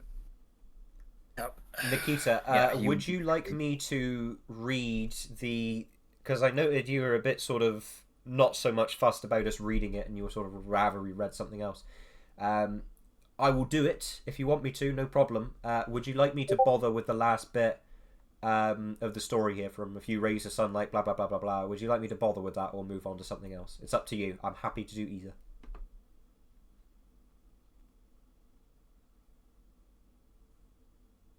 Yeah, I think after this we should move on to a generational decision. I mean, we should ask the Because audience what they want, but okay. Now, because Spixie is gonna have to bail soon, Alright. and I want to get to something that has potential. Now, Emil is pretty good, but I haven't read Generational Nikki, Decision. it's not a case of how bad it is. I would read it if it was an arse-ripping cheek, an arse-cheek-ripping fart, right? Because it's a competition entry. I have to do my due diligence, right? Regardless of how bad it is, I'm just saying, if you're not bothered about me reading it, which I think I saw you say earlier, then I won't bother with it, because we're strapped for time a little bit, I guess. So, alright, the ladder is... Alright, I'll read it, no problem. Okay. We will put you to the test on that statement. A few rays of sunlight directed at an acute angle fell on the west wall of their nest. Of whose nest? A light breeze silently sorted through the leaves, passing through which the rays were reflected, scattered and refracted, creating a dynamic play of light and shadow on the wall, similar to how the sun plays on the seabed of shallow water. That was a mouthful. I need to unpack that. Light breeze, silently sorted through the leaves. That tries, definitely. Passing through which the rays were reflected, scattered and reflected. Refracted by what? Is that the waterfall? Dynamic play of light and shadow on the wall. The wall of what? Is that the nest, is it? Yeah, that's the nest. I mean, I'm having to piece that together, I'm not going to lie, so... I like the principle... Well, okay, not the principle. I like the finer details of what Nikita's going for. The problem is that there's no real substance behind it. What is the point of this as far as its contributions to the narrative are concerned? Yes, you can argue that it is contributing to the tone vaguely, but how is it relevant to Will and Jules' discussion and their relationship? The air was warm and very humid. Yeah. Yeah. Even Again, that, it is a that. happy. Yeah. It is a pleasant description. Yeah. It does absolutely tries. I take my hat off to you. Yeah. It does try to present this phenomena as pleasant, but just having a pleasant event happening doesn't automatically justify that you delve this much attention to it in the context of a discussion that isn't relevant. Because again, as I mentioned earlier, whenever I do a sunset or a sunrise in my stories, and by the way, Pay attention. I he's open really good at this. I This open is one of almost the every things one of he's my really good stories. at. He's really good at his sunsets and such. Trust me. Yes, he is a sunset artisan, Thanks for the a compliment. specialist. Yeah. Well, I open almost every one of my stories with a sunset or a sunrise deliberately, and there's some personal reasons behind it, but also because it's really, really effective as a way to establish the tone. Because sunsets and sunrises, they have this symbolism behind them that dates back to ancient cultures. Since the dawn of And man, in I'd say. their and in their ties to all these different phenomena, and yeah, they're immensely useful as literary tools. So I try again to establish the tone of the story that I'm going for. So, for example, in Faces of Joy, I try to present this. Oh, my voice cracked. I wasn't gonna. I say try to anything. present. I was. I try to present this present. not well executed allegory of the Twilight mourning its child. So she's holding the Skyvan, the plane with the ash. Oh, that incomprehensible gibberish. Oh yeah, that I remember that. Yeah. Well, it's not just that. Remember Riviera, which you really, really liked. Riviera. The Which one sun's- was that? It's the one with the awesome prose, but the absolutely horrible dialogue between Boo and Joel that doesn't make any sense, and it's Eh? Blue complaining about his. This gonna is new to me. specific What is orange. that one? This is Well- new to me. This is the first time I'm being alerted to this tale's existence. No, you've read Riviera before. You just don't remember it. I know the Yeah. title. I don't know what it is. It's okay. So the dialogue is Blue. He's angry over the incessant attention that he's receiving as a kind of celebrity, and he doesn't know how to react. Oh, I remember. He's like, Raphael. this is the one where he's frustrated at Raphael. Like, yeah. Yeah. I remember one line. He's like, one moment he's the father I never had. The next moment I want him out of my life. I remember really hating Oh, that that dialogue. piece of shit! Oh, no wonder I Yeah. I Yeah, swiped it I from did my not like that memory for dialogue at good all. reason. Yeah, I remember that. I don't remember an introduction to it though. You'd have to send me a link. We'll have to look at it later. Oh, I think I know the one you're referring to, and it's yeah. I know the one you're referring to, and yeah, I remember it. It was really good. As of the last time I read it, probably about 10 years ago. Yeah, anyway, the sunset in that, it's besides the tone, it's intended to serve as a nice backdrop for all the different characters and the whole of Brazil to react to. So you have the humans reacting to it, and Rio itself, and you have the I think it's the dolphins.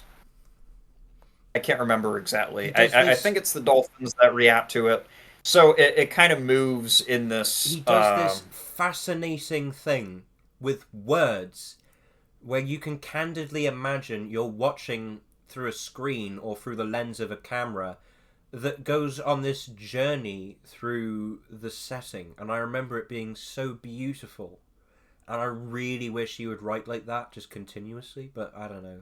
Incomprehensible gibberish wins out or something. I don't know. Nah, I'd say Riviera is. I mean, The the difference prose between is you and not. me, the difference between you and me is when I praise something of yours, you go cool, and then you change it. When you say something like for what was it called, My Protector, wasn't it? Where I did something really good that I don't remember, and you said, "Oh wow, that's really good." I then took that and I was like, "Okay, how does this work? Why does this work? What did I do? How did I make? I need to recreate this special sauce." You know, that was basically what I was doing. He does that with me nowadays. What's that? Basically, like, ask me for stuff, and then whenever I say, "Oh Oh wow, this is yeah, really good," you yeah. take it to heart. That was the begin with partial arts in the beginning. I literally did after that call we had when we did one of the slides of the triptych. I did literally um, go away and look at partial arts and be like, how does this work? How does this function? Why is this good? Right, I need to understand what I did good here and how to appeal. And nowadays, I think you'd say I have a positive success rate. Hmm. Yeah. You're I'm not decent. perfect. I'm not perfect, but you know, decent. I think. Okay, give me a bit more credit than that. Come on. Yeah, you're a bit more than decent. I'm Give joking. me a Yeah. bit more credit than that. Come on. Yeah. You're good enough Yeah. in it. I love how you say in it The- without any real British sense to it, innit? The uh the prose in Riviera is not perfect because I wrote it in 2022 and there are flaws in it, but it I is don't definitely some of the best. care. Yeah, Fix it it. is definitely some of yeah, I know. It is still some of the best prose I've ever written. I agree with you because I'm again, gonna read it my again. ultimate point is my ultimate point is that the sunset in the opening of Riviera is not just meant to describe scenery for the sake of describing scenery. It's used as a vehicle to present all the different perspectives of Rio itself, people in it, the dolphins, and then the birds and the marmosets. Well, okay, yeah. Then it's yeah.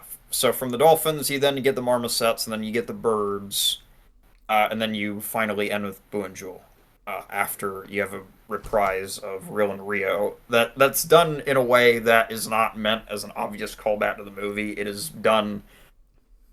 It's sung by the birds They're just as an singing it. act of spite. Yeah, it's an act of spite against the marmosets for their behavior. It drives them away. Uh, So that's my advice to you, Nikita. Try to use natural phenomena and other details like this, not just as scenery, but use them as vehicles for substance in the narrative.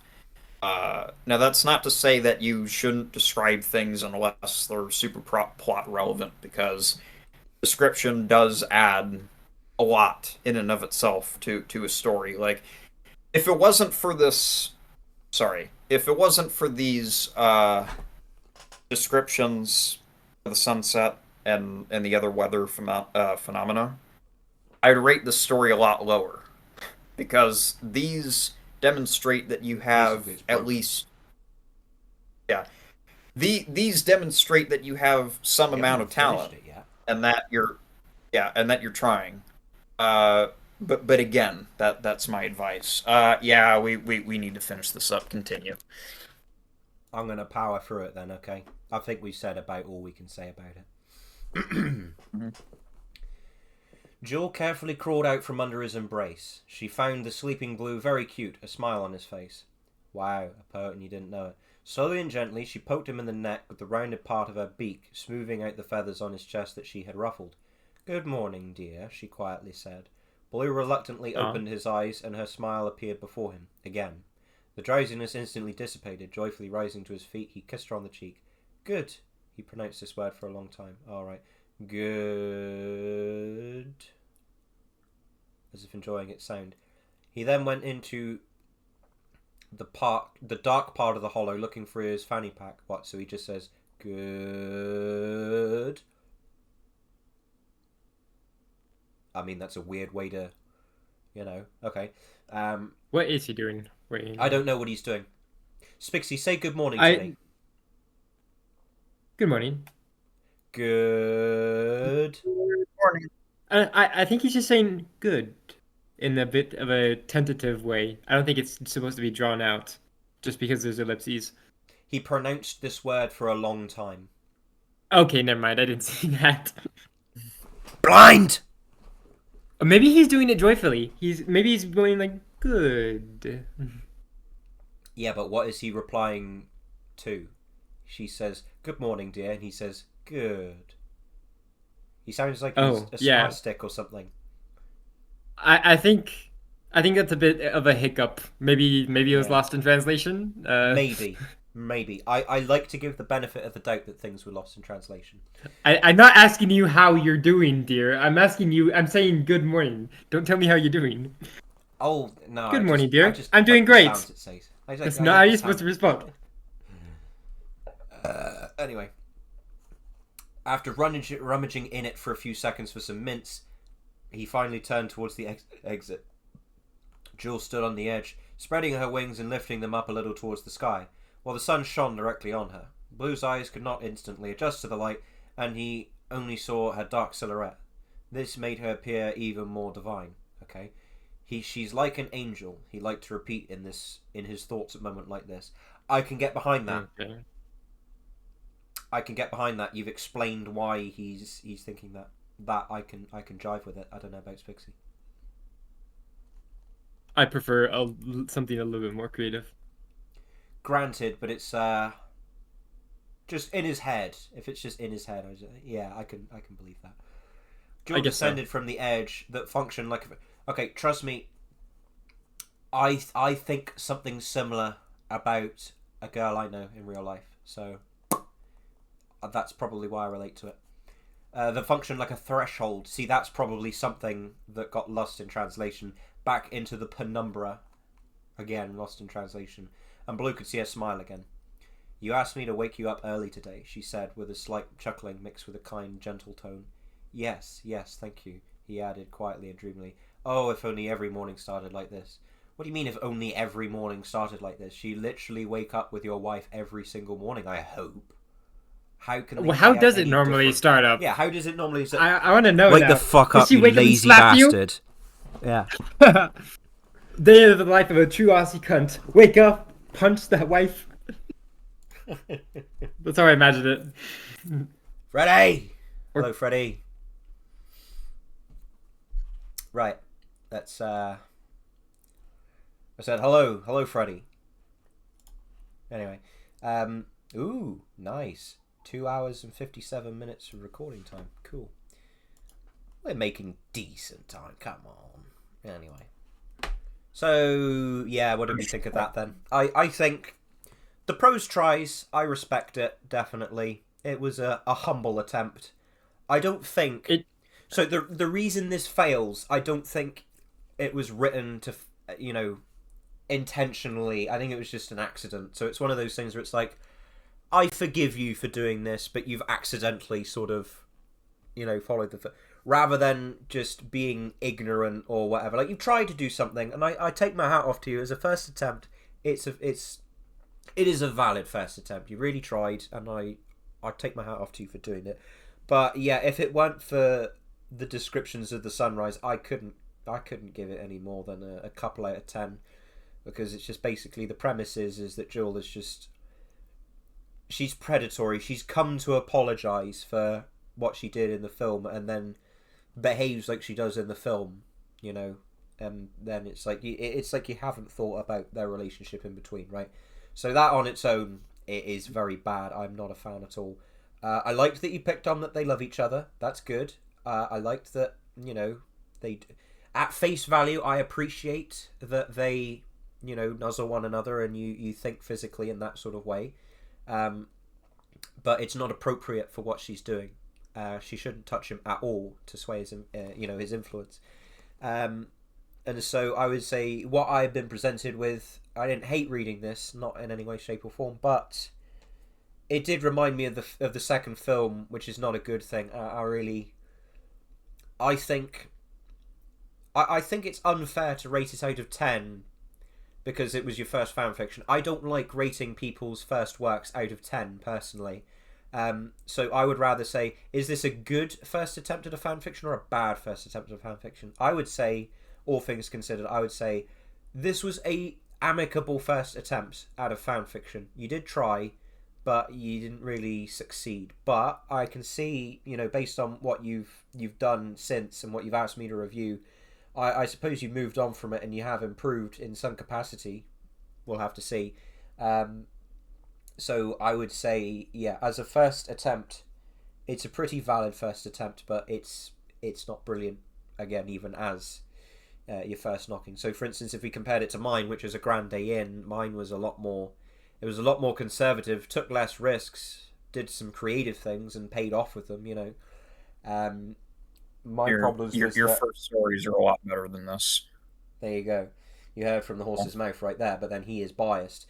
But the thing is this tries to be a bit edgy and profound, but it fails. Whereas I didn't try to be that way. I just said, okay, let's focus on Blue and Jewel with their children playing indoors because it's raining outside. Nice, simple story. Very pleasant, right? And for that reason, I'd say that was a more valid attempt at a first story. But I like your balls. You're trying to do something, unusual. Good. I like to see it. I like your balls. Yeah, not just conforming to the status quo. But overall, if I were rating it as shut up. If I was rating it as a story, like 3, 4, something like that. I'd have to consult the chart, but rating it how I prefer to rate it as your first story, I would say valid attempt. That's the best bit of praise I can give it. Okay. Big J's first stories, they were, as he said, they took less overt risks like this, but they were more imaginative in their premises, and they were better in almost every way than this. Now, given that English is not your first language and that this is your first attempt at a Rio fan fiction, I can't say it's horrible for what it is. And again, you did try with the prose. It's amateurish, it's bad, yes, but it's there are bits and pieces of it that I like. Like his neck curving into a semicircle is good. Yes. Your use of the seabeds in your description of the sunset, that's imaginative. I like that. Even though they don't contribute anything to the narrative, it's still a detail that I appreciate. Yes. But the premise is generic. It's been done dozens of times. Probably. This is not the stronger of those executions, yeah. Oh no. Objectively, I'd give this no more than a 3 out of 10. And I'm only giving it a 3 out of 10 because of the prose. Specifically the narrative descriptions of the sunset. The dialogue, I'd say, like Big J, I'd give like a 1.5 to a 2. Yeah, it's not good at all. Yeah, the story, again, this could have been much worse as a first attempt. Yes. You could be Ninja Star. You have some amount of talent. You're not a lost cause, I don't think. But yeah, no, this is not good. And if Warden tells you again, this is like the most brilliant description of a sunset ever, yeah, no, don't listen to him. Please read Riviera and compare the two. And I don't even like Riviera that much. So that's my word on that. Spixie, do you have anything to add? No, I think because I forgot about. Not much. Sort of, kind of what you guys said. I think it certainly tries. I can see there is creative intent there. It's not just typical fan fiction sludge. is basically what I noted about it. There are, but I just didn't think it was that interesting, like in concept. It's basically just like Jewel apologizing for stuff she did in Rio 2, which kind of made my eyes roll, and then Yeah, it's and then a bunch of fluff. Wait. Basically, just after that, just a bunch of fluff, and fluff isn't good substance. can be. You need actual substance in there. It can add to good substance, but it's not good on its own. It's supportive. Like if you just have a story with just fluff and like no real substance, they're just loving on each other. And like the because here the fluff is supporting Jules' apology. She's just like, yeah, she's like, oh, I was so mean, I was such a bitch. Like So what sorry I said, about it was that. And then predatory. It's not. and appropriate. then, oh my goodness, and then there's a bunch of stuff that doesn't make sense for them to say chronologically, because realistically, this should have all been wrapped up well and good a long time ago in the timeline. So it's like they're just like recently married or like even recently engaged or something. It doesn't. They don't feel like a come married across as couple. husband and wife. Yeah, precisely. Almost So beat for beat, that was. the direction of it is not great, essentially. I think that'll about do it on that one then. Mhm. Right, Freddie has said for his. Spicky, how long have you got? Like what, half an hour, something like that? Yo, Yeah. like half an hour or something. Okay. Because I was Yeah. going to say, Freddie has given special instructions for his. He says, don't read the whole thing because, in all fairness, it is freaking long. So you know. let's do generational decision first, because We will do, but we will do. I just want to remember this for the. Freddie has said, I have a better idea about mine. Read first, last, and a random page in the middle. It'll be faster. If that's what you want, then that's what we'll do. Okay. Because it's very long and it'll be hard to do. What I would have been willing to do would be to go away and do like what I did for Wardens, which is an audio review, and then make that available. But yeah, that would be quicker, and if you don't so much mind, then I'd be happy to do it. But regardless, I'll probably read it behind the scenes for you and give you the feedback. Anyway, right, generational decision. So this is Generational Decision by Augie, whatever his name is. otherwise known as Trafalgar or Trafalgar. Travagavar. Right, okay. Now, what is immediately obvious about this is that it is... there's a lot of form to it. Now, let's just see how much function there is. It certainly looks pretty, but let's see. In my youth, I told my father I would continue what was left off, what we all still had among the community. In my youth, I told my mother I would continue the bloodline with her, to have children of my own to help aid in the tribe's furthering growth. I would continue the bloodline with her. I'm pretty sure that implies fornication, Wait, incest. Doesn't that continue the imply that? bloodline with her? Continue Sorry, the what? bloodline with her. Oh, Doesn't that imply incest? yes. Whoops. I mean, Grammar I think police. I think Grammar the police. intention. Grammar police. Grammar police. Does this imply Yeah. incest?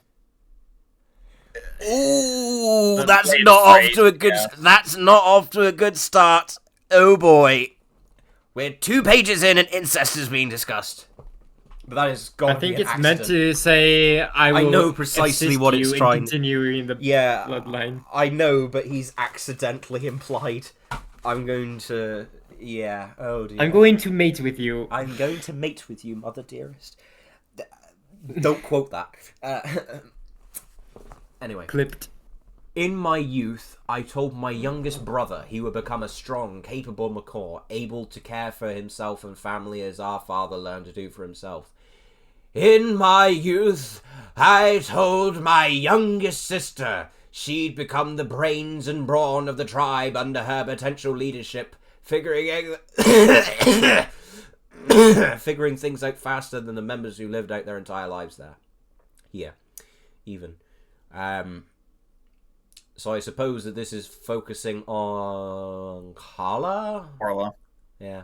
Yeah, Now- it's Carla. Yeah, now it sounds nothing like her as presented in the film, but whatever. She's not presented in any freaking way in the film, so anything that you make up is. But I mean, it did at least say that she was a stereotypical teenager, so I mean, I hope there's reason for her to be talking posh like this, but whatever. Now, as I age and my parents soon wither. Nigel?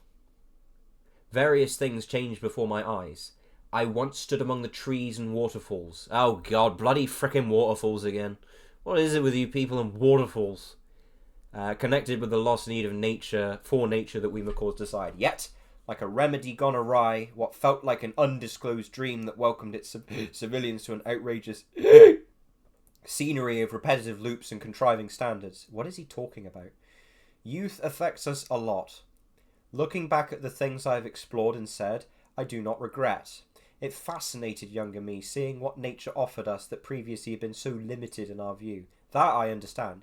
How did Dad feel when he left everyone and everything behind? For what? To fulfill what he wasn't ready to handle. Ooh, fancy pants, Rich McGee over here. I never recognized these thoughts, merely discovering what our eyes were offered. Okay. We were impressed. It wasn't hard for us to adapt from the human ways of life to the natural, necessary ways for us Synopsita Spixie. Can you just say Blue Spix McCaws?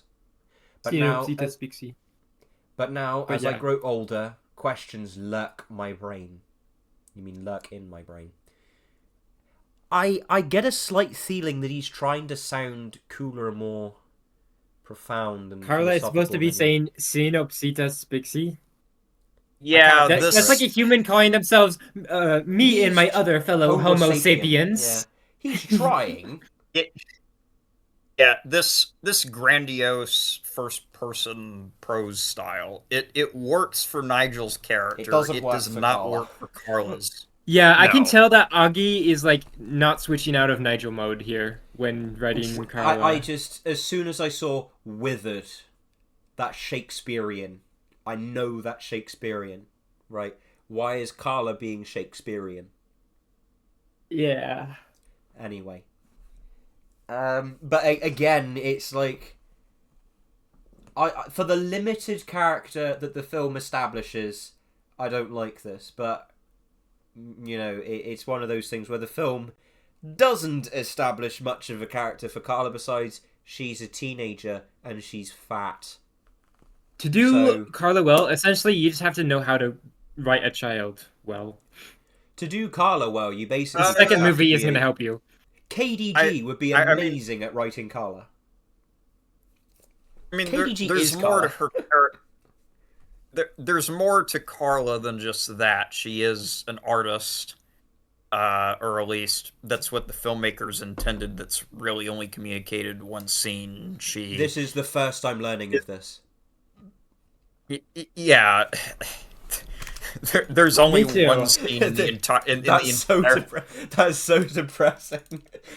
Oh well, her character isn't entirely just being a teenager. She's supposed to be Talk about creative, so it's like- directionless. yeah, this is the first I'm learning of. This is the first time I'm being alerted to the existence of that part of her character. Yeah, and obviously she has some kind of connection to music. You know, her pods yeah. and she has That just falls under And being a evidently- teenager. Find a teenage yeah, girl that doesn't like music a lot. she evidently has good organizational skills, but the movie doesn't Yes. really. It doesn't go out of its way to No. build her character with this trait. It's just, oh yeah, she conveniently found all these animals who are willing to volunteer for this talent show that they somehow Yeah. have an incentive. She's a Mary to Sue, participate in. basically. Yeah, that Wow, talent that- show yeah. didn't exist. That girl's until, been like, busy. Busy. Yes, Yeah. Anyways, when I do Carla myself, when I get around to doing that, I want to make I want to make her big sister. Part of her character has to be big sister syndrome. Yes, I agree. That's good. That's a good direction to take her. Thank you. I appreciate your compliment. Anyway, Why were we so casual with leaving everything behind? I don't know. Was it expected? I don't know. There were many things to explore. Okay. I remember. Good. I remember the times we explored Carnival, the daily experience of seeing human activity and how they acted and responded around us. What, has she got Alzheimer's or something? We saw tragedy, happiness, anger, disappointment, a slew of emotions that could not be achieved similarly in Amazons. What, has she got Alzheimer's or something? I'm not absorbing anything. Do you know what this is reminding me of? This is like when the dude comes out onto the stage and sets the scene before the play begins. So this is distinctly Shakespearean, this sort of monologue. We saw tragedy, happiness, anger, disappointment. It's still in Nigel mode, yeah. This is Nigel mode. I think he even said that he wasn't a big fan of this and he sort of threw it together, which is like, yeah, buddy, all right. That's like, yeah, you get out of jail free card. Oh, this is, I threw this together. It's like, well, you ought to. It took longer. Don't hurt me, I'm so small. It's like, bend over. The dildo of consequences rarely comes lubed. Whoa! That was a hard ass line. What the? Lauri Derni. I want to know where you got that one from. Freddie, did I pronounce it right? Lauri Derni. Laurie Tawney. Anyway. That's really bad finish of you, Big J. What? Never mind, you wouldn't understand the joke. Yeah, so... Probably not if it's one of your jokes. I don't think anyone understands your jokes because they're not jokes. But by the way... There's a reason I don't go to the shower after I go to the gym. It's because I don't go to the gym. There's a reason I wouldn't understand your joke. It's because you don't tell a joke. Yeah, go on. For your information, Freddie... No, I don't care. Get on with what you were saying. He's buried near my house. Ooh, he's fancy pants, Rich McGee over here. How many times am I going to quote that in this thing? Moving on. Yeah, indeed. Shut up. Just shut up. Right. The times where Dad taught us human lingo and what those funny little catchphrases they often say. The times where Dad taught us human lingo and what those funny little catchphrases they often said. Missing a conclusion to that sentence. Or whatever. My mom told me not to say them otherwise. Eh? She still has yet to tell me why. Why? What does he mean by otherwise? Why would she... I mean, she uses them herself. So... I get teaching the kids human lingo and such, but Jill kind of uses them herself, so... Okay, to be fair... Okay, no, that's just another L on my part, because he does establish the context. Okay, yeah. That's fine. Throw your keyboard away. Anyways. No. Every day as we... Well, it's attached to your computer, so you can hardly do that. Every day as we got older, we kind of did the same thing. On occasion, from the warm springs to the scorching summers, we'd often travel back to Rio, usually at my father's expense. Why? He wants to be there. Anyway, not my mother's. She spoke so little behind her disinterest partaking in humanesque activities. What do you... Why? Wait, so what are you saying is, Jewel didn't say a lot besides, I hate human activities. Why? That's mean-spirited of her. Whatever. Did something happen? Why does she refuse to bring it up? Bring what up? Every time I ask her, she speaks like I'm an egg again.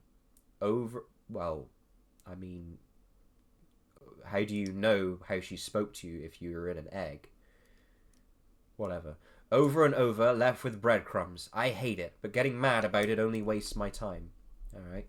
As time furthers for my family, I still can't help but reminisce the human lifestyle we used to take part in so actively during my sibling and I's younger days. You'd imagine someone who often lavishes in being the smartest and oldest of the three. She is not the smartest, but she is the oldest of the three. I would have realised these sorts of thoughts sooner. I suppose even the smartest macaw can have their blunders. Why has he made Carla smart? That doesn't really make sense. Oh well. I don't know how old I am. All I know is I'm old. Not pop old, but everything from my size, voice, appearance, everything. It feels like a blur. 1 minute I'm barely half my mother's height, and now I'm already over her height. Okay, so he is code Carla- switches to informal American English, just out of the blue, no pun intended. I'm Okay. sorry, I'm trying to process what I'm reading here. How does Carla become taller than Jewel? Is that to say that she gets shorter because she's rickety and old? Or whatever. Starting to develop those little eye bags that I remember seeing Aunt Mimi have. Yeah, Aunt Mimi is quite tall. I think for her, they're far apart. How do humans feel when they get older? Do they share similar sentiments? Do they realise they're far from their younger counterparts and now are leaping toward a new fate in life? I don't know. I don't think the writer does either. The human experience is different. I can only learn about it so much. That's true. Matters worsened when I couldn't go on my own without some supervision. I took every precaution and chance I took. Okay. Every single visit we did to Rio, every time we visited my dad's owner, whose name I keep forgetting, I doubt that quite highly. I gathered everything I saw. Like how a human views a bird, I viewed them in return. That doesn't really make sense in context. I studied what made them emote. This is freaking Fortnite now, apparently. And what influenced their decisions, because to be frank, studying humans exceeds better elevation of emotion than bugs. I truly thought the Amazons were for me. That it was for Tiago B and the rest of the macaws in our tribe. Am I becoming detached like my father, an opposite of a Cyanopsitta, whose sole purpose is to exist in the wild, as with any animal not accustomed to the ways of life, the human ways of life? Will it regress back to the needs of human society, or am I merely an observer, wishing to study beyond the scopes of the Amazon, and instead what I was already used to prior to a so-called trip to the Amazonia? No one but me will ever have such answers. Okay, so this is a nitpick, and functionally it doesn't matter too much because Spix macaws are the only species in their genus, but Cyanopsitta does not refer to the species, that is the genus. So she's referring to, me elaborating would just be redundant because I already said. It's just an example of the author not knowing how binomial nomenclature works. If I were going to use a word like that, I would make sure I kind of understood what I was saying. Yeah, it's the equivalent of me talking about, I don't know, primordial germ cells and not doing any kind of research on what each component of that phrase actually means. It would be like you saying, "Oh yeah, why couldn't it be a 2000 why couldn't it be a W220 S class from 2007?" That's what it would be like you saying. Because they went to the 221 in 2006, it doesn't exist. It's exactly like if you just use that out of the it doesn't work that way. Anyways, generations. 1 mark. 2 marks. The Invincible War in a nutshell. 59 marks. The Invincible War in a nutshell.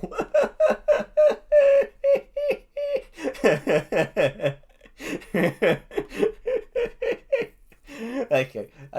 A few people, maybe I think a couple of people are understanding the joke, but I doubt you two will. Someone can explain it if they want to.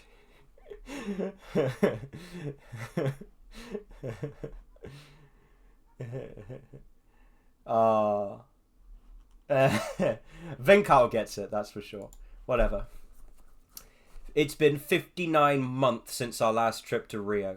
I do like the sort of finality and later on-ness of this story. This is kind of like your For Those Who Wait type story. 59? Was it called years? I honestly forgot at this point. It wouldn't be years, that's your lifespan. I know there's some sort of convoluted conversion factor to it. Nigel. I usually remember it too. Ugh! Whatever. I'll figure it out later. My nest's a mess. I've been lazing on my occasional nest cleansing. Right, okay. I've been lazing on my occasional nest cleansing. I had no one to remind me, as everyone in this tribe knows my competence. Too bad they're not witnessing its temporary downfall. Ugh, not even Tiago would approve of this nest, and he's the messiest of them all. I love how Tiago is written in blue like he's a friend in GTA 5. Ah, I shouldn't be pointing feather fingers. I mean, whatever. Right now, I have more important things to... Is anyone else really not infused by this story? I'm not. Yeah, me neither. If I were reading this casually, I would give up by now, and there's still so much more to happen. I'm just going to power through it. I don't want to read this. The worries can happen later, right? Absolutely. Right, I'm disinterested. This story has to make me interested again. I began wiping away some of the leaves from the side of my nest with my wings. Something easy. I'd repeat the same with any other side that possibly had them. Good. Seems simple enough, I hope.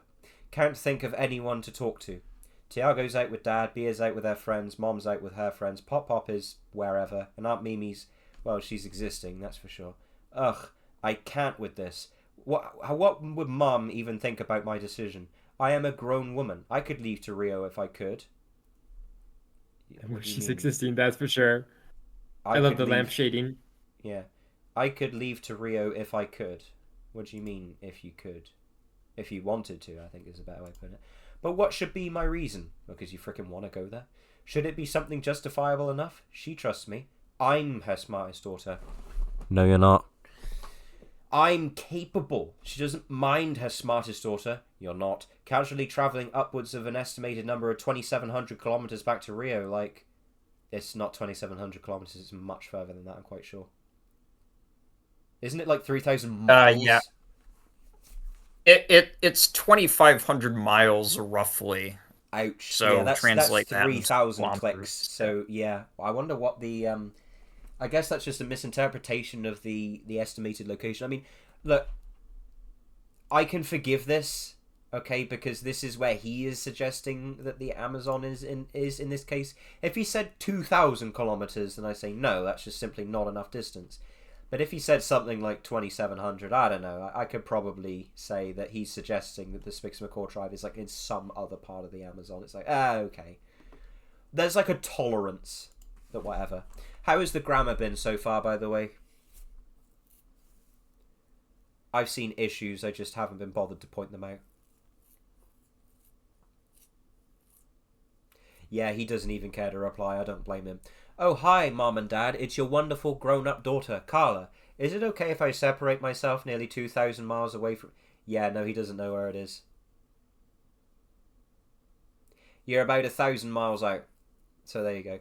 Would it be okay if I separate myself nearly 2,000 miles away from you all just to upheaval a need that probably shouldn't be met? I'll take a few days, honest. How insipid of me. I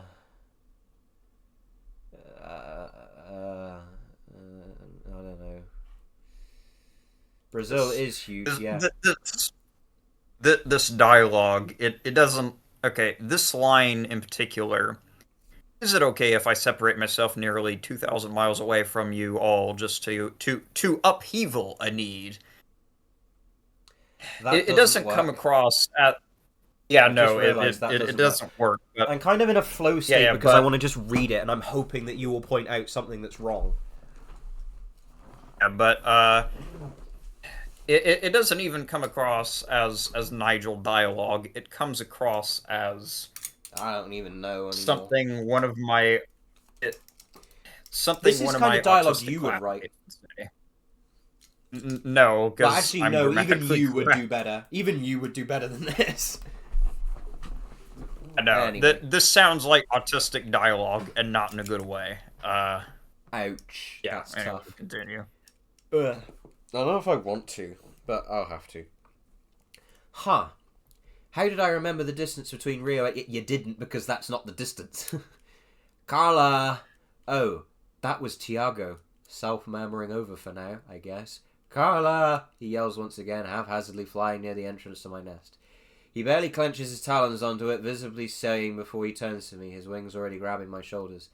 Dad needs your help with something. I think he needs help identifying a certain nut that he isn't sure he's... Are you telling me that his kids are grown up now and he still can't identify a freaking nut? Has he learned nothing? No, there's no such thing as object permeance or nuance. Why do fanfiction authors just consistently disappoint me? They like to time skip. They're just like... And this is Augie, by the way, he's who supposed to I be really, good. really like. Yeah. Eat those words now, I guess. Yeah, but whatever.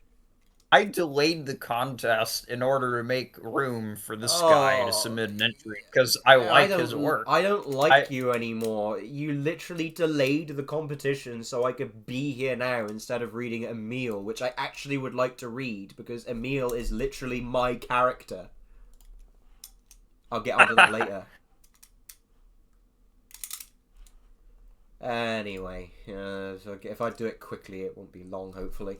I don't want to admit defeat. I don't mean that much of a dick. I will point this out now for the benefit of those here and those listening.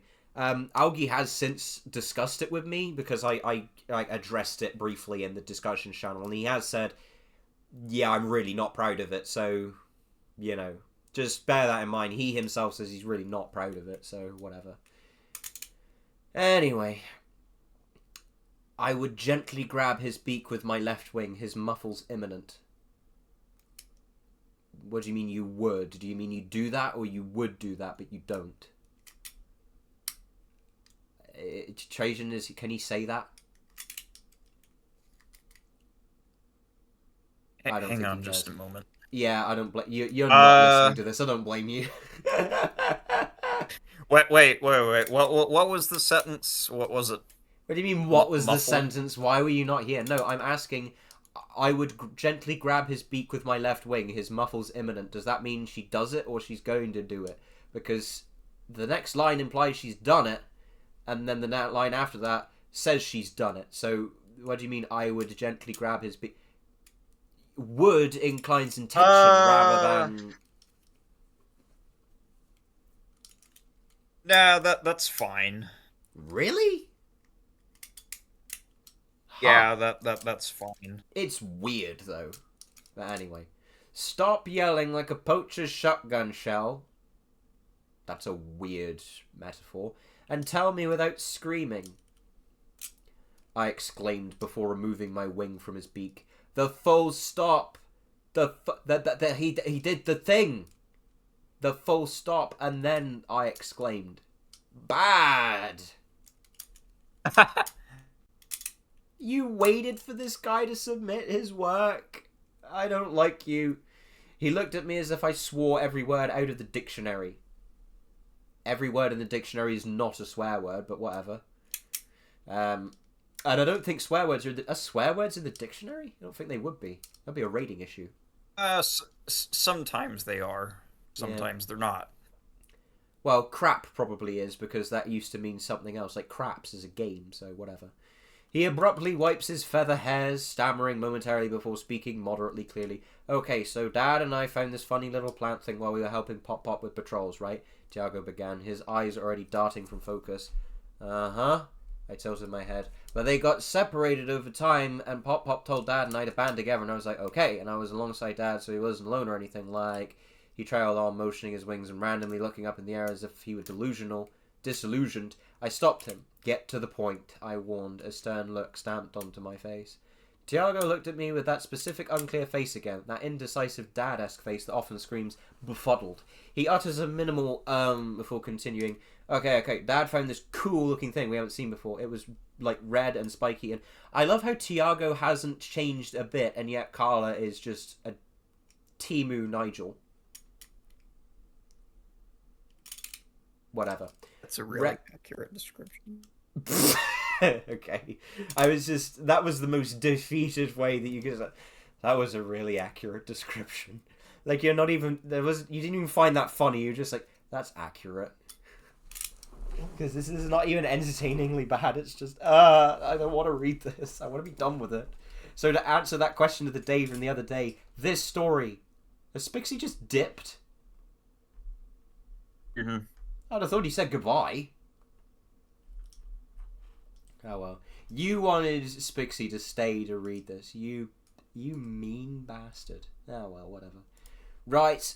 I mean, at least it was better than him sticking around for the "Can we do it?" or whatever that awful story. Spoiler: we don't like that. Yeah, no, like, it's really short and it's broken. We'll do that one last. I really want to read Emil, but I do have to get through this. I don't want to do him a disservice, to be fair. But okay, let's keep going. Come on, Elgie, get my attention back. Make me go, oh. Anyway. Red and spiky. I turned my head. Details really filling in. Yeah, and whatever that says, I responded, my expression dull and already overwhelmed with thought. This had to be done as soon as possible. Why? I'm still just sort of scratching my head at why is Carla intelligent?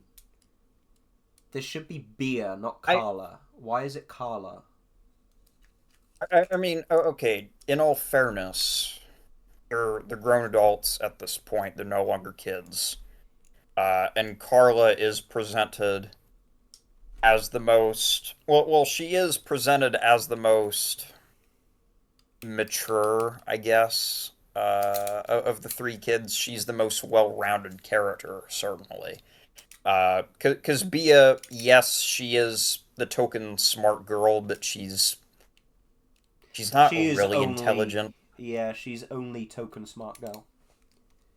Yeah, no, and the reason I say Bia's not really intelligent as presented is because, first of all, of the three kids, she makes the largest number of dumb decisions unintentionally. Her knowledge is not consistent. No. And the second reason is I really can't be bothered to talk about this. Can we just keep reading the story? Yeah. Wait. This is important. The second reason I don't think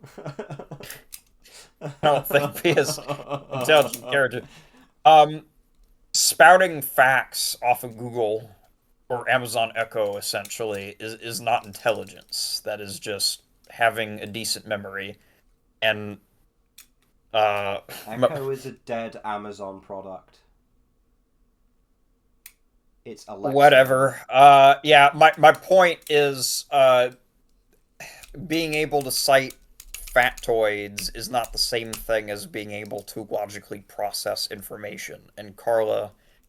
Sorry. Yeah, no, I'd actually say Carla is more demonstrative of that quality. Well, she has her own story arc, technically, so it makes sense. She barely even has an arc, if you could call it that. Yeah, I'd argue that it's not really an arc. Yeah, well, I'd argue that it isn't really an arc. She's involved in one of the plots of the story, basically, so, you know. Tiago is not, and Bia is not, so, yeah. I just shut up. Just please, just be quiet. I don't want to do this anymore. That's a funny way of calling it a spiky leaf, he joked, his casual, relaxed laughter reminding me a lot of Dad's personality. They truly do go hand in hand. Shut up, I said, playfully hitting his chest area. Go tell Dad not to touch it. Is it because it's dangerous? He wondered, flailing his feather hair. No, because I fear he will mishandle it and make it dangerous for you too. You two. Okay. So go, I heeded, pushing him further away from my nest. I didn't have time for this. Time for what? Alright. Tiago groaned with his head laid low. He then shakes it, seemingly as a way to rejuvenate himself. Alright. Don't forget to tell him not to expect to extract anything of it. If he sees a seed, tell him to dispose of it immediately, I informed him, turning away from him, as I tried to dwindle back into my thoughts. Why, will it hurt him? He turned to me, his voice tittered with concern. I didn't care about that concern. Exasperated, I couldn't help but treat him similarly as what he did to me, grabbing him by the shoulders. Difference is, my grip was far tighter. He's male, so I mean... Oh, whatever. It will kill him, Tiago. Go, I bellowed, pointing my wings to the open rainforest, and as I demanded him to leave. Okay. He looked at me as if I internally cursed him a year without nuts. You mean the edible nuts, or... Anyway. Sheesh, I'm going. So grumpy, like Aunt Mimi. That sounds like Indian dialogue. Sheesh, I'm going. So grumpy, like the Aunt Mimi. Tiago would soon take flight, jumping from my nest. Hey, Aunt Mimi's only grumpy when we're not giving her fruits on time. There's a difference, I yelled, Tiago making a run for it as he hurried back to Dad. It wasn't long before he would disappear into the trees. His flight coordination is getting better. What do you mean his flight coordination is getting better? He's a grown-ass man. Whatever. Before I could walk back into my nest to bellow in my conflicting thoughts again. You mean wallow. I'd hear the wings of a familiar bird. It wasn't Tiago, so I didn't have to raise my voice again. Turning around, it was Bia, whose uncanny resemblance to Aunt Mimi, as if she were younger, made me wince. I guess that's what happens when you spend a lot of time around her over the years. We really are just extended versions of our relatives, aren't we? That fell about as flat as a pancake. Bia would perch near one of the branches close to me, slightly leaning down. She'd begin the conversation with a small scoff of laughter. Whatever was that about? Asked Bia. None of your business, I insisted, lowering my head as I went inside my still messy nest. This is the 5th time you've yelled at Tiago this week, she exclaimed, jumping down from the branch and into my nest. You're lucky he's a bit on the screwless side as Roberto. Takes one to know one, I know. So be glad he doesn't take offence at being reprimanded. It's because he's Tiago. You could curse him 1,000 sons and he'd laugh it off like you told him a funny joke. He has the capabilities to pop up on the personality of whatever Dad has. His dialogue is weird. Oh, True that. What? How is Tiago's personality similar to Blue's? I don't know. I don't know. Yeah, it's bizarre. If know. anything, it's more similar to Jewel. Yeah, I mean, I intend for Tiago to get along especially well with Jules, so, you know. But that's what I intend. Oh, whatever. True that, yeah, she sneered, looking around at my dilapidated nest. Ugh, Carla, this is unlike you. A messy nest? You got on Tiago's tail feathers when this nest was like yours. His nest was like yours. That was different, I rebutted her. How? Keeping my tone relatively neutral. What's the difference? It's different. Please, Bia. That's not what I asked. It doesn't matter. Why is she being this way? Why is she so acidic? I don't like her. She's just being mean to her siblings. Was she having like this existential midlife crisis or something at this particular point in time and is now being mean to her? Oh, whatever. I just need time alone for a bit. Just let me be, okay? I have a lot on my mind. A lot on your mind? You've been like this for days now. I just thought something got you upset, but this has been happening on repeat. You're not usually like this. It's fine. It's not a big deal. Carla, is there a... I stopped her immediately, my voice rising again. Don't, I exclaimed defensively, my voice echoing through the hollow tree. The hollow tree. If that's not the case, what is it then? I don't know. You've said that several times. What's going on? Come on, tell me. She insisted, trying to pry through me. I don't want to. For what reason? It's something I'd rather tell Mom and Dad about. Whatever's so important that only our mom needs to know about it. I did not reply to her, beginning my late process in cleaning up my nest. It was the best I could do while something was distracting me. She gave a begrudging sigh, sympathetically patting my back. Carla, if you had a secret relationship with one of the guys here, you can always tell me. I don't mind. I've had a fair share of friends who were like that, not wanting to tell others about their mates until later on. Adultery? Fornication, probably. Fornication. Oh, no. Oh, God. That was not it at all. That was not it all. I think even he lost the will to live while writing this. Another exasperated sigh leaves me. Please, you didn't bold the P. Stop guessing, I pleaded. No comma. She rolls her eyes, annoyed. Fine, but can you at least give me a hint? I've been thinking about Rio. That's not a hint, she pointed out. That's true. But okay, I see. I get the feeling. Sometimes I think of those trips we had back when we were younger. Ha! It's been so long I actually kind of forgot all the things we did in Rio. Bia realized, her expression seeming somewhat neutral from it. Being in the wild changes you. So, I mean, why can they not go back to Rio? Why is it this big philosophical musing? Like, just go back. Ask your mum and dad to go back, you know? Oh, whatever. Yeah, again, Aogi is capable of writing some intellectually... I wouldn't necessarily say profound, but he is capable of writing some intellectually stimulating stuff. Like his, what was it, Grandiose? Yeah, which it was I read Grandiose. and I find it kind of mediocre, but, you know. I thought it was... Well, it wasn't it was great, bad. but it was... Yeah, I didn't think it was great, but I thought it was decent. At the very least, it was decent.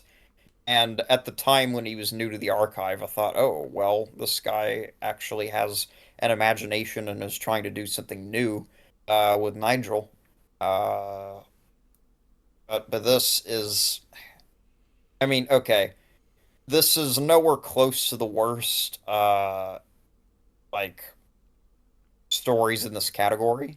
No. That try to present philosophical musings.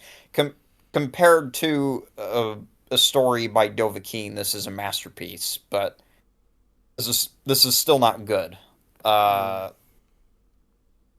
Continue. I'm responding to a message here. I don't blame you. I'd rather be doing anything than this, but one of us buggers has got to read it. Yeah, why can't they go to Rio? I don't get it. Sometimes I think of those trips we had back then when we were younger. It's been so long. I actually kind of forgot all the things we did in Rio. I mean, that's exceedingly unlikely, but whatever.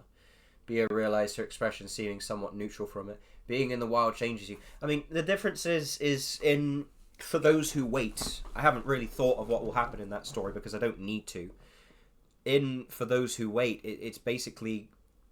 This subject will be brought up where eventually they will all get older and they will say, let's just permanently live in the rainforest because they will settle in fully.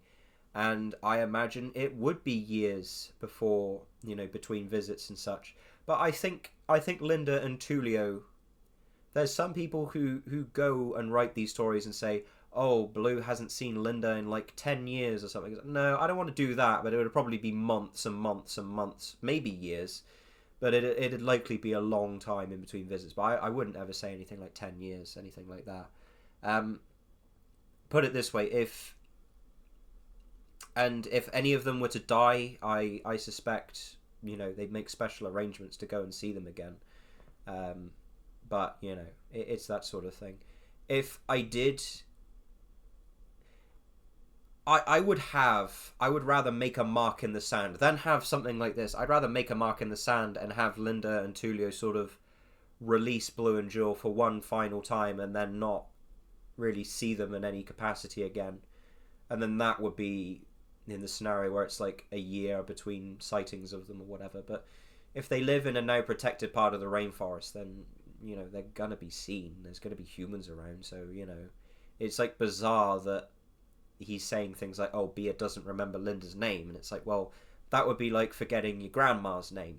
And it's like, I've got a few grandmas, I remember all their names, even though most of them, I remember my nan on my mum's side, and she died 7 years before I was born.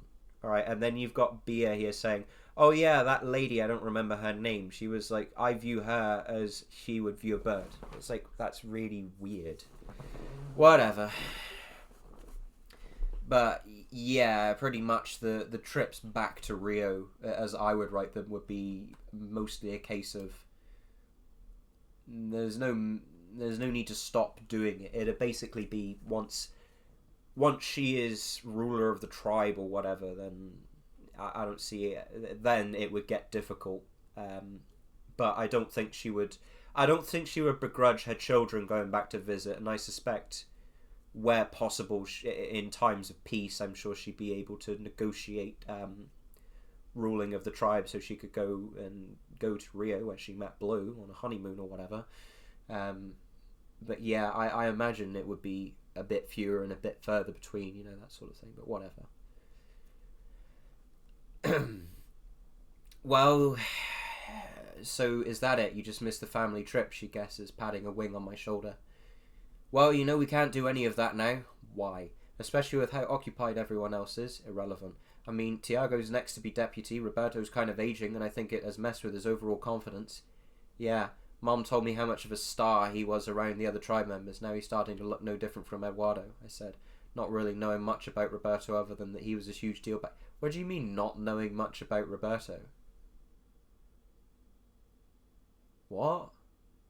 How can you not know much about Roberto? He's like the secondary character that's described. He's literally like Eduardo's second in command.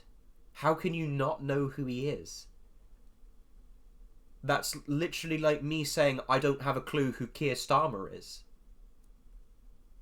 Whatever. Yeah, as opposed to the king, I don't. Yeah, it's like me saying I don't know who Keir Starmer is. It's like, well, I'm not suggesting Roberto is the equivalent of a prime minister, but he is like, he's Eduardo's right-hand man. Like, how do you not know who he is? Oh, whatever. Now he's more frantic and paranoid than usual. Justify? I guess something broke that confidence bubble in him, I suppose. I wonder if that'll be us Sunday, she pondered. I'm already feeling old despite I'm still starting to be an adult. What? I'm already feeling old despite I'm still starting to be an adult. That doesn't really make much sense. There's frequently these little mistakes in it. I get the distinct impression he wrote this in a bloody rush. If we keep stressing ourselves out, we will. Dad's next to be oh, for fuck's sakes. Why? I forgot about that. Why? I remember he talked about it and he says he has no idea why he went through with it. I got hit with that again, and I was reminded. I don't mind if someone says Blue is the next leader of the tribe. Just why? Tell me why. I want to know why.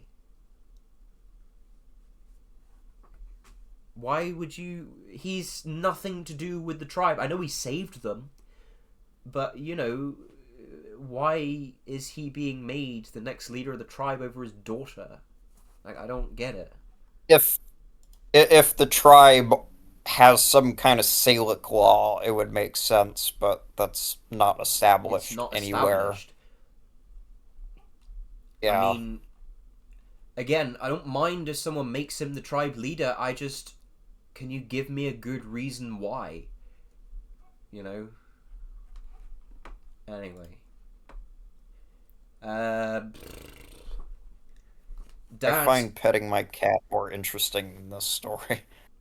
Petting your cat is an infinitely pleasing thing to do. Like, that's not a comparison, but whatever. I'm losing the will to live reading it. I don't want to read this anymore. I mean, I if this were a casual reading, I'd have stopped ages ago, but I have to do it, you know. Anyway. Falls with the branches, she adds. And Tiago, if he doesn't stop his constant mistakes and actually learns to take things seriously for once, could become the next deputy. He has lots of potential. I mean, I rolled my eyes knowing Tiago. Hang on a minute, so Blue is next to be leader of the tribe, but he can't even identify a freaking berry.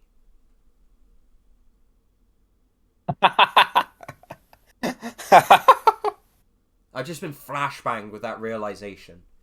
This is why I need reason.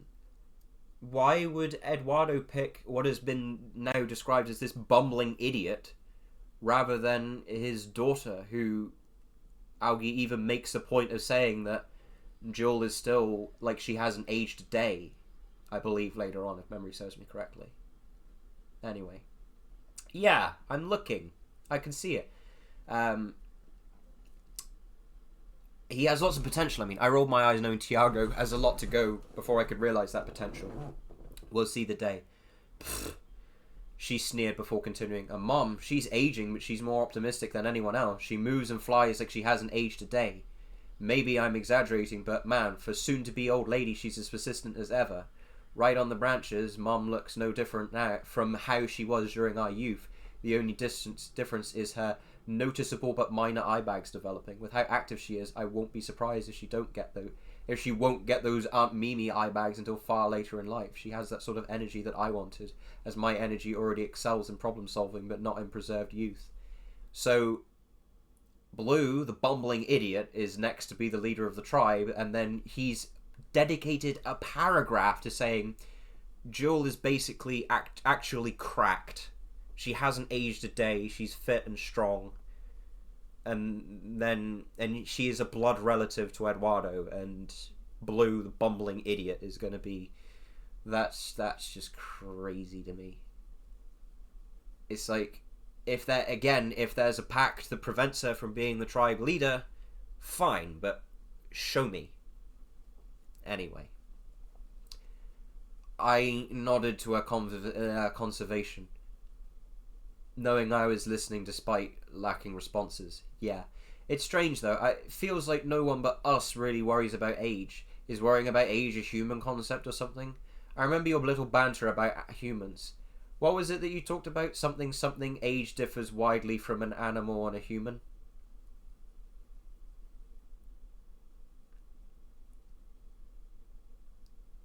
Okay. Do you know how this reads that I've just remembered? It reads like an Amazing World of Gumball episode where Gumball and Darwin eat the sugar-frosted sugar flakes or whatever they're called. And they eat it in such a way that the sugar goes to their head, and they go on like this PG version of a drug trip where they make literally like these high on drugs observations of reality. This is what this is reading like. If I find the clip, I'll send it. This is what this is reminding me of. Yeah, for us mammals, age is... You're not a mammal, you're a bird. You don't have tits.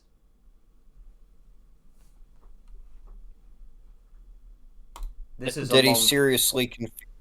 Yeah, Did he seriously confuse mammal... Okay. Because I've actually... Yeah, I don't lay eggs. I don't lay eggs. My mum doesn't either. We don't lay eggs. Birds do. They also don't have tits. Well, I mean, Eva does, but you know. Okay, well, birds have tits. That's a part of the, the family. But I mean, okay, birds don't have cleavage besides Eva. My poor neighbours. Anyway, I think we're near the end now. Yeah, for us mammals, which is bizarre that he's made that mistake. That's a mistake you wouldn't make in year 2. Age is significantly shorter compared to a human. It's not, though. You're a bird. Birds, you'll live to be about 60. Humans, on average, my nan was 70-something when she passed. So, birds live a good ripe age. So I don't see...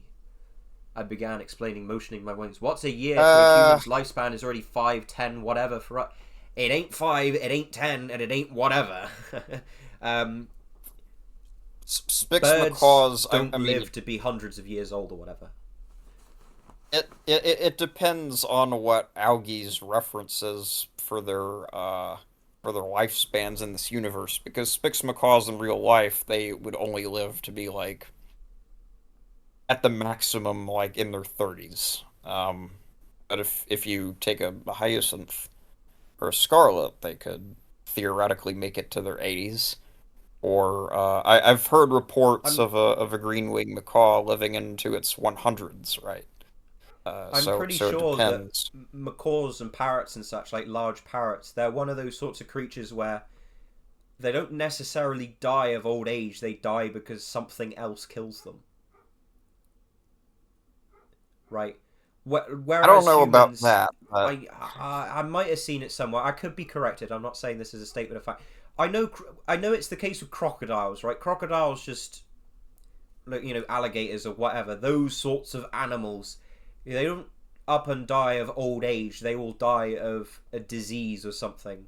And let's face it, after X amount of years on Earth and in the conditions that they live in, it's just only a matter of time. But yeah, I'm pretty sure birds don't just die in their sleep one day. It's one of those things. I mean, I could be corrected about this, but I'm not aware of this. I'm not aware of this happening. Anyway. Time washes by so quickly for us animals that we often don't have the mental capacity to register it as a worry. After all, we're animals. Well, you have greater sentience. You do have mental capacity. So that just fell flat, didn't it? We're animals. We don't have to worry about this. You literally have the mental capacity to state that you're animals and don't have to worry about something. Therefore, you have the mental capacity to worry about it. Oh, I don't know. This story is messing with my head. It's just how we're meant to interpret it, by not interpreting it at all. Okay. She blinks for a second before patting my back again. I did not understand a thing you just said, but I can tell it came from the heart. And she's supposed to be the smart one. Thanks. It's funny to think about, Bea. I mean, we get to live at least half a century. So there you go. So if you're saying what's a year to a human's lifespan is already 5, 10, whatever for us. So if you live for 50 years, 50 times 5, humans don't live for 500 years. And times 10, humans do not live for 1,000 years. Okay? And we're talking about humans here, not Viltrumites, so there we go. So that literally, she's just contradicted herself with her own information. I mean, ay. Far more than the majority of birds that exist on this planet. Some birds can only live upwards of 5 years. Imagine trying to think of something to do in 5 years. I mean, there's a lot to do in 5 years. Name them. I challenged her, kicking some of the debris from my nest. Existing? She countered, shrugging her shoulders. Well then, technically true, I guess. Difference between those birds, at least there's millions of them. There's like just a few hundred of us. Doesn't matter, we're still around, aren't we? It's not a big deal, I noticed as I walked back inside. Yeah, but millions compared to a couple hundred of us makes me feel small, you know. She had a point, somewhat. There's less than 1,000 of us. When you compare that to birds ranging in the tens of millions, the feeling has its justifications. Does the feeling make me small? Not really, it's just how it is. Size has no correlation to our potential. Thank you for telling me that. I still can't imagine how Dad felt when Mom and him thought they were the last Spix on the planet. I would probably feel a sense of hopelessness. She did. I could never Jewel did. I could never wish such a fate on anyone, animal or human. To think younger me took it all so nonchalantly, too. Of course, that was before we travelled to the Amazons and discovered the remaining birds. Well, less of discovering, more getting caught by random birds we thought was kidnapping us, but whatever. We're not small, we're just unfortunate capacity. We're critically endangered, but we're thriving, thanks to that program Lynn and Tu founded. Oh, so you do remember their names. It's helped a lot in, giving us a chance at longer survivability. She looks at me with a mild squint. Will we ever get out of this so-called critically endangered level? Bea wondered. I think there's more than 100. But whatever. I shrugged. Heck if I know. Haven't been able to keep updated with our conservation status in years. How? Why not? Why are you not able to do that? This area of the jungle is now protected. Why is this not possible? Whatever. Darn. That's one of the reasons I want to go back to Rio, to help give... The only explanation I can think of is Eduardo's line, "No one leaves the tribe," but Blue's supposed to be, okay. Well, they he's go... supposed to be the leader of the Fugitants, but they go on holidays Rio in Rio, so... Well, not just that. The movie establishes that Eduardo is fine with humanity by the end of the movie, so... He gives back his Nico's bottle cap. So even then, that's a really... That's a really generous interpretation. I know, Harony, I know. I need to get it done. And he gets his fanny pack back. Don't blame me. Blame the author and blame Trajan for delaying the competition's end so the story could be featured. Anyway. I mean, to be fair, Cracker also put in his entry because of that delay. But okay, continue. To help give you guys the progress on our conservation status, on what these humans are doing to preserve our species, among a plethora of additional reasons, I muttered, feeling almost bad about these selfish desires I sought to consume. She groans loudly, stopping my flow of thought. But why go all the way there for it? Let them do their thing. Focus on us, Carla. There's a lot for you to do. How do I know? You've done all those things. That's the issue. I've done everything I could do, Bia. I've done it all. Really? I surmised, my head hanging low. What? We don't live as long as the average human. Our time exceeds further. There's so much more for me to accomplish, you know. I love being here, and I'm glad I could spend almost daily being what I want to be, but what Mom wanted us to be for so long prior to coming here, but I still feel that human influence in me, you know? Even though I practically had little of it compared to, say, Mom and Dad. But that's not enough. Who knows when you'll be back? What if something happens? How will we keep contact? That what? That I am not sure. There's a reason why I'm not doing it now. It's a decision that's going to take a lot of preparation and thought. I expected so. The sister I know wouldn't make something like this so hastily. You'd be surprised. Anyways, I'm kind of geographically adverse. So, how many miles is Rio from here? Did I already forget? An estimated so-and-so 2,000 miles. Never mind. 2,000 miles? We already talked about this, I don't care. Bia exclaims, pressing the tip of her beak on mine. How are you going to know where to go? Not exactly 2,000 miles, just a clear estimate towards it, I corrected her. Yeah, but it's still wrong. But yeah, that's the problem. I don't know where to go, hence why I said I needed time of preparation. Got no maps, no GPS, nothing. She can remember what a map and a GPS is, but she doesn't remember the name of the two humans that raised her. Had a hand in raising her. Lynn and Tu used to visit us for many, many months. I think they finally decided to let us be. I mean, again, I doubt that. So how will you get to Rio? Someday, I guess. Someday? Okay, when will that someday be? She asked. We're in the middle of the jungle. Literally everywhere we go, it's just trees and trees and trees and trees. My friends and I did a little dare to see how far we would get a while back, and I assure you, literally everything is trees, moss, rocks, and moss again. We almost got lost. We were relieved that one of us in the group had keen memorization, so we eventually found our way back. I mean, okay, whatever you say. It's a good thing you didn't, cross a tribal border. That's kind of what happened to Blue in the second film. She ran on, already going to Tiago's territory of switching from one topic to another on a whim. I assume you don't mean yourself. I chided in with a small spark. Oh, stop it, she'd hit my wing. You don't know. You know I don't mean myself. We both laughed it out. It felt good. I guess overly thinking is the thing I need to understand more on. Yeah. I'm never like this. I never sought this, but these feelings lingered for countless months, all kept to myself. Letting it out, even mildly, around someone released a mass weight from me. I don't know if this pertains to my never-ending petri dish of thoughts and realization of things.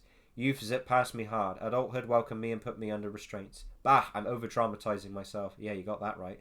Suddenly, another sound of flapping wings notified me. I quickly turned, wondering if it was another one of my relatives. Unfortunately, it wasn't. It seemed to be one of Bia's friends, who looked mildly similar to me but had slightly different facial features from me. You said that twice. She seemed off, almost mildly paranoid or something. Hey, Bia, we need you to help with this little situation we're having between these two anteaters who won't stop clamouring.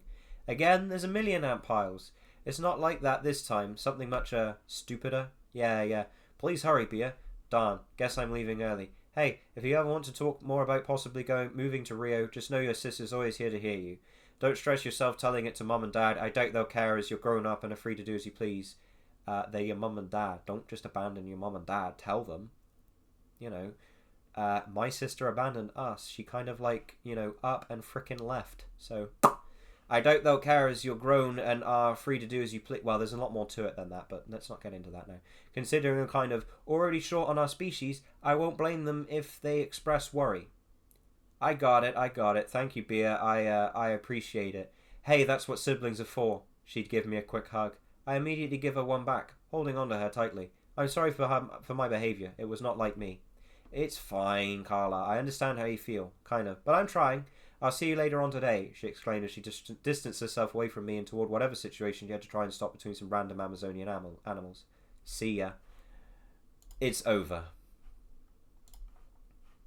I rate that bad out of 10, and I can't be bothered to rate it. I'm busting for a Waz. Just talk about, I don't know, just talk about it.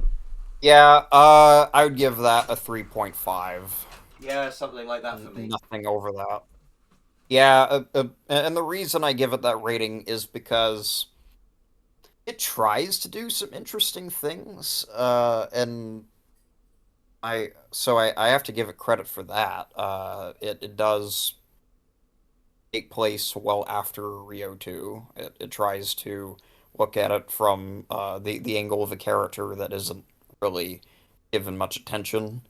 And it focuses on the interactions and the lives of the kids in a way that isn't done by many people other than Sorrowing.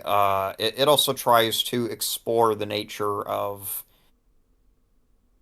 the avian experience and the way their lifespans work, and some other things that I think in principle are interesting. The execution is terrible.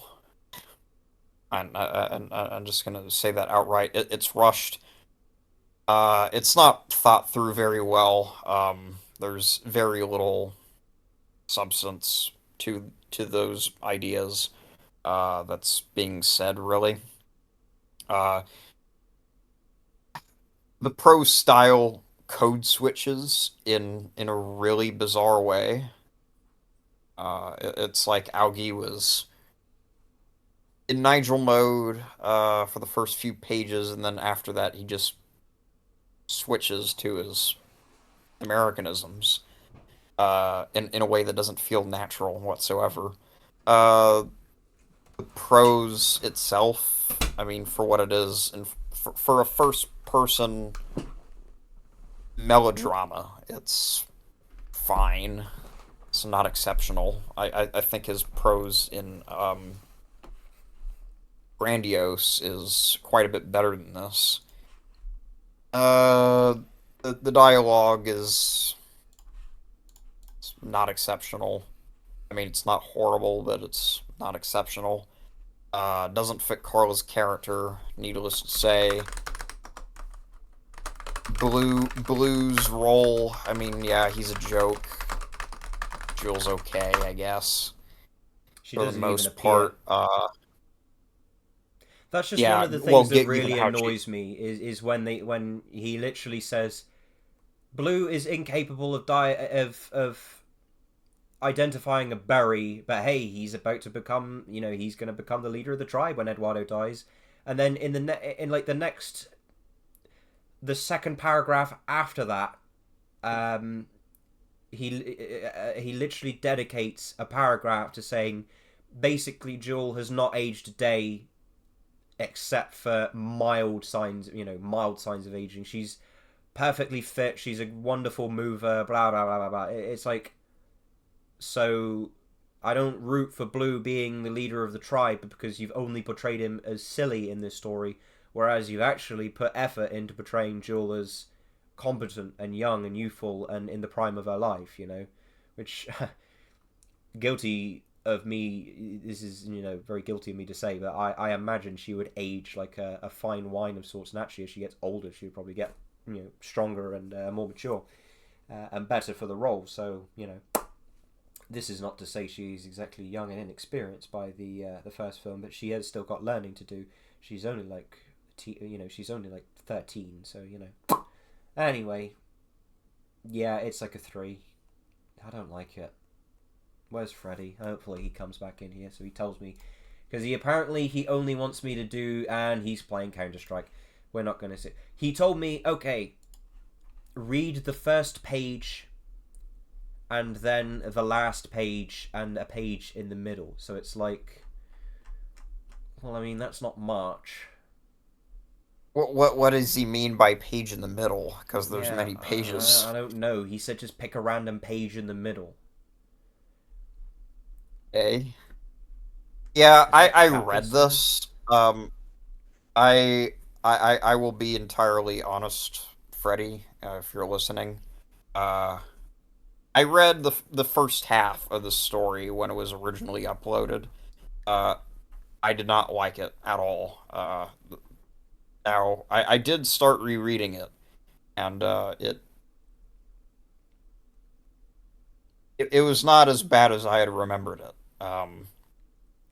But still, I am warning you. I'm not intending to be very well. Okay, I'm not intending to be mean to this as a story. I'm just saying I don't remember it fondly. If I don't, but I will like, approach it. Yeah, because Freddie didn't really care about me reading it. He said, "I'll read the first page and the last page and a page in the middle." I can't be asked to figure that out. I'm gonna go 5 pages in, and if I like it and I'm enjoying it, I'll keep going until I don't enjoy it. And if I finish the thing, I finish the thing. I'll give it a fair shake of the lamb's tail if he doesn't care anyway. It's really long, so I can see about that the it's same length as really Warden's. long. Yeah. Mhm. Okay. Deep Inside of My Feathered Soul, written by Freddie Rad. Story takes place before the end of the first movie, after Blue brings Jewel by himself to the airfield where Jewel had been picked up by Tulio to get her wing fixed.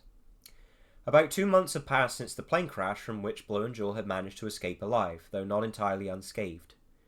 Blue was fine, Jewel was not, so that implies both of them were injured, but whatever.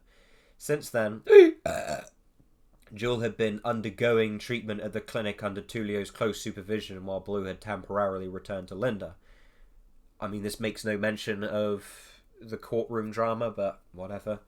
During Jewel's recovery, Tulio had not allowed Blue to see her. But finally, the day both of these feathered souls had been dreaming of had arrived. Yeah, feathered souls doesn't work because soul is an Souls immaterial don't have thing. so- feathers. But Yeah, whatever. it would be the equivalent of saying a skinned Deep in my soul hairy in stomach. reference to a human. Yeah. Something like that, I don't know. Blue, do you want Well- anything? What? I was just gonna say, well, stomach isn't really comparable because it's a whatever, material whatever, object. whatever, Yeah. whatever. In my hairy virginity or something, I don't know. Put that in Big J quote of the day. Deep inside of my hairy virginity.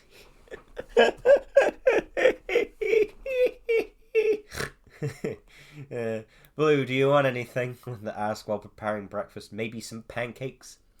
Blue didn't even make a sound. He simply sat sadly on his small perch by the wall, gazing out the window. Linda noticed this and decided to at least try to cheer up her dear feathered friend. Still can't wait to see her, she said with a warm smile, hoping to lift Blue's spirits. I understand you. Sometimes I also struggle to get used to life in Rio, but here I found Tulio, and you found Jewel, and believe me, you'll see her again soon, so be ready, okay?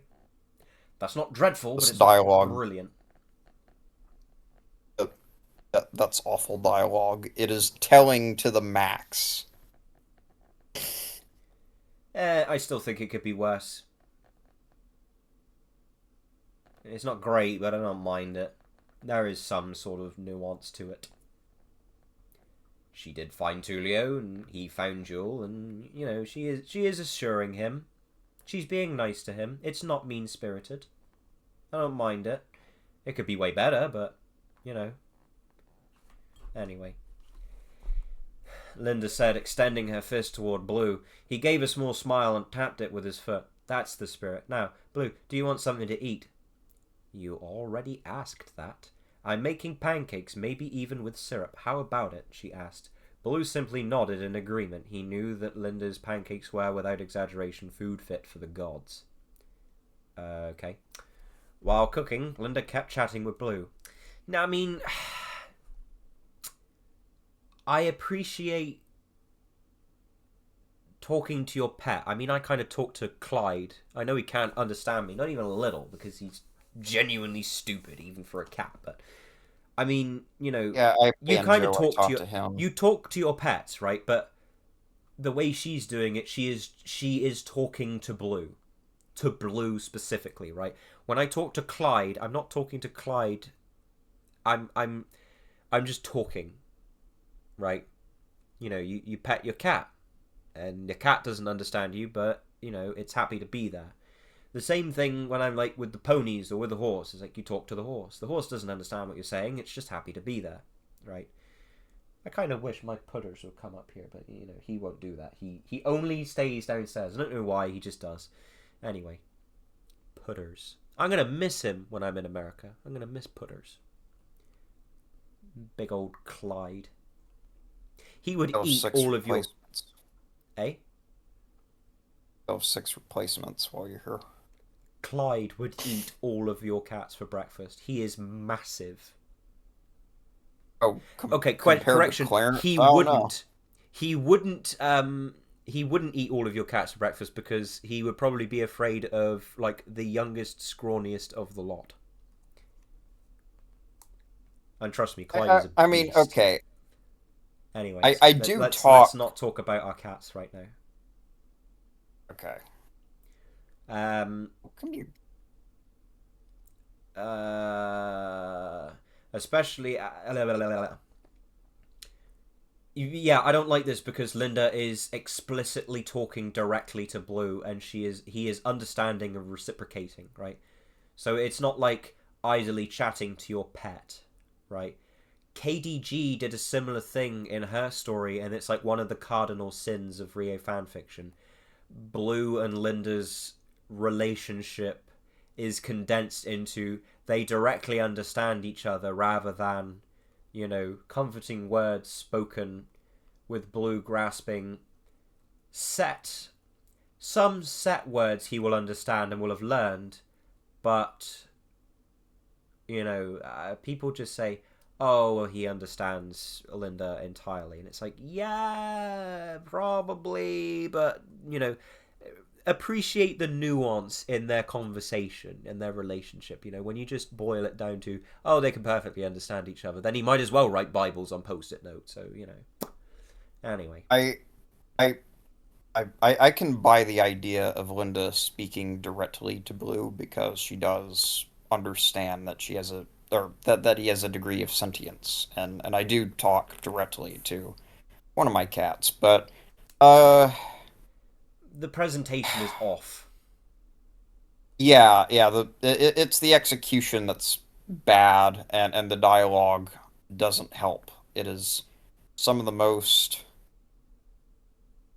again, blatantly telling expositional dialogue I've ever seen in a Rio fanfiction recently.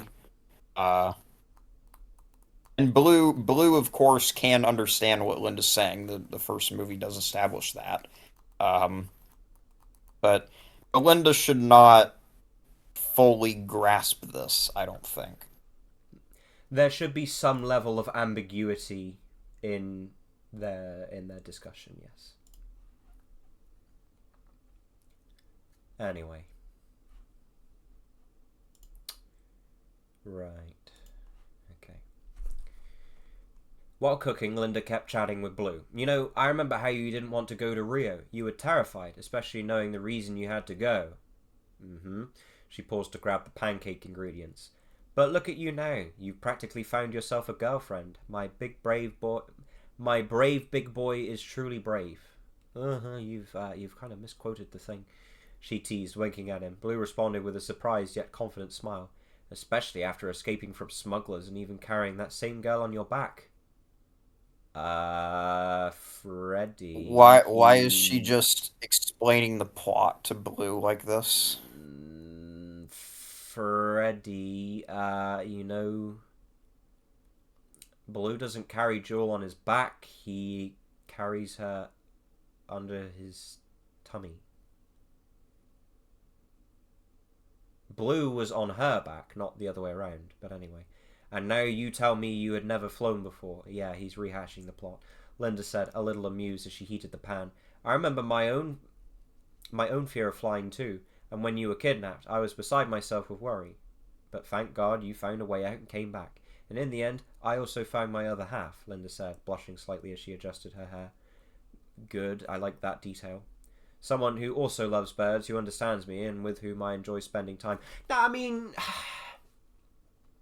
I'm not going to make an argument that the dialogue is good, because it isn't. It's rehashing the plot. But Linda, she's kind of emotional. I can buy the principle.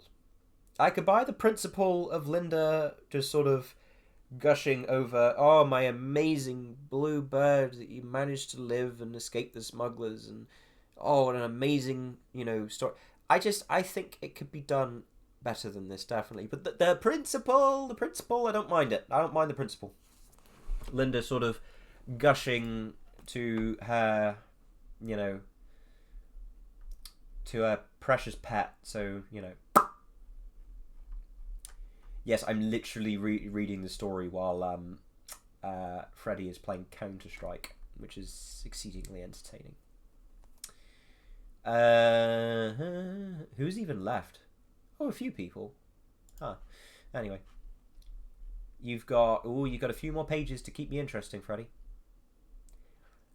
Anyway. By the way, Blue, if you want something else with your pancakes, you can check the fridge. I think there are some blueberries left. They should be perfect for you. She turned to Blue. Without hesitation, Blue flew over to the fridge, grabbed a small basket of blueberries, and placed them on the... See, this is what I mean. This is what I'm talking about. She just says, oh, by the way, Blue, if you want something else with your pancakes, check the fridge. And then he goes to the fridge and gets things. That's explicitly... They are having a conversation and he perfectly understands her, right? If a bird did that in real life, and I know you can make the argument for the film, but it's one of those things where be wary about having Blue do things where if a bird did them in real life, that he would make global news as like the first sentient non-human being, right? Like, be careful about doing that. The film does it a couple of times, but it's just one of those things. But anyway, it's also him rehashing. It's also him just rehashing Rio 2. He goes to the fridge and then he performs the exact same action in grabbing the blueberries. It's not imaginative. Yeah. I mean, granted, it's just him. Yeah, it is just him grabbing blueberries, but it's... Yeah, it happens in context. So. Yeah. Whoa, Jewel, looks like it's time for us to head back, Blue said. You're right, Blue, and I'm feeling a bit tired, Jewel admitted, still wiping away the last of her tears. Feel like a race? Blue asked with a playful grin. Honestly, Blue, not really. I've flown enough for one day. Let's just take it easy on our way home. This is better, Jewel replied. All right, Jewel, let's head back, Blue said, and with that, the pair of blue macaws took off from the pagoda. Oh, I wonder where that might be. The flight home wasn't long, but by the time they arrived, the night had fully embraced the sky, with only the moon lighting their path. The lovebirds flew into their apartment through the open window. Linda and Tulio had already returned from their outing and were soundly asleep on the couch. Jewel perched on the same branch where Blue had sat that morning, while Blue flew over to the table. Jewel, do you want anything? Blue asked, but he got no reply. He turned to look at the branch where Jewel sat. She had already tucked her head under her wing and drifted off into a sweet sleep. Looks like I did a good job today, Blue said to himself with a smile. Deciding he wasn't hungry anymore, he flapped his wings, perched beside Jewel on the perch. Not good. And whispered softly, "Good night, Jewel." He gazed out the window at the moon shining down on the pair of blue macaws, and soon he too fell asleep beside her. Linda, hearing that Blue and Jewel had returned, quietly woke up. She walked over to their perch, gently stroked the feathers of the loving pair and said softly, "My big boy and brave girls. Ooh, sweet dreams." Okay. I recently was thinking of dialogue that is exactly the same principle, and we'll talk to Spixie about this, because he will make note of it. So that's the last page. Marked improvement. Still not amazing, but marked improvement. Let's pick a number. Pick a number between 1 and 40. Let's say 5 and 40. Also, Freddy, the Vista Shinessa is not a pagoda because it's not tiered in its layout. It's just a single floored gazebo. Someone think of a number between 5 and 40. 21. 25. Is that the SpongeBob line or is it 45? I can't remember. No, it's 25. Okay. Anyway. I actually got it right. Yes. You did, and then you changed it. Anyway. Okay, I'll go. As she landed, okay. Jules soared upward and started singing. Oh, great. While Blue stood below, watching her just like the first time. Oh, great. Like an actual angel he couldn't take his eyes off. Oh, boy. The chain still connected them, but in this case, she didn't mind it one bit. No. As she landed, fully savouring the moment the two lovebirds drew closer to one another, finally sharing the moment they had missed the last time. A truly heartfelt. Yeah, I'm not impressed. That's what I get. Right, yeah, just we didn't read all of it, so I'm not. I can't rate it. Yeah, I can't really rate it, but based on what we did read, Poor. 2.5 out of 10. Saved by not being pornographic, I suppose. I mean, it's not a 1. It does do some mildly interesting things, and the prose isn't horrible. I like the dialogue principle. Could be worse. Yeah, I like the principle of Linda sort of gushing to Blue, but you know. But at the same time, it doesn't do anything that's really impressive. It doesn't have anything that's really imaginative. I mean, except, the race is kind of, but not in a way that informs the characters in a significant way. I mean, you can make the argument that it does, but it's not. It's unique. It's not the most original thing in the world. I don't know about that. It's like it's vaguely original, and that's being generous. So I don't know. I'd give it like a 2.5. Yeah. And that's being generous. Okay. I let's move on. I'm unwilling to rate it because I haven't read it properly. Okay. Emil. And then we'll go. Should we go Can We Do It or Emil? Let's do Can We Do It because it's shorter. It's really short. It's like, yeah, 789 words. It is by... Oh, wait. What's his name? Salman Dryatinka. Alright. Okay. This one we also read in full on a private call, and we despised it. I remember this because it's genuine. It's genuinely not good at all. But whatever. I'm just gonna blow through it, but you're gonna get the gist of it. It's like, right. So this story has Blue basically. This takes place during the film. It's an extra scene added to the film.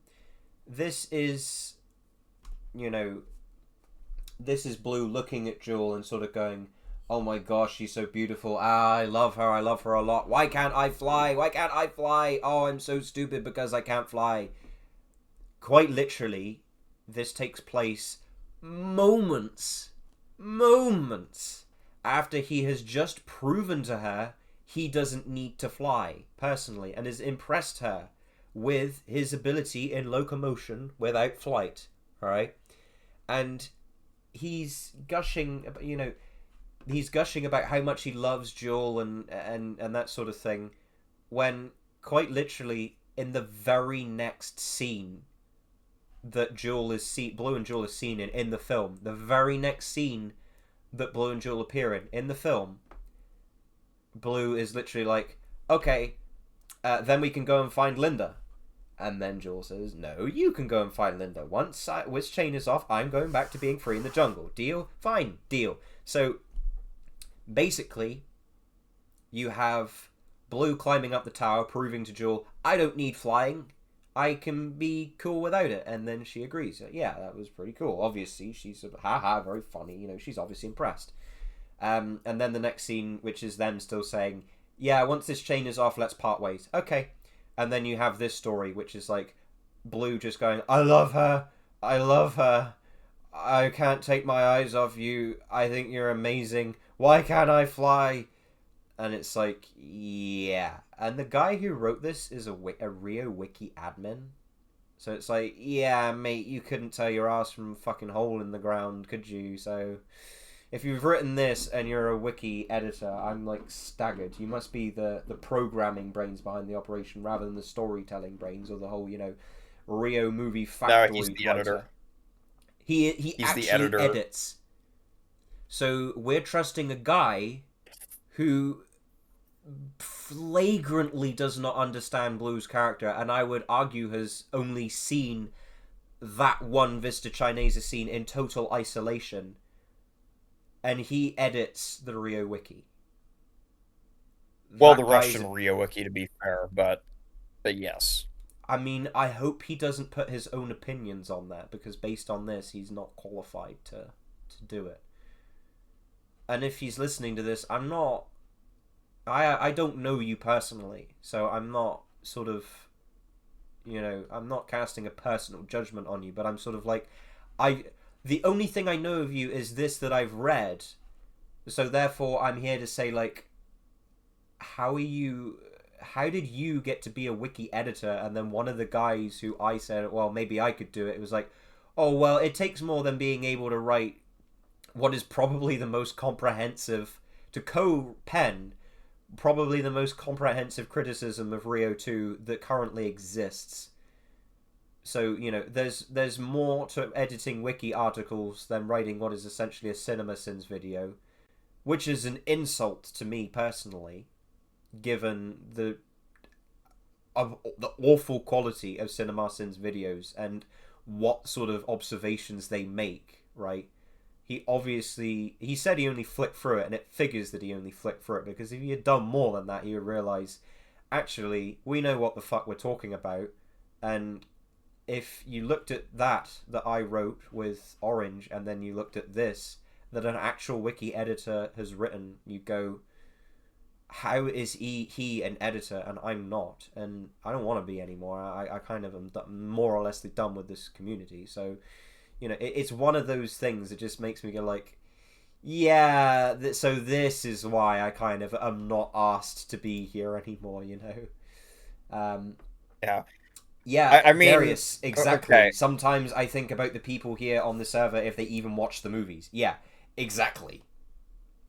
You edit the wiki. Have you even seen the film? In all fairness, the guy that you were speaking with, he's from the English Rio Wiki, not the Russian Rio Wiki, which was just not administered at all until recently, when Nikita took it over, and then he recruited Solomon as like a co-editor or something. But yet again, the English Rio Wiki doesn't have very high standards. I mean, No. you have...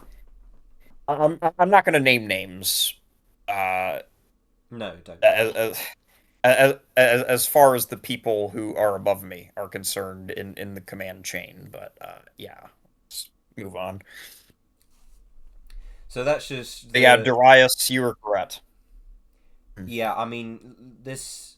Again, I have no ill feelings towards the guy who wrote this personally. I'm sure he's lovely. The only means by which I'm judging him is by what I am looking at here. And so, he might listen to this and think, God, you're an arse. And I'll say, yeah, maybe I am, but I just, at this point, genuinely, I'm fed up and I want to be done with this now. So, but that's the the crux of it, is the guy doesn't understand Blue's character. So, see if you can spot what goes wrong. Anyway. Can we do it by whatever his name is? Oh, come on. Not every bird needs to fly. I, for one, feel perfectly free without it. That's not what Blue sounds like, he whispered once Joel appeared to have fallen asleep at the other end of the beam. However, Blue felt a strange... Okay. Initially, I was going to criticize this for him saying this out loud, but I will give him credit, even if it's unintentional. Blue does talk to himself. This is part of his character, so... I don't feel like he did this intentionally, but... Yeah, that's what I'm saying. It's Probably not intentional. This sounds really mean of me to say, like, oh, this thing that he's gotten right, I bet he did it with it. No, listen to the rest of the story and you'll see why I feel this way. Like, he misses pretty much every single time. So the fact that he hit this is like, a broken clock is right twice a day, you know? It's one of those things. Mm-hmm.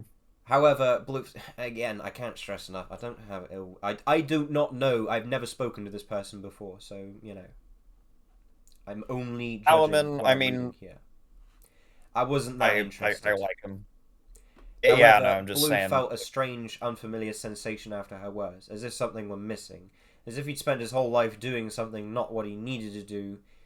He considered this for several minutes, standing perfectly still, lest the chain, virtually the only reason they were near each other, disturbed Jules' delicate slumber with its clinking. I do like that. That's pretty good. But he doesn't do the dashes correctly, which is fine, because most people... I don't care, but the principle of this, I don't mind it. The moment Blue's gaze fell upon her, the feeling that had been tormenting him lessened considerably. I appreciate that looking at Pretty Woman makes him feel better.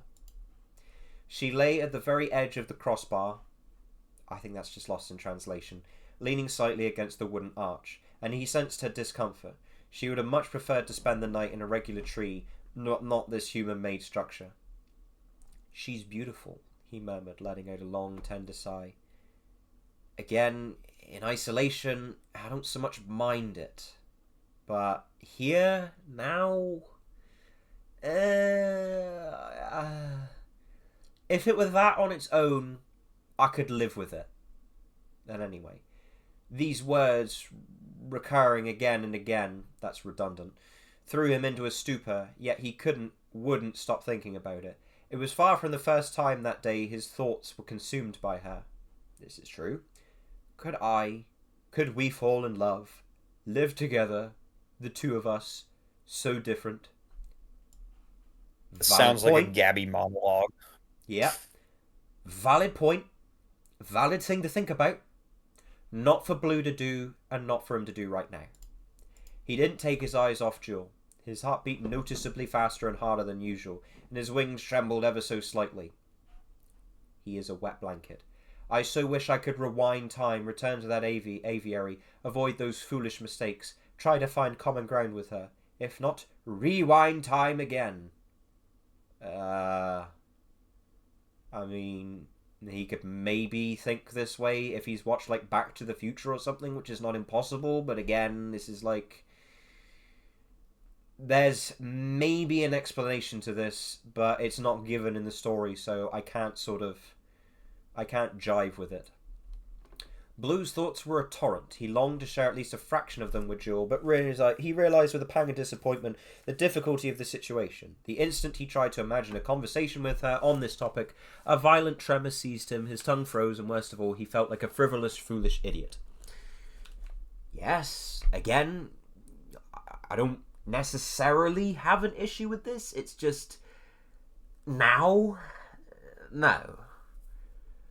Remember in this scene, Blue literally says, "Good night, Blue," and Blue literally says, "Good night, Jewel," and then "Good night, Linda," and then he looks out over the city towards where Linda would be somewhere, right? So, for all intents and purposes, he says, "Good night, Jewel," and then, more importantly, "Good night, Linda," and then looks at her, basically, out to her, where she is, right? So he's invented this scene because, again, good night, Linda. Good night, Joel. Good night, Linda. Looking out towards Linda, and then, oh come on, not every bird needs to fly. So he's just having. This does not fit with what actually happens in the movie. So yeah.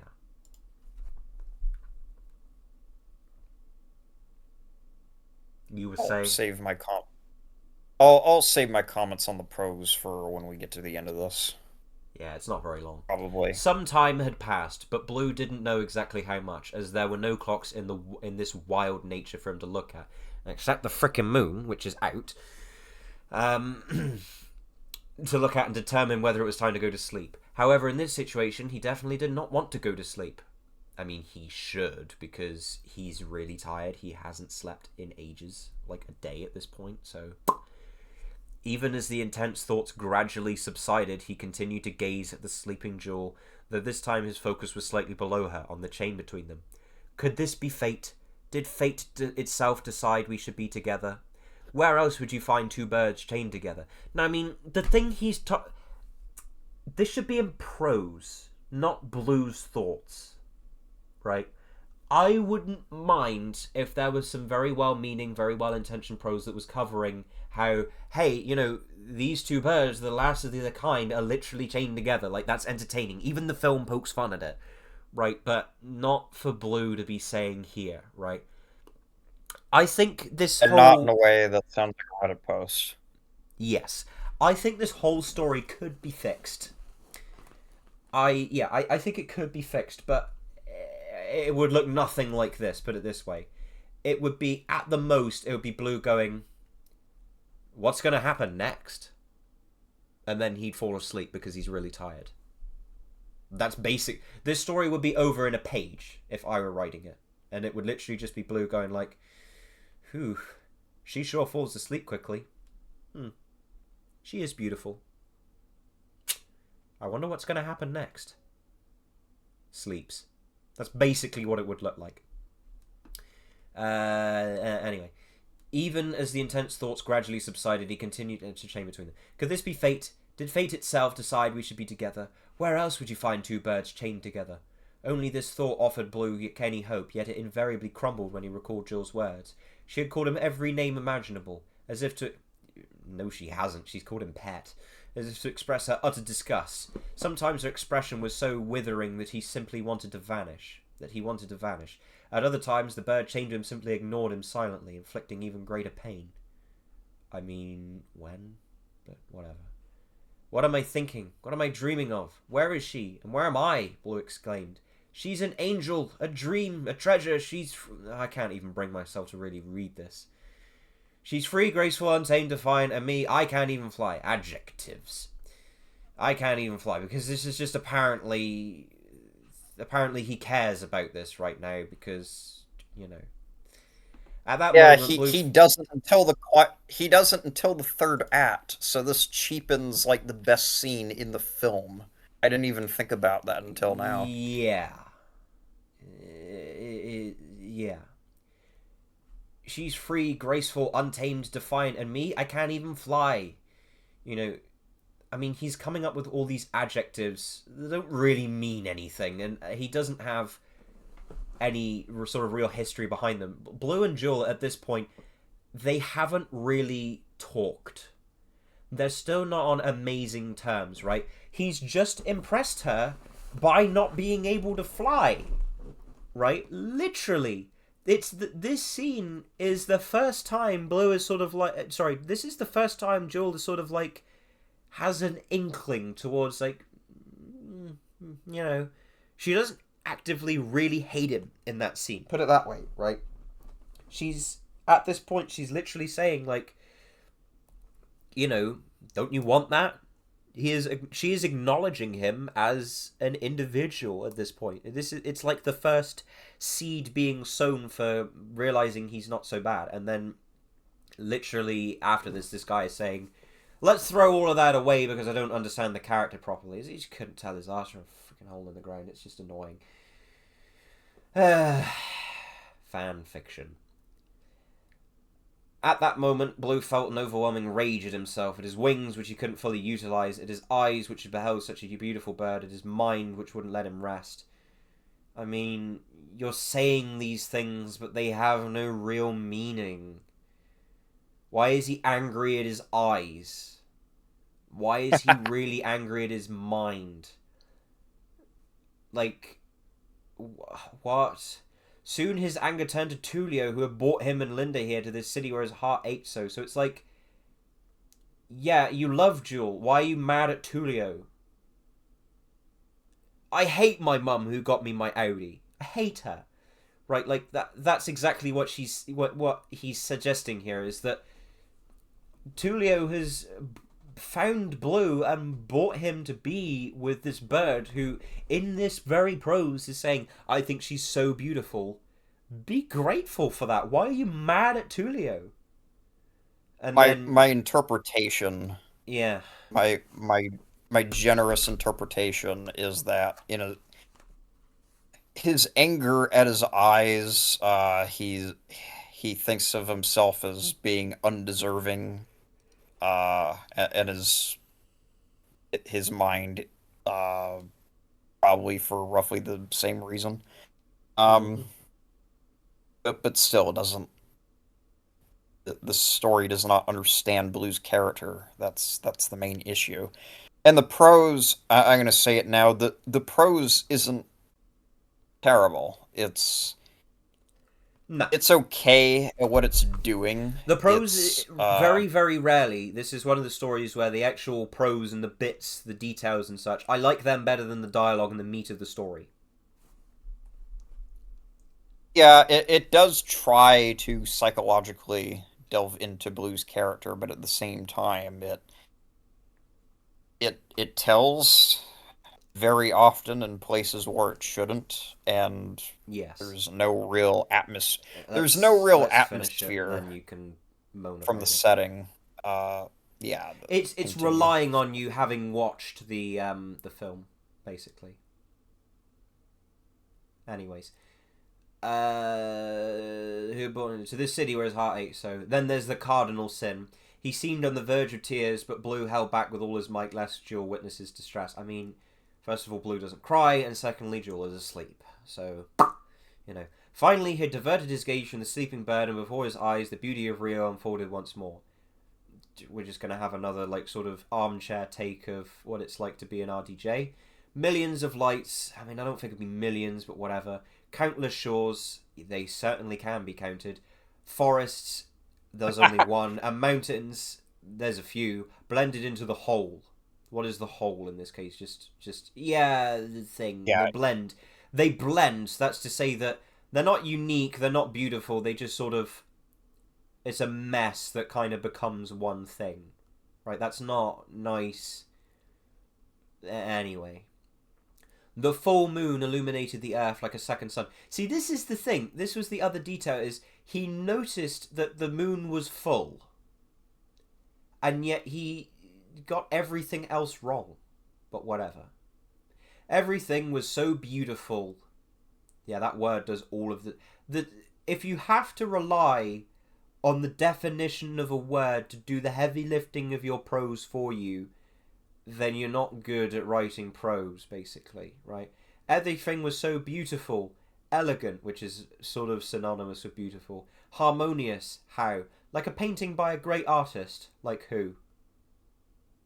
Yeah, that was one of my criticisms when we first read this. Like who? Which artist are you talking? Yeah, are you talking about Like me? Bouguereau or Van Gogh? I've done enough painting myself to say I understand the comparison, okay? Because when you are painting something, I would know, you kind of fall in love with it, right? Your own work sort of seduces you, okay? So I get this sort of feeling that he's portraying, but it's not universal, right? So just saying, like a painting by a great artist, I feel that because I paint, but people who don't won't really sort of, you know. Anyway, nearly done. Maybe it'll all work out. Maybe, yeah.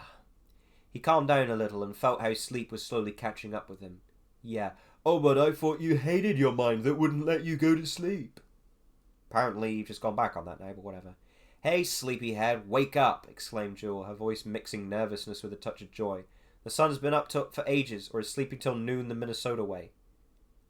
I don't think they're up until... I don't think they wake up till noon. I think it's earlier than that. Oh, whatever. Blue flinched at the chain jangling against his leg. Good morning to you too, he mumbled under his beak. Come on, we still have to get through this chain, Jewel urged him. This ending, last 3 paragraphs, best part of the whole story. Because they actually are not bad at all. Genuinely, they are not bad at all.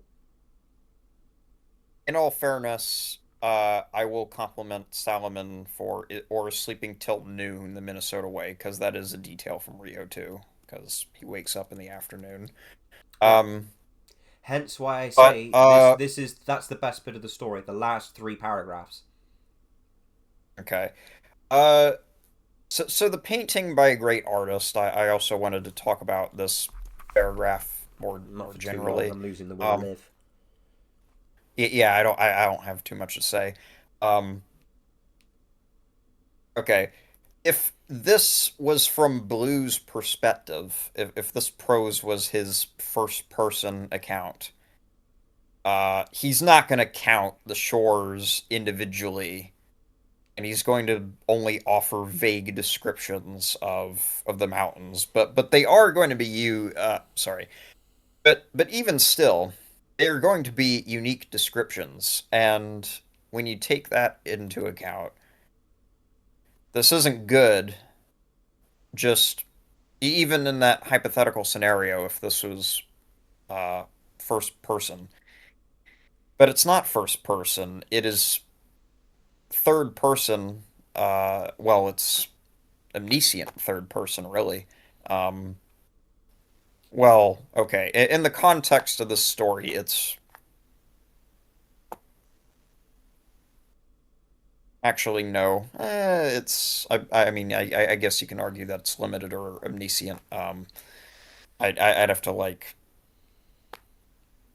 pay attention to each paragraph in detail to really tell you, but because it's in third person, regardless, it's not from Blue's perspective. Uh, yeah, no, it is omniscient, so it is worse. It's even worse than I was already gonna say. Uh, um, no, this is just telling, and it is the most unimaginative description of Rio I've. Okay, no. No, I take that back because it is better than saying in the city of Rio. It's better than Yeah. that, but it is okay. As far as actual descriptions of Rio and not just setting where the scene is located, this is one of the laziest I've ever seen. He doesn't even try to describe the unique uh features of He the doesn't Brazilian say highlands. Blue looked up at Christ the Redeemer smiling down on him for being with Jewel or whatever, that's the sort of thing I'd be thinking. I mean, yeah, sure, you can do that, but I'd say at the bare minimum, I'm like just thinking of anything. Just anything at this point, right? think of the terrain. Like the Yeah. terrain looks nothing like Minnesota, and the Brazilian highlands are very distinct. Uh, like in America, we don't have highlands like that, so uh, no, it should not be this bland. This prose is the equivalent of the pizza I had last night.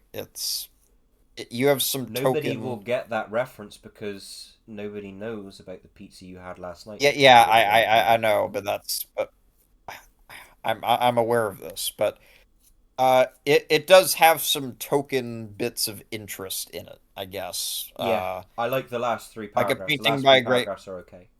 Yeah, yeah, like that pesto, it has some token bits of interest, but it is just completely bland otherwise,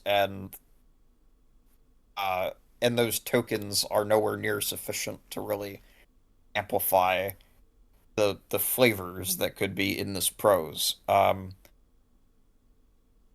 Yeah, no, this story I'd give it like a It's like a 3.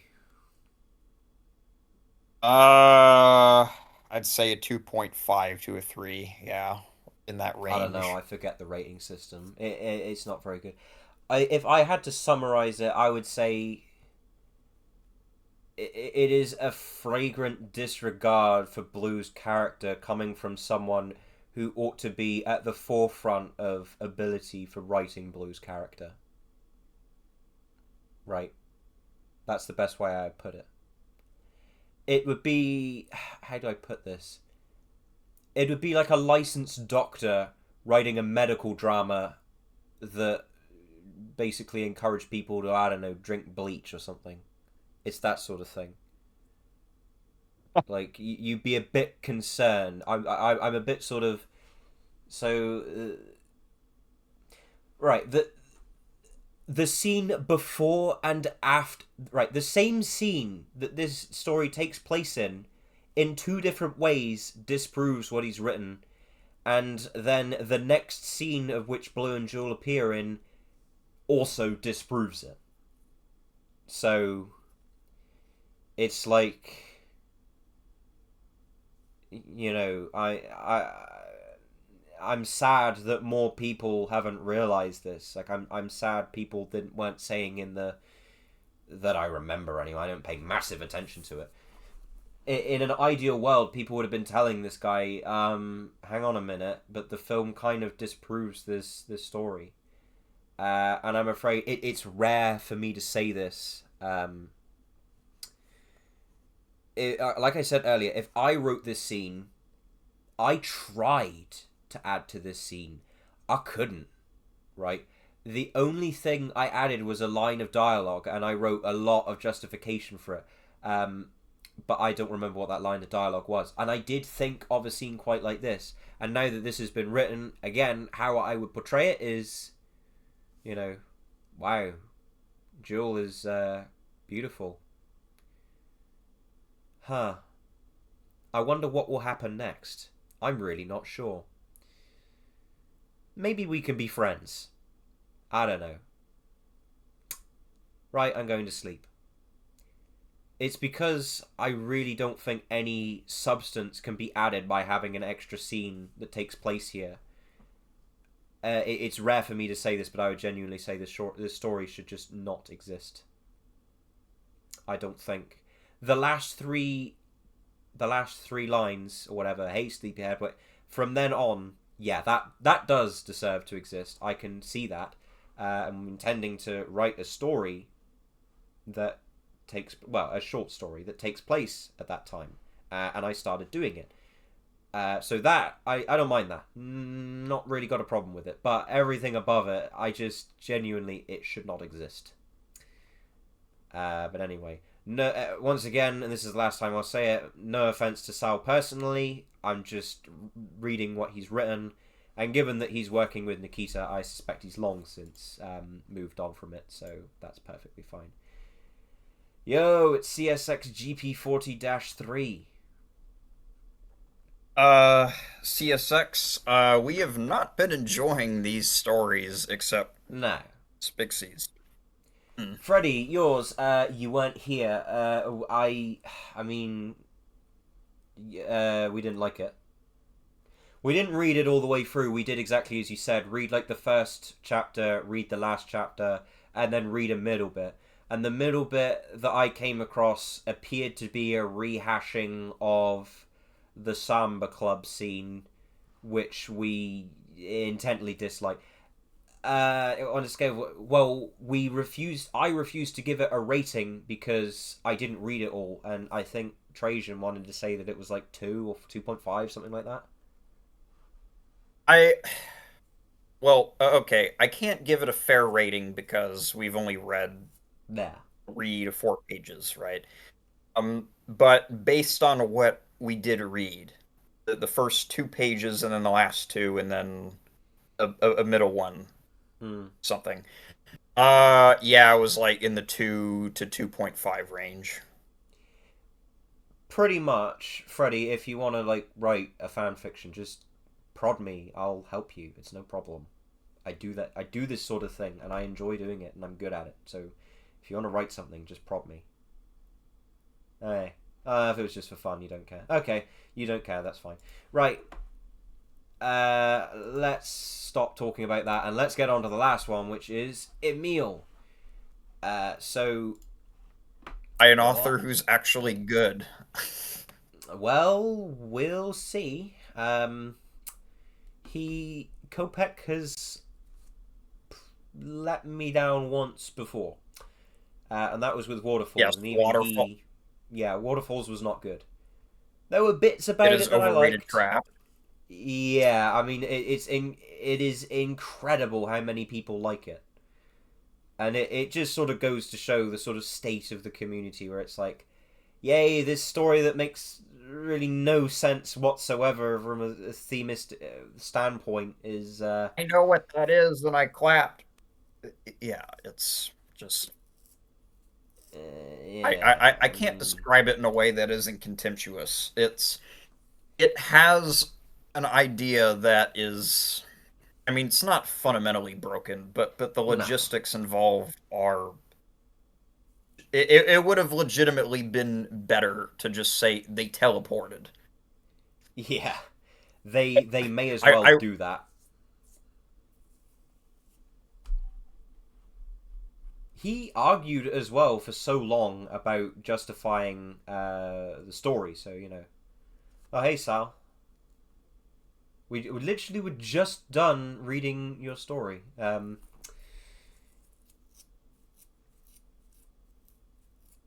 I hope we don't have to go over it again, because we literally just finished talking about it, so, you know.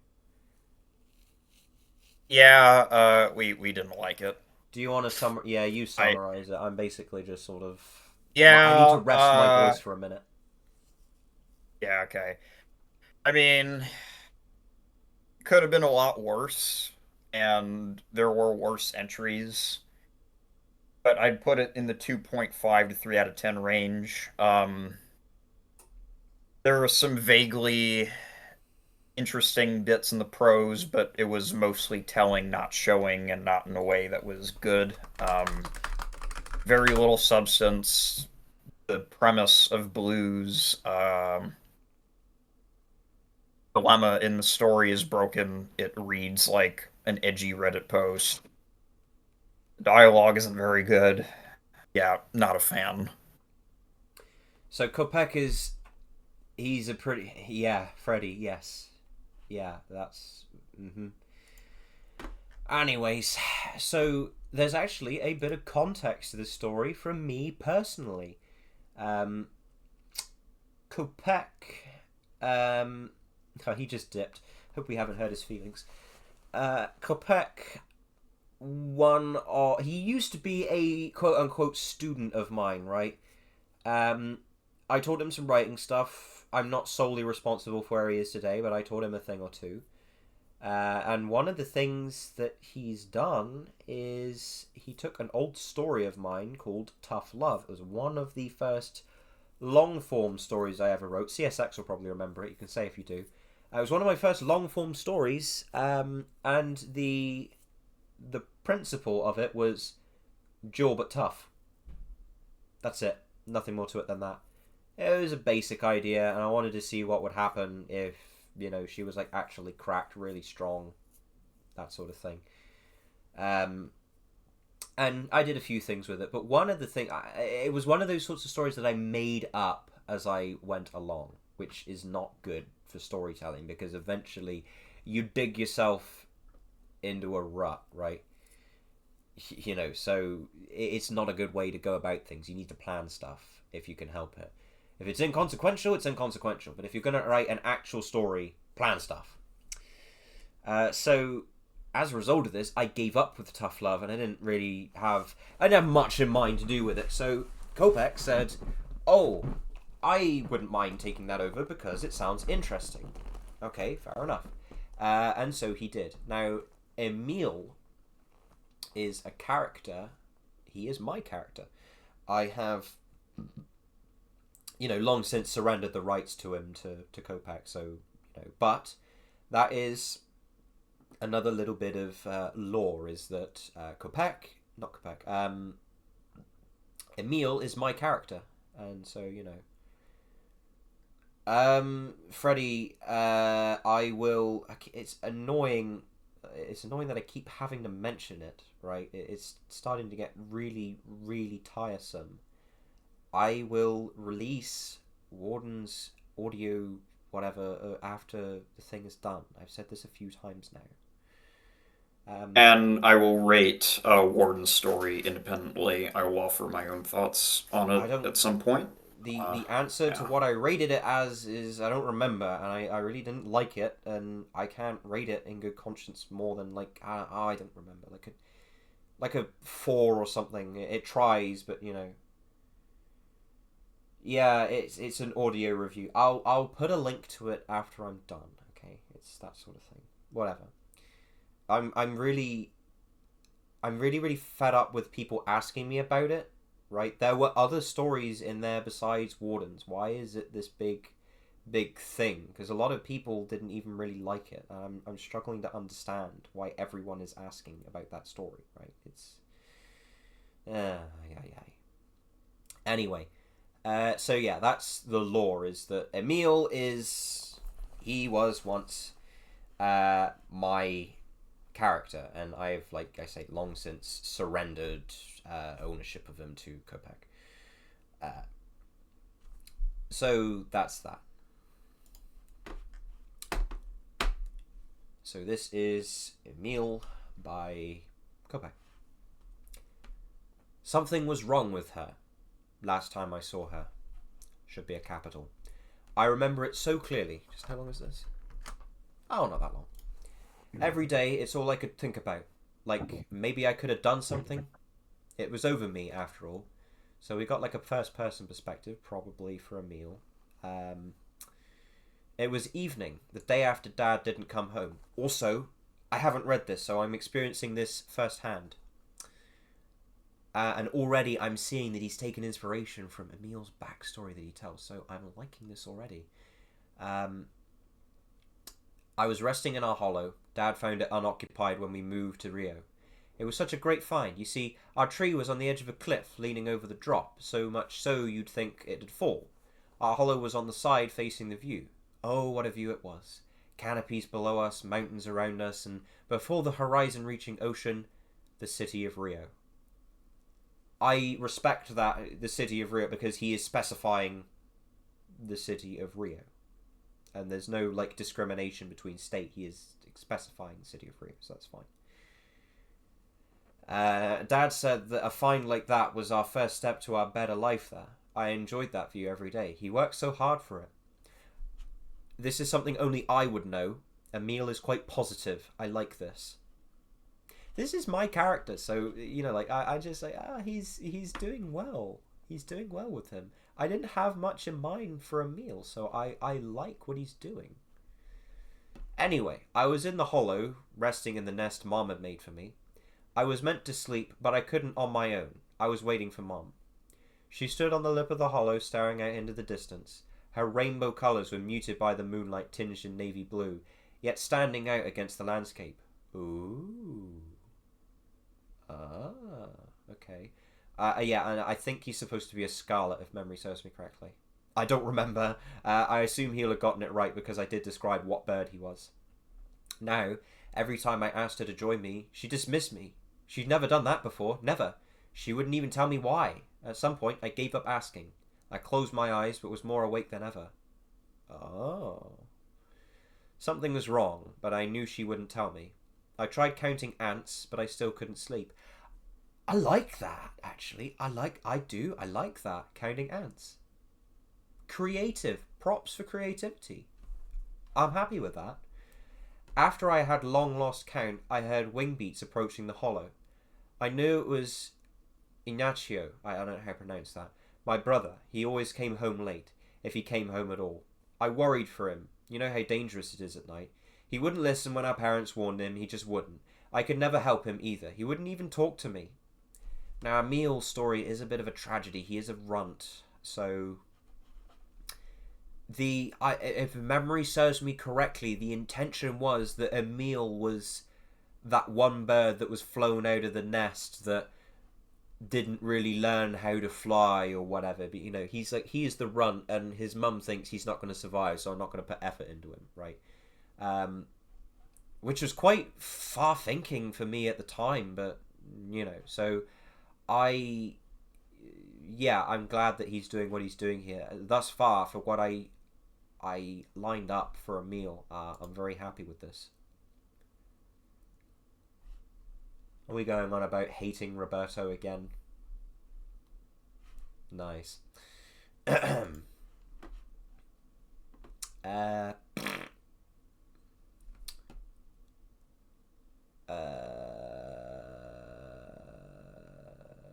he wouldn't listen. He wouldn't sort. I opened one eye a little bit, enough to see. Ignacio landed on the hollow's lip and walked past Mom, not saying anything. She didn't either. It was like they didn't even know the other was there. First thing he did was glance at the food corner, finding it empty. He sat down in the nest on the other side from me. Mom said, "Come here," in this gentle voice, almost like she was asking, but he didn't move. Mom looked at him sideways and she said, "Ignacio," this time without that question-like tone. He groaned and walked over beside her, muttering something under his breath. They stood there, didn't look at each other, didn't speak. Eventually, Mom said, "You're old enough, Ignacio." He didn't reply. She continued, "It is time you start contributing." He snapped. "What, to him?" Pointing at me. I felt this gnaw inside me. Yeah, that's pretty much how it was. I don't know how to describe it. I didn't want to be there. Mom softly said, "Keep your voice down." He yelled, "This is bull..." Well, I can't say it. He was always like this to her. To me. At least when Dad wasn't around, he wouldn't have had it. He wouldn't have it. She added, "He's your brother." Ignacio scoffed. Mom closed her eyes and hung her head. I felt my heart pounding, tears coming to my eyes. There, I wanted to do something, say something, but I didn't know what. Ignacio's face was all tense. He said, "Father was a fool."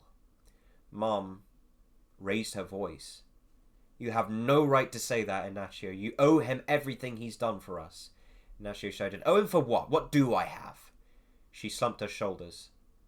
Ignacio shook his head, staring at something far away. He had it all. Mom looked at him from the drop, saying, "You know why he made the choice he did?" Ignacio faced her. "He believed rumors. How is Rio a paradise? This dump is as bad as everywhere else." She said, "He wanted us to have hope." Ignacio threw his wings in the air. "Well, look where that got us." Mom turned to her. "I'm invested. I'm happy. I like this. Right? I'm not just this dickbag who just dislikes everything. I like this. There is tension here. I'm invested." Mum turned away. She sighed and said, "It doesn't matter now." She paused for a moment. So the implications there are good. She paused for a moment. "Ignacio, you have to feel..." He cut in. "No way. It wasn't my fault." Mum started yelling. "Do you have any idea how hard it is to feed you two?" Ignacio matched her tone. "Then you shouldn't have had that parasite." And then she... "I'm sorry." "Thank you, Miss Jewel." "Okay, what happened was..." "What?" But I thought... So you don't want to hear it? "No, I can handle it. You're here for me, right?" "I know, but for so long I just wanted to tell somebody. Wanted to tell you." "Really? Thank you." I'm a bit confused, but I might grasp it. "Yeah, of course." So anyway, Mom, she hit him. She hit him. I flinched, but made no sound. I held my wing over my back, holding back a sob. He looked at her. He had to turn his head toward her to do it. The hit sent it so far back, he stared at her. After a moment, he opened his beak like he was about to say something, but he didn't. He flew off. I couldn't hold it anymore, and Mom didn't come to comfort me. I cried myself to sleep. Something must have been bothering her, maybe because Dad wasn't there, but that doesn't make sense. He found Maryland, hadn't he? It was a good thing. Why be upset about it? Though I wondered, why didn't Dad just take us along? Why was he waiting for us instead of coming to get us? Wouldn't it all be better? I just wish I understood you adults. So anyway, the next morning, sunlight shining into the hollow woke me up. I opened my eyes, and Mom was still standing there, on the hollow's lip, just looking at the view. But there was no view. There was fog everywhere outside. The way she was standing, too, it was so unlike her. It took me a long time. I slowly rose from the nest and stepped closer. I didn't know what to say. I had so many questions, I didn't know which to ask first. I just walked up, and I hugged her. She jumped with a gasp. I didn't mean to scare her. I didn't think how sudden she would find it. I pulled away and looked up at her, beak agape. I wanted to say sorry, but the way she looked at me, I froze. Her eyes were wide open, unblinking, and their pupils pinned. Her beak was open just a little bit. I could hear her tiny breaths on my face. Very smoothly, she crouched down, still staring at me in that way. She slowly enveloped me with her wings, but clumsily, like she had never done it before. Her face scrunched up, her voice breaking. She said, "Oh, Emile." She quickly pulled me in for a hug. As she pressed me against her soft plumage, I felt her chest pulse randomly, pushing against me, like she had silent hiccups or something. I snuck a glance up at her. Her head was turned directly upward. Her beak was clenched shut, and so were her eyes. Tears welled up between her eyelids. I pulled away again and asked, "Mom, why are you crying?" She looked at me. Holding me with her wings by the side, she leaned toward me, close. She said, "Emile, you know I love you, right?" She paused, for not long enough for me to reply, "Honey?" Of course I did, but I didn't think saying so would fix anything, but maybe I should have. I don't know. Instead, I asked again, "Mom, what's wrong?" I had this tightness in my throat. She closed her eyes and slumped her head, resting her upper beak on mine. Tears ran down her face, leaving wet trails on her cheeks. Then, I got an idea. I said, "Dad would know what to do. You said he's in Maryland. We should find him." She opened her eyes a little. She mumbled, "Maryland?" and sighed. After a moment she nodded slightly, staring blankly into space, and repeated, "Maryland." Suddenly she let go of me, stood up straight, and stared deep into the fog, focused on one particular spot in the haze. Her chest didn't move at all, like she forgot to breathe. Just as suddenly, she looked at me in that same weird way as before, those eyes, beak hanging open, except this time she had those tear trails on her cheeks. In another quick motion, she got right up to me and froze in time. She just stood there, hunched over, staring at me. She didn't even blink. I thought she was possessed. Eventually, she gently dragged her wing from the top of my head down to my nape and said, She swallowed. "I'll see you there." She sniffed and finally blinked. Some life returned to her expression. Her voice cracked. "Okay?"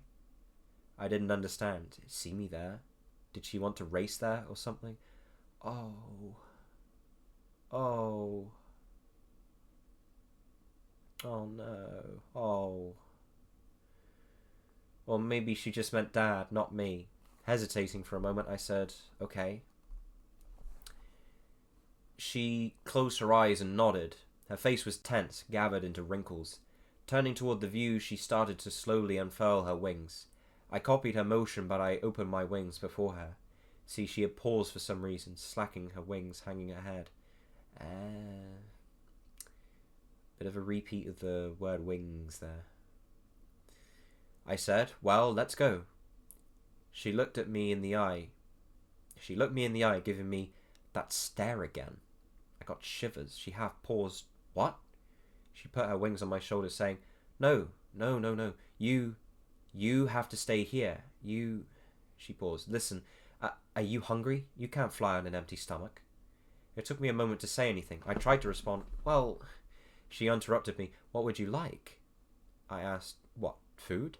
She nodded vigorously, shaking her whole body with emotion, and answered, "Yes, food. I'll get some for you, and then we'll go, all right? What would you like?" I said, "Oh, well, really, any food you find will do, as long as we share it." No longer all over the place, she replied, "Your father taught you that, didn't he?" I smiled and explained, "He did. One day he brought home a banana peel for dinner, just the peel. It was so bitter, I couldn't eat it to save my life. He joined me, saying that eating food was an experience, and that any experience, good or bad, gets better when you share it with someone else. Good times become great, and bad times become more bearable. We even had a little competition to see who could eat the most with a straight face. That's also good. After he tasted the discoloured part of it, he winced. Oh, you should have seen the face he made.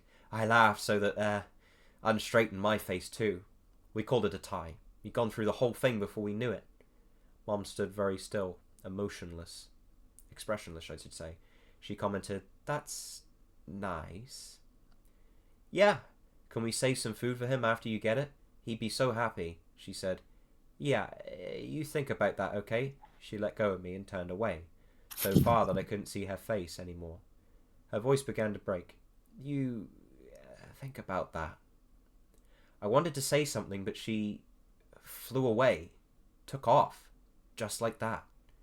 With my beak hanging open, I watched her disappear in the fog looming over the canopies.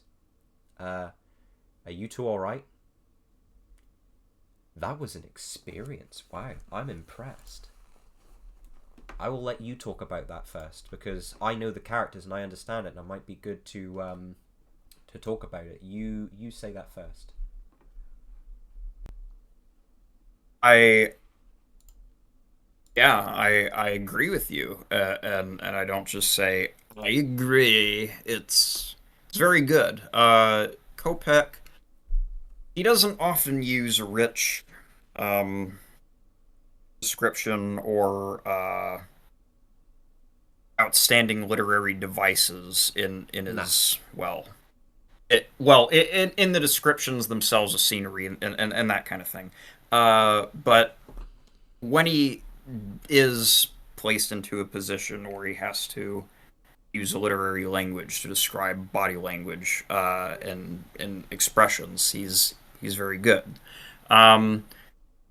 His main strength comes through in the dialogue. He's very good at snappy dialogue, and he's very good at dramatic tension.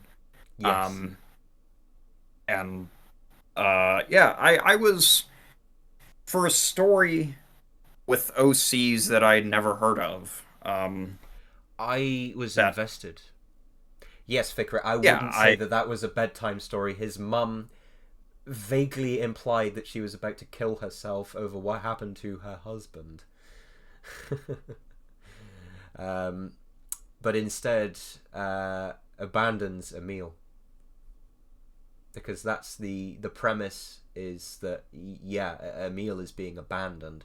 And he will appear in Tough Love as this orphan that is saved by Tullio. So he is, this is, it's tension done right. It's I like how open to interpretation it is. I know what's supposed to happen vaguely, and even then, Emil, I never really fleshed him out. He was basically he was a kid, right? I never talked much about his mum. I never talked much about his brother.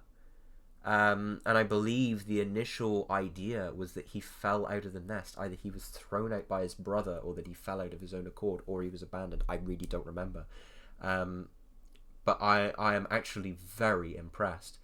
I got a bit lost in a couple of places. I would need to pay closer attention to... I would need to pay closer attention to this.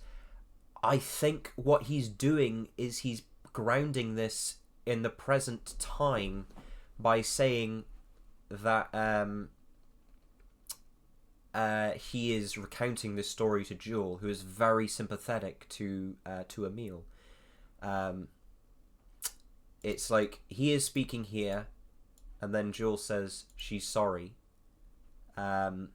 And then there's the implications of what happened there, which is to say, what did she do? Did she hit her son back? Did they have an argument? Did she leave and go away? You know, and then he reveals it. So you are left wondering, what happens here? We don't rightly know. So there's this... It touches on domestic violence, definitely. And he does it very well, and actually with quite a bit of grace. I'm surprised. And then he grounds it with in reality here. And this is told from the perspective of a child. And this would be a traumatic thing to witness, is, my mum hitting my brother, right? And she even had some of a right to do that, because he laid hands on her first, right? So,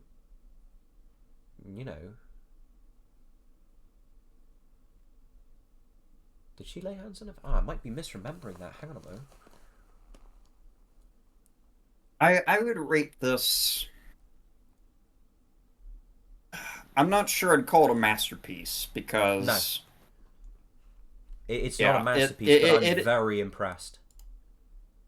yeah, I it love is. how he grounds it here, because Joel is very Yeah. sympathetic to Emil, and yeah, this is brilliant for the perspective of a child. You know, I think he uses words that are a bit too complicated for a child, but I think the way he's portrayed it is Emil is meant to be young, but he's not.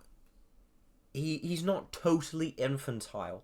He's kind of grown up a bit quickly. I'm a big fan with what he's done here. Definitely ending on a high note.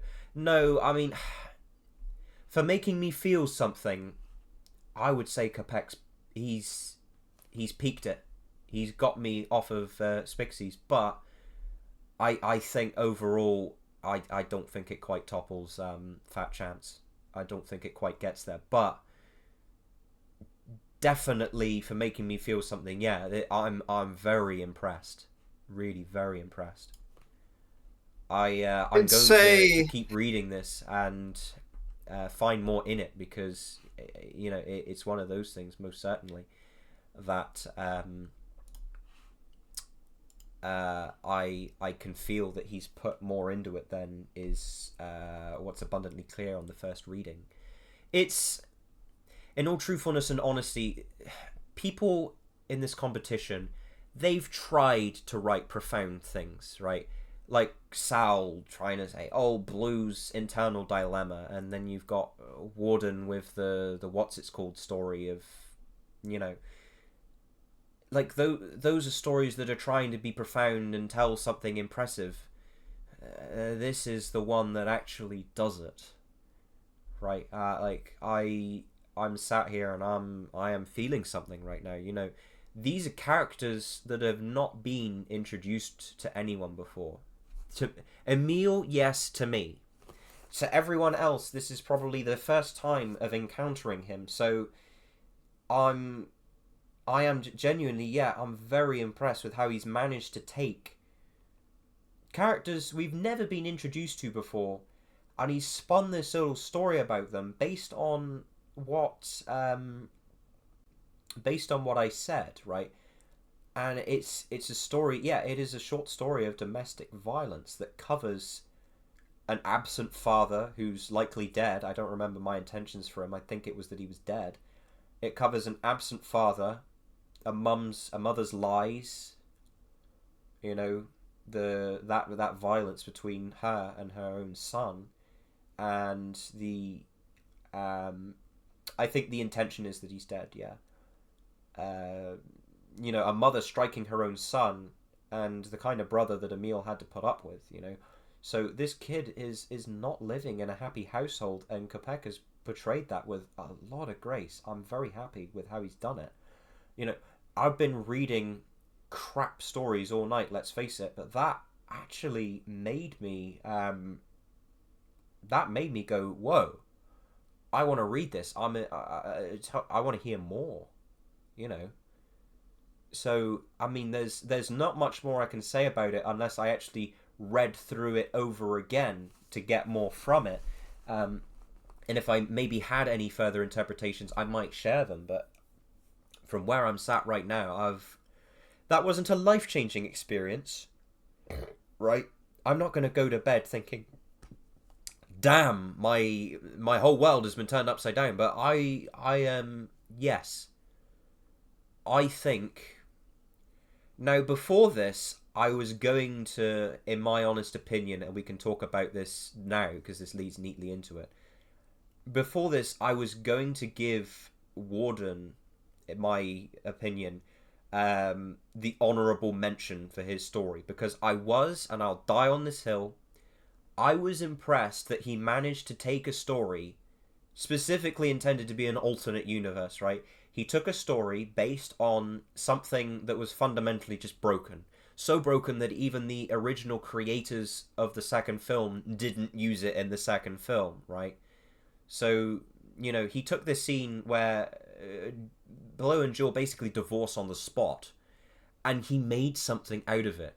I really don't like the story he told, and I don't like it for reasons that I explained in, you know, in the audio review, which will be made available shortly, because we're going to conclude soon after some words from us personally.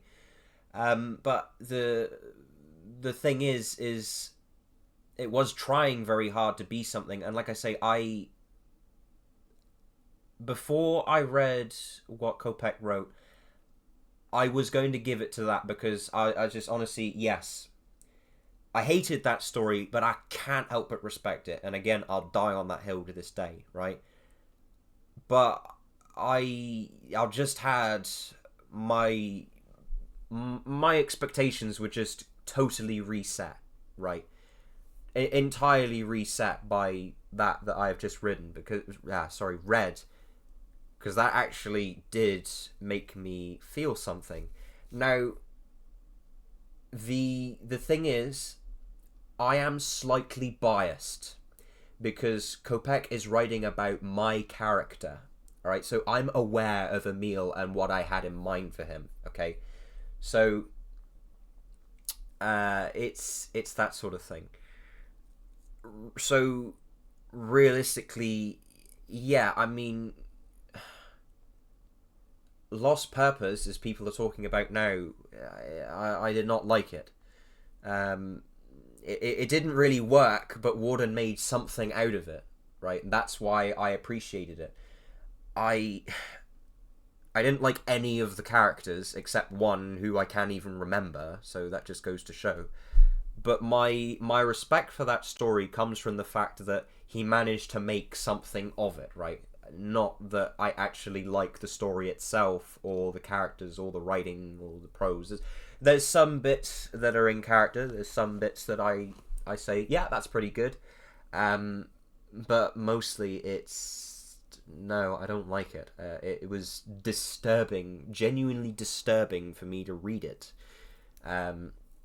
Which, again, is one of the reasons why I say I respect it. But, you know, it being seen as what a lot of people are doing here is saying, it's a great piece of writing. I'm not going to say, you mustn't believe this because I have told you you mustn't believe this. I'm a firm believer in, you read it and you come to your own conclusions. But I can say pretty much objectively, and you'll understand why in my audio review if you listen to it all and pay attention. It's not well written, okay? It's not good. It's not well written. It's not a satisfying story. I don't understand why it's being told, you know? Yeah, that's fair enough, Freddy. That's no problem. Come to your own conclusions. Don't take my word for it, okay? If you listen to my audio review and you agree with me, that's you agreeing with me because I've explained my stance on it, right? But, you know, if the intention for Warden was to write a story that would get spoken about so much, he's freaking succeeded, because I'm fed up with hearing about it, genuinely. I'm at my wit's end with hearing about it, right? It's not this Lord and Saviour story that a lot of people are making it out to be, right? But again, I stand on my principles. I respect it. Very well done to him for what he's written, but, you know, so I have my biases, okay, and I'm acknowledging that I am a bias. You know, I am acknowledging my bias, okay. I infinitely prefer Emil to Lost Purpose, because Emil made me feel something at the end of it, and it touches on subjects with a lot of grace, okay. Warden's story just systematically destroys everything that the first film set out to achieve, so no, I don't like it. Naturally I don't. And so I would say, I hold up my hand and say I am biased, but I exponentially, objectively prefer Emil. As both are sad stories, but one is just handled with a lot more grace than the other. And that is my honest opinion. Freddy, we don't dislike Lost Purpose because it's a sad story. We dislike it because it renders the purpose of the first film void, and it's not well written. It's as simple as that. And I've looked at Lost Purpose. I've looked at the prose. Now, granted, I have not read the whole thing, and I am approaching the thing in good faith, right? And I'm not going to give it a rating until I'm finished. But Warden has his moments where he demonstrates, okay, yes, he has talent, but I made the good majority on that in my audio review. I didn't just shit on the thing whole. I actually, in the beginning, I was interested, and you can tell I was interested, right? And then I sort of it reached a point where, you know, it reached a point where I sort of was like, oh, whoa, okay, what's going on here? You know, it got to that sort of point, and then it kind of went, for me personally, downhill from there. Like I say, listen to my audio review. Yeah, again, to anyone here, in regards to all of these stories, don't take my word for it, okay? Read it yourself and come to your own conclusion. If you read it yourself and you agree with me, then you agree with me. If you're listening to me say it and I explain it in such a way where you say, okay, I can't disprove what you're saying and I'm looking at exactly the same thing you are, so therefore I believe you and I think you're right, I agree with you, that's great. But if you want to say, no, like Freddie's saying here, I don't care about plot much, I'm enjoying every story in Imagined World, not collected to plot, really. But that's your opinion, I respected it. See, this is the Happy Birthday principle, right? I hate Happy Birthday, written by Bluetech. It is a story that, as I have famously described, famously, quote-unquote, is a story that has an unwavering allegiance to all things that are obscene and evil, right? Bluetech himself said, I wrote this story specifically to see how fucked up of a story I could write, and that was what he succeeded in doing, right? Warden, I believe what he was setting out to do, well, yeah, what he declared he was setting out to do was to take this this specific what if question, and it's a good challenge for himself. And like I say, I respect the story because I reckon he pulled it off satisfactorily. Like, he has done something with this that stands on its own 2 feet, with all the grace of the doing the dance of a newborn camel, so not firmly on its feet, but it stands. Okay, I hate it. I don't like reading it. I'd rather read Happy Birthday, because again, it systematically destroys the first film, which is something I love. And Coco is shoved into Blue's life with all of the subtlety of, you know, it's as subtle as a brick to the face the way Coco is shoved in there, you know. So it's like, okay. So Blue and Jules' relationship works because they're not like each other, and Coco is basically she is supposed to just magically be on paper his perfect lover. She likes books and she likes reading and she's nerdy and she's a bit awkward, and it's like, yeah, that just misunderstands what makes Blue and Jules' relationship special in the first place. I keep having to talk about this story, and it's annoying. Curse you, Warden! You've raised a controversial story that I have to keep bloody well talking about. As for my opinion, as for my opinion on the best story in this contest, I have to say Emil.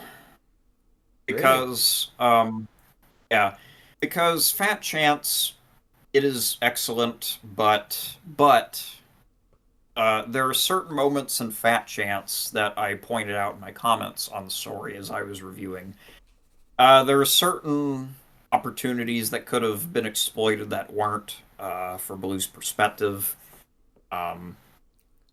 Or to develop that perspective, and there's just minor technical mistakes throughout the work. None of them are particularly egregious, but they do lower the rating. This Emil, it doesn't have those problems, and I think it.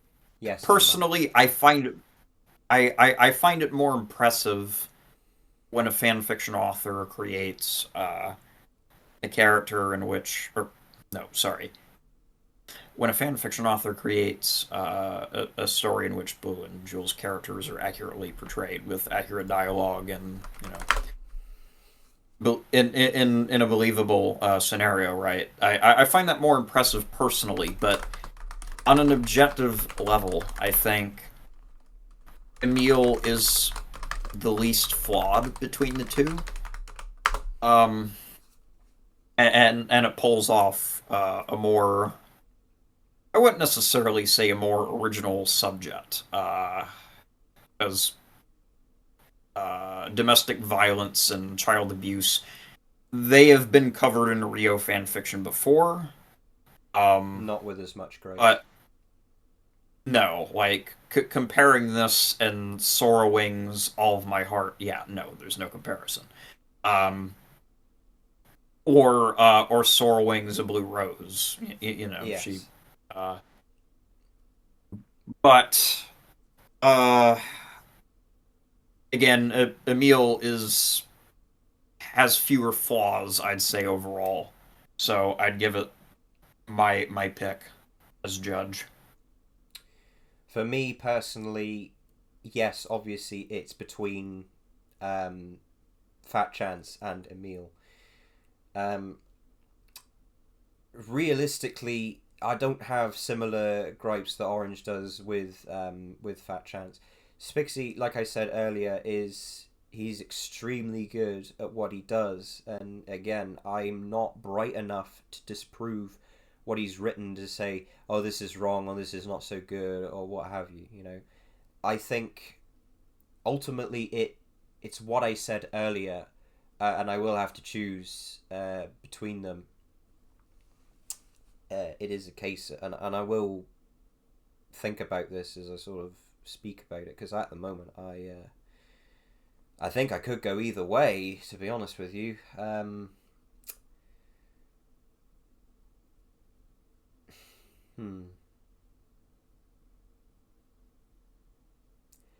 I'm still feeling the effects of reading Emile, whereas Fat Chance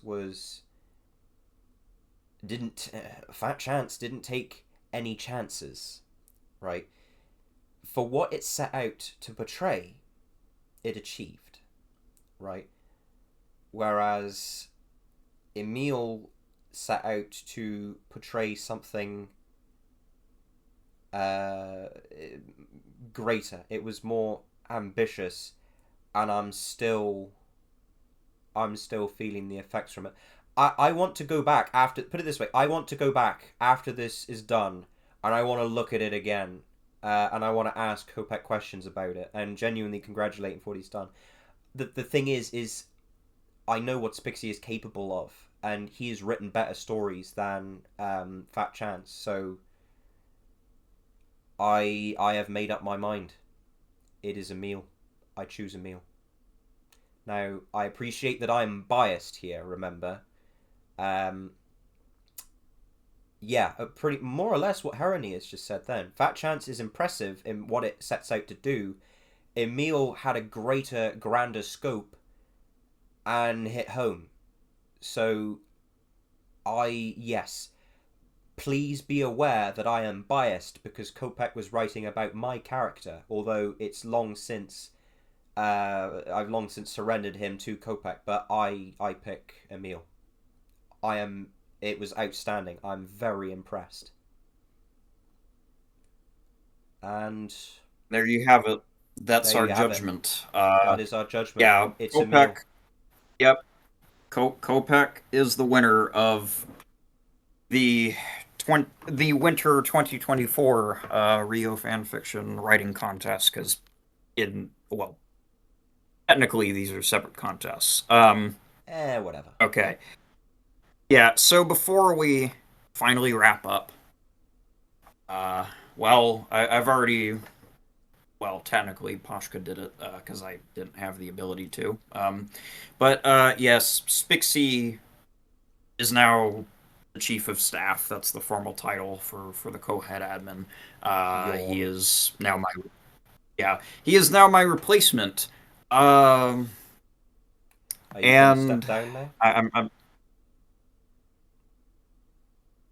yes, yes. Hang on just a moment. Are you actually going to be hanging up your head admin position right now? Hang on just a moment. I'm looking at my. Orange isn't going anywhere. It's me who might be, and I'll talk about that in a minute. Yeah. I will yeah, not Freddy, be I'm not leaving. believing my ears. I'm not. I'm like sort of like, what? He's actually gonna do it? I thought I genuinely, okay, everyone, I genuinely thought he'd baby out and sort of go, oh, well, there's sort of like, there's some reforms I want to keep putting in place or whatever. Are you actually, he's hanging up his admin thing. I'm impressed. Actually, wait. I don't have the perms to remove my head admin role. Wow. I can't do it on my own. I have to get Pashka to do it. I was about to say, well. I can't do it, so... Well, there you go. Yes. Leave and rejoin, I don't know. Yeah, anyway. Okay, so technically this can't be technically this can't be my last day because, again, I need Pashka to actually remove my head admin role. But anyway, Spixie at this point is functionally my replacement. I am done being active staff on the Rio Discord server at this point.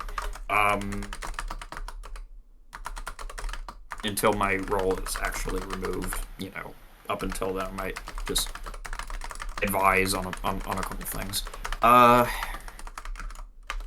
Actually, wait a minute. No, never mind. So, yeah.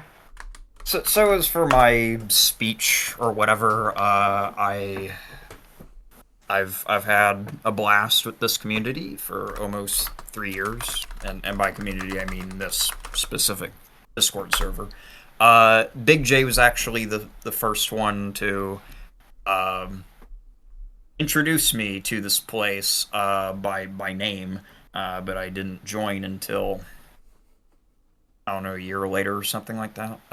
Might have actually been 2 years later, but he joined before me. I was here in 2021, where I didn't really do anything. Okay. Yeah, you just talked about what was that story project that you had in mind never did. I don't know. I can't remember which one it was, but you would talk about your story project sometimes, talk about Rio too, but otherwise, yeah, you were I much didn't inactive. do much. Yeah. So, I was already in the Rio community before this. I've been a Rio fan since 2011. I've been here since before the beginning, really, because I got some McDonald's toys before the first movie came out here in the United States. Okay, so I've been here since before the beginning, in a way, not if you count the not if you count the anniversary that we're celebrating, but whatever, that doesn't really matter. Yeah, and then I started joining. I started observing the online fandom as early as 2015, probably. Might have been 2014, but 2015 is definitely when I started because I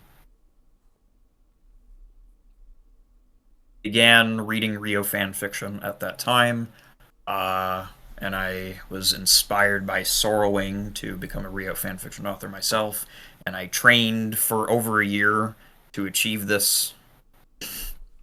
I know that sounds really sad, but yes, I spent over a year training to become a Rio fanfiction author, and I'm glad that I did so because I would have been a complete joke on the archive had I joined in 2017. You're still a or joke, no, but it you're would've been actually a 20 funny joke now. Yes. Well, it would have been 2016, the time that I was old Mm-hmm. enough. But anyway, for those curious, my original 2016 Don't Go. We've memed about it. It was hilariously awful. It has some of the worst metaphors ever put into text. I genuinely struggled to. If you remember, for anyone who was here earlier when I was reading, what was it called? I don't even remember the name. That one that Augie wrote. If you thought that was bad, Don't Go Chapter 6 was genuinely worse. It was a slog. Yeah, he described it as shockingly bad, and he wrote Don't Go Chapter 6 on a... Well, no, he printed out a piece of I paper printed using his out, toilet paper. yeah, and I quite That's literally how bad it was. wiped my ass with it. I literally wiped my ass with it.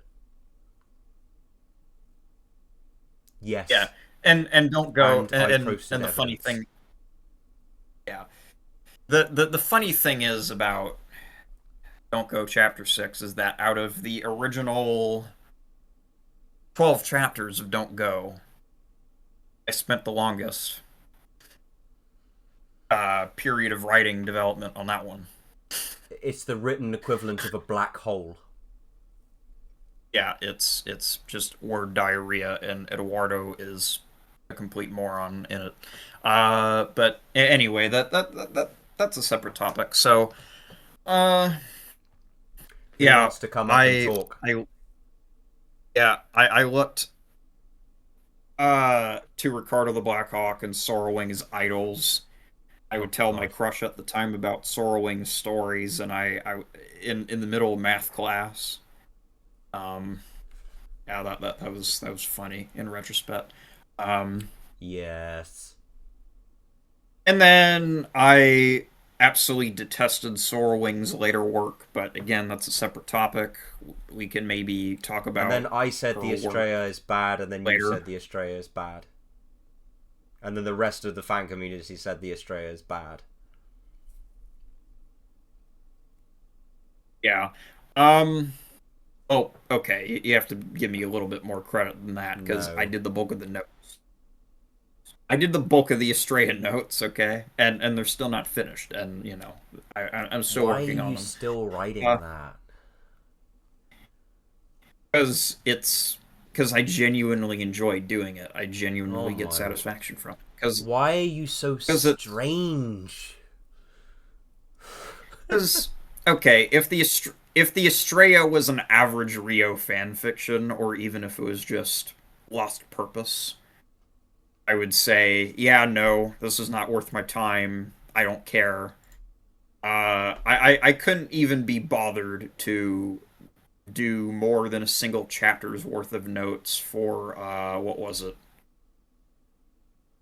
It was one of Roark's Just hang on a minute, stories that's received a bunch of praise. I can't remember its title, but yeah, I couldn't do a single. Well, no, I did a single chapter of that and gave up. But Sorrowing's The Estrella is what motivated me to become a Rio fanfiction author, and it's the most claimed Rio fanfiction of all time.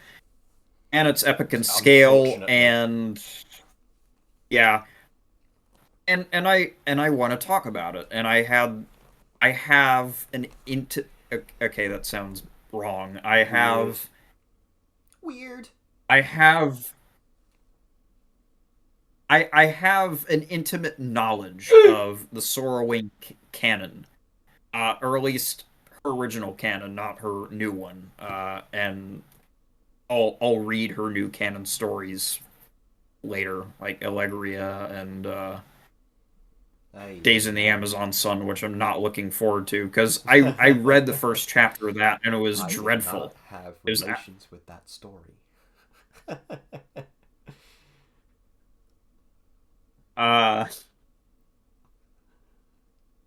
Yeah. Okay, anyway, I became a Rio fanfiction author in 2018. Well, officially. I started writing Rio fanfiction in August of 2016. Then I actually joined the Rio Fanfiction Archive in 2018. And for the first 12 months, I was unknown, pretty much. There was one guy who I conversed with. His name was Digital Riot, and we discussed story ideas and other things, like crossover, but our friendship didn't last very long. In February, or it might have been January of 2019, I started reviewing other people's work, including stories by CSX GP40-3. I think he was the second author who I ever reviewed. Right. Yeah. I think he was the second I ever reviewed. Homeboy has been here since day one and barely gets acknowledged. Yeah. The first author I ever reviewed, I believe, was Ryleo, who's also in the server, but he's barely active, and he's a wiki admin. We've read his story that I reviewed, and we didn't like it. Spoiler alert. But There's anyway, really February not of been many stories we've really read that we've really enjoyed, to be honest Light. with you. Yeah, I'd estimate the number of good to bad. Well, the amount of stories I'd consider decent to good in the Rio fanfiction library, I'd estimate is no more than 10%, and that's a generous estimate. I can't name, As I was saying, besides ones written by my friends, I cannot name a Rio fanfiction that's good that we came across in the wild. Off the top of my head, I can't name one. I would say the Montero family's good.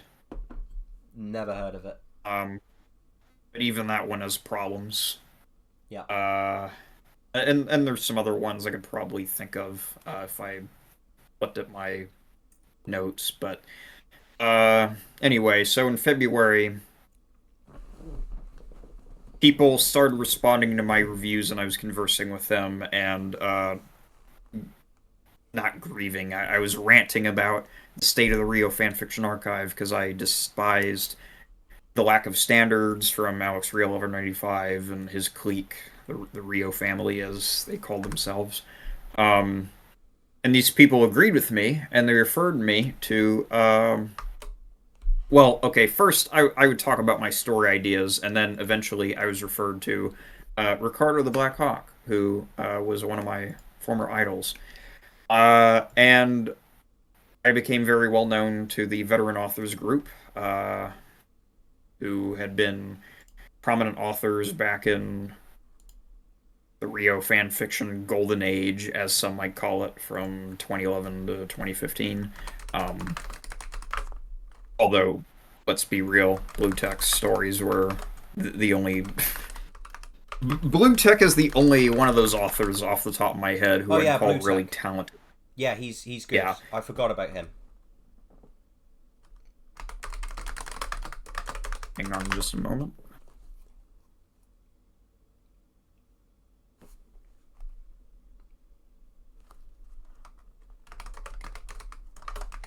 Bruh.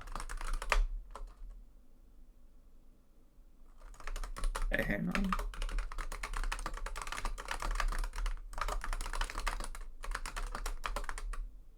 Yeah, it's fine. The chat will be accessible in the archives.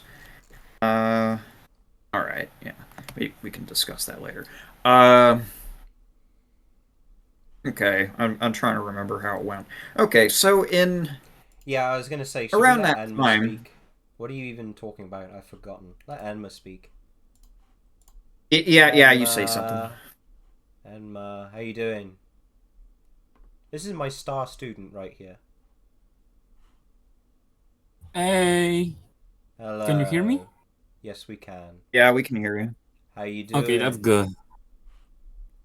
Honestly, I'm a bit dizzy from constantly hearing the stories. I was hearing Yeah, the how start. do you think I feel having to bloody read them for the past 6 hours? 6 hours? We've just ticked over 6 hours. 6 hours and God 3 damn. minutes.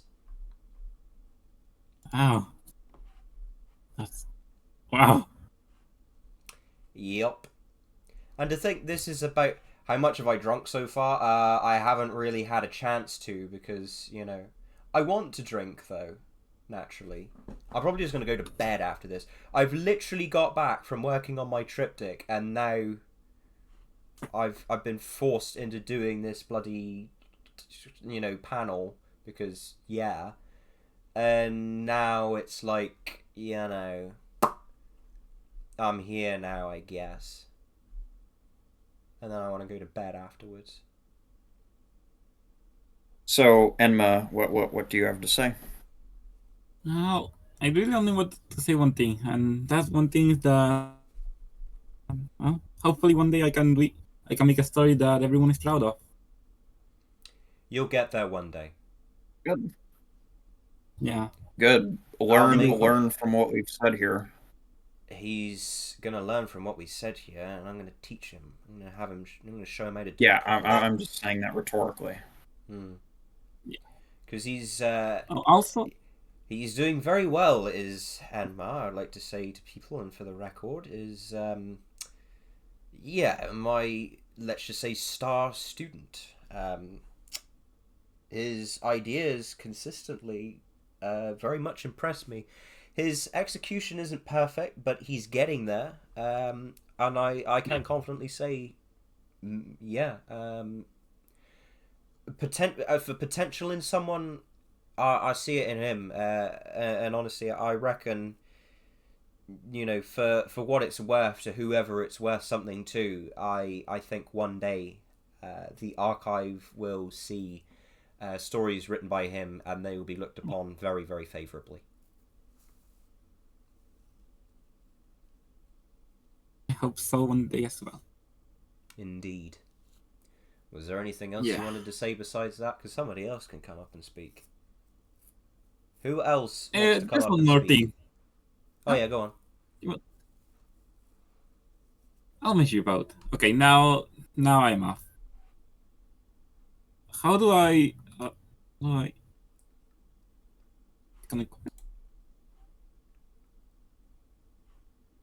I mean, Enma was still speaking, whoever did that. That was a bit rude. Yeah, I'm a little sorry. Sorry, Enma. Hello, Fikri. Hi there, Big J. I'm surprised you actually know how to pronounce my name. I don't, I just... Yeah. Yeah. Oh, you meant to come up. Okay. Oh, okay. Hello, Fikri. How are you doing? I'm doing well. Literally withstand 6 hours of no sleep. You have as well, and again, I was the one reading them. My voice is torn to shreds. I'm probably going to have lost it tomorrow. Yeah, I pity you. Don't. I'll live. What did you want to say? I want to say that this server has taught me a lot about who I am and what can I be in life. I might not be much back when I first didn't join the server. Back then I was rather silent, didn't talk much. It was only after a series of events that I decided to communicate with others on the server, including Orange and you. And I saw that perhaps there might be something in me. Potential. Potential to do something helpful for the community. Something I wish I understood when I was younger. You would relate quite a lot to Spixie, because he was much the same as we sort of briefly touched on earlier, which was there's a lot that I'm not at liberty to share and so won't, but he had his own issues, and coming to the server and talking to people was one of the things that helped him, you know, become the person he is today. You know, he has his own way of seeing the world, and I've got all the time in the world for him. He is, he's my best friend alongside Orange here, and I'm extremely grateful to have met him. So, you know, you're very much the same in that regard. Where, you know, there's a case of coming out of your shell to to talk to people and communicate with people here. You know, so I take my hat off to you, and I encourage you. You know, I've had my issues with the server, with the community, whatever. You know, it doesn't matter to me. Sun, you know, the sun comes up in the morning and it sets at the night. So you know, what does it matter?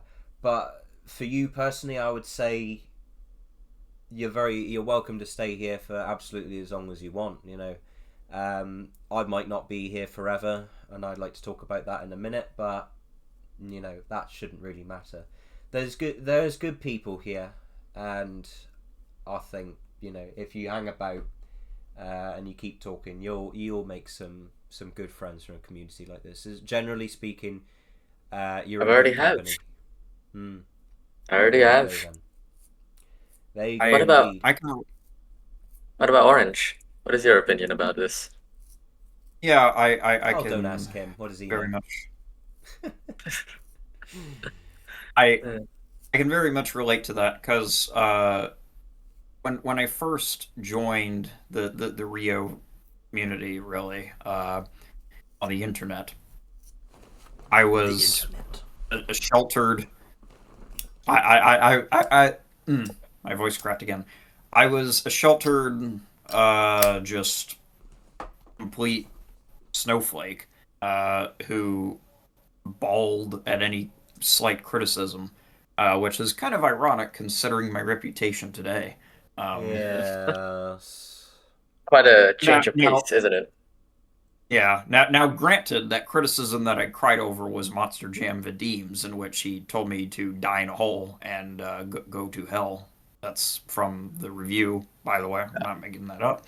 But you said that to me as well. The difference is, I thought, yeah, I bet his willy is really small.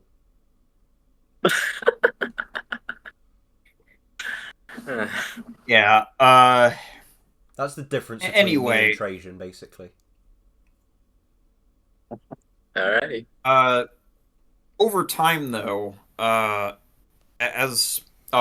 another relevant piece of information, I got DMs at that same time from Jameson the Phoenix Owl and Nightfly wanting to greet me, and I never responded to them because I was too nervous.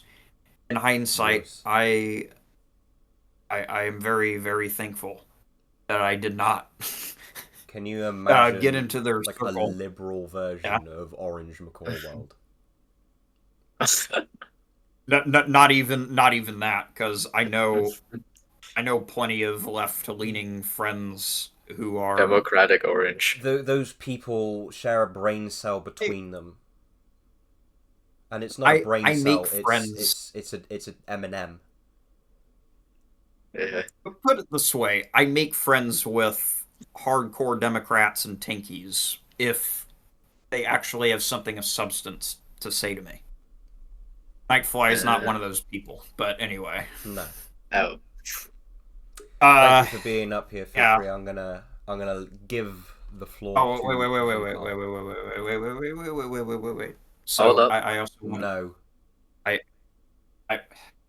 also wanted to say to Fikri, but over time, over time on this in this community, I've learned partially to grow up as far as my social interactions with people are concerned, and I've become more sociable in the process.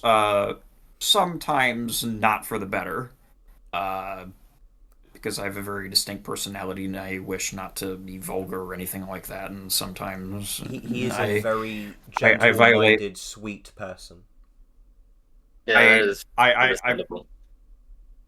I'm sometimes not so presentable, and I regret that. But yes, even the server, long after I left the archive, effectively, I was definitely socially adjusted by this place to a large extent, and it coincided with one of the most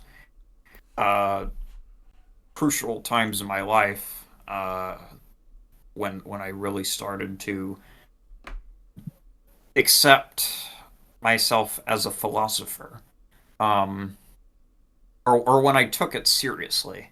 I should say, not accepting myself as such, because I didn't really have a conflict with myself being a philosopher, but it's when I really started pursuing the field, and not just listening to Andrew Tate and picking up a copy of Meditations, because that's what a lot of kids do these days. Yeah, I agree. And I and agree with that that's not what I did. And Rio, by the way, was one of my main philosophical vehicles at that time. To I used the word muse vehicle about to describe something, and now he's used it like 3 times tonight. yeah, and He's as a means to develop certain ideas, which I can elaborate on at another time.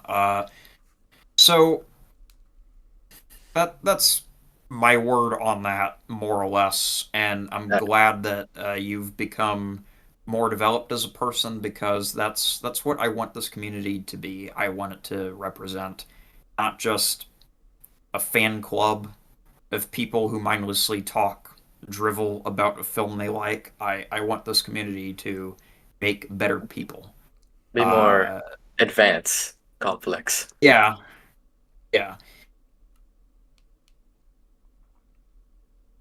Yeah, I'm essentially done with my word to you, and I appreciate your support, Fikri. So. All right, thank you. I'm off now. Off you go. Vinkal, speak. Hello. Yes, I do. You're absolutely right. I want to keel over and die. I did not enjoy hosting this event on a surface level, but in its own way, yeah, it's fine. I think it's well known by now, or not well known, but I think it is known based off of Orange and me talking about it, that I am working with other archivalists. Fuck, I don't know the word. But we're working on an archive project, specifically in the form of a website with all known official content or content important to the community. I have given up on learning web app design because I hate CSX, I hate React, I hate HTML, I hate that sort of stuff. So if anybody knows how to do that and is willing to help out, to just help with the archival project, I'd be very grateful if you sent me a DM, to maybe perchance code or help me code this, because to be frankly honest, I really don't want to. Because I genuinely hate CSX, I hate Tailwind, I hate HTML, I hate JavaScript. No, not CSX. I'm talking about CSX JavaScript. Because to be But it's just Union Pacific Enjoyer. Alright, that's all I basically have to say. Sorry, CSX, for dissing you, but Licky, the coding language that you share a name with, is genuinely one of the worst things I've ever touched or attempted to learn. So, yeah. Aye. Friday, what's good? I don't know really. I mean, I joined just to say something, so hello, I guess.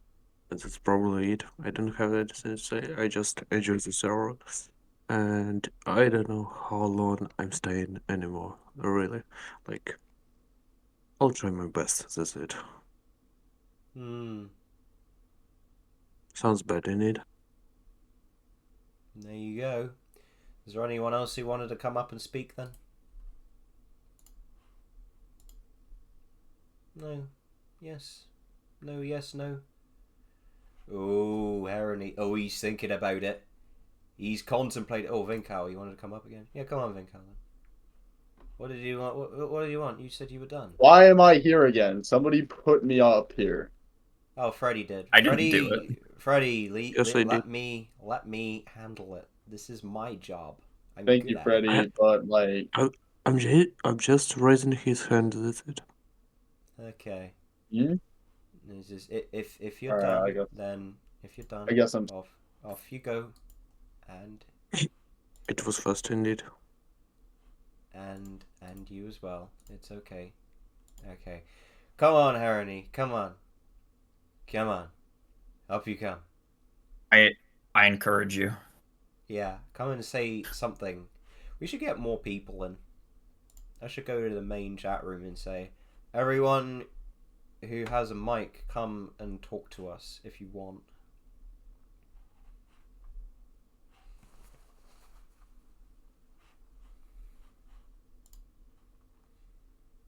Yeah, and after this, I'll just conclude my speech, I guess. Yeah.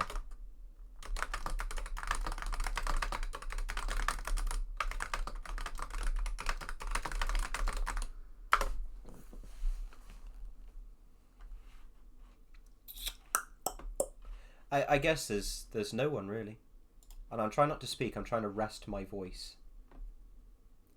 Come on, Harony. Come on, you can do it. Come on. Yeah, Green Wing, if you want to say anything, now's the time. Bro just said, oh, and then you're encouraging to come up and talk. Harony, come on, you can do it. He's typing. He's not typing. He's typing. Oh, you don't have to. It's okay. I don't mind. Well, I guess finish your speech and then I'll finish mine and then we'll call it a night then, I suppose. Green Wing, if you want to speak, you can just talk about your relationship with the server or your relationship with the first movie, because that's what we're celebrating. It's the 14th anniversary of the first Rio, so. I should ping everyone again and see if anyone else will come up, but I don't think that would be a good idea. Yeah, just do it anyway. Well, actually, just to see if anyone's interested. Hang on a minute. Why the fuck am I caring about... It's not like I'm going to be around to reap the consequences anytime soon. Oh, you're still handling golden swords. You're still his mentor, so... Aw, you ruined the surprise. You git. Why do you have to ruin everything? I didn't know there was something to be ruined, Sonny. No, I'm joking. What did you just call me? I'm from the south.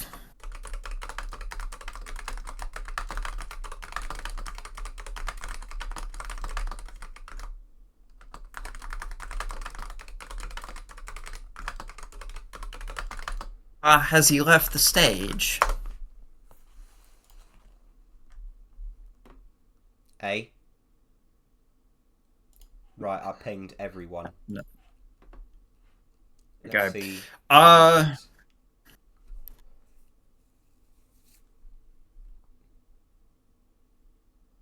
Yeah, Harony, if you want to talk about that, then you're welcome to. Don't get stage fright or anything. It's fine. Yeah, basically nobody's noticed, which doesn't surprise me. It'd be entertaining to see if we got more people to come up and talk. I mean, what time is it in most places in the world right now? Well, for example, it's me 2:30 in the morning, so like I have a difference of 2 hours with you.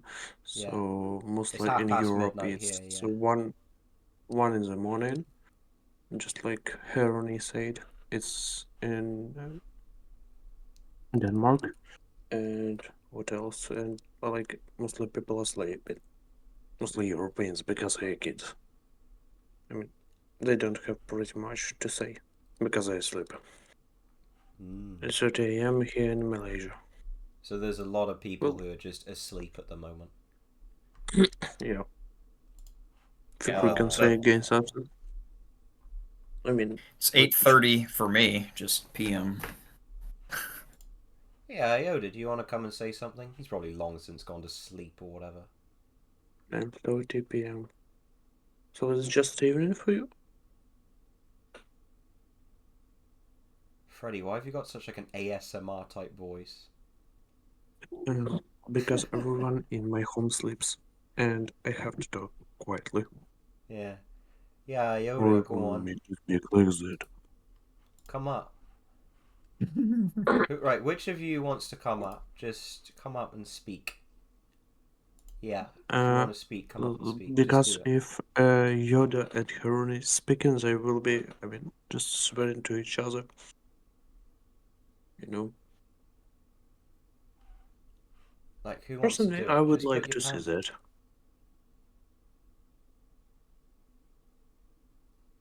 Because I feel words on the stage.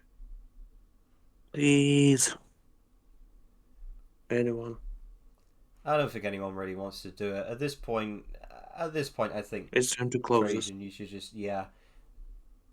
Yeah, okay. Is hand raising freaking disabled? Is it? Ah. Oh shit. Welcome back. I tried to send a edit in, but yeah, hand raising is in fact disabled. I'm pretty sure. Really? Or it was from me at least. Yeah. Is it? I just For me, look, wait. Let me go. Jump scare. Let me go back down and let me try and raise my. Haruni, hello. Hello. It's okay. You can Hello. speak. Hello. How do you do? I hope my bloody microphone is working because it's Yes, it is. 1:30 in the morning, and I hopefully sound way different from what everyone else was expecting. Well, I've heard you speak before, so you know. But yeah, you're the only one. You're the one person who already knows. You sound like Stewie Griffin. That's horrible. But is it raining I guess again? I'll have to deal with it. Stewie Griffin. Oh, dear. All right. Well, what did you have to say? Please talk about it. I guess we can talk about the first movie since it's the anniversary of that one.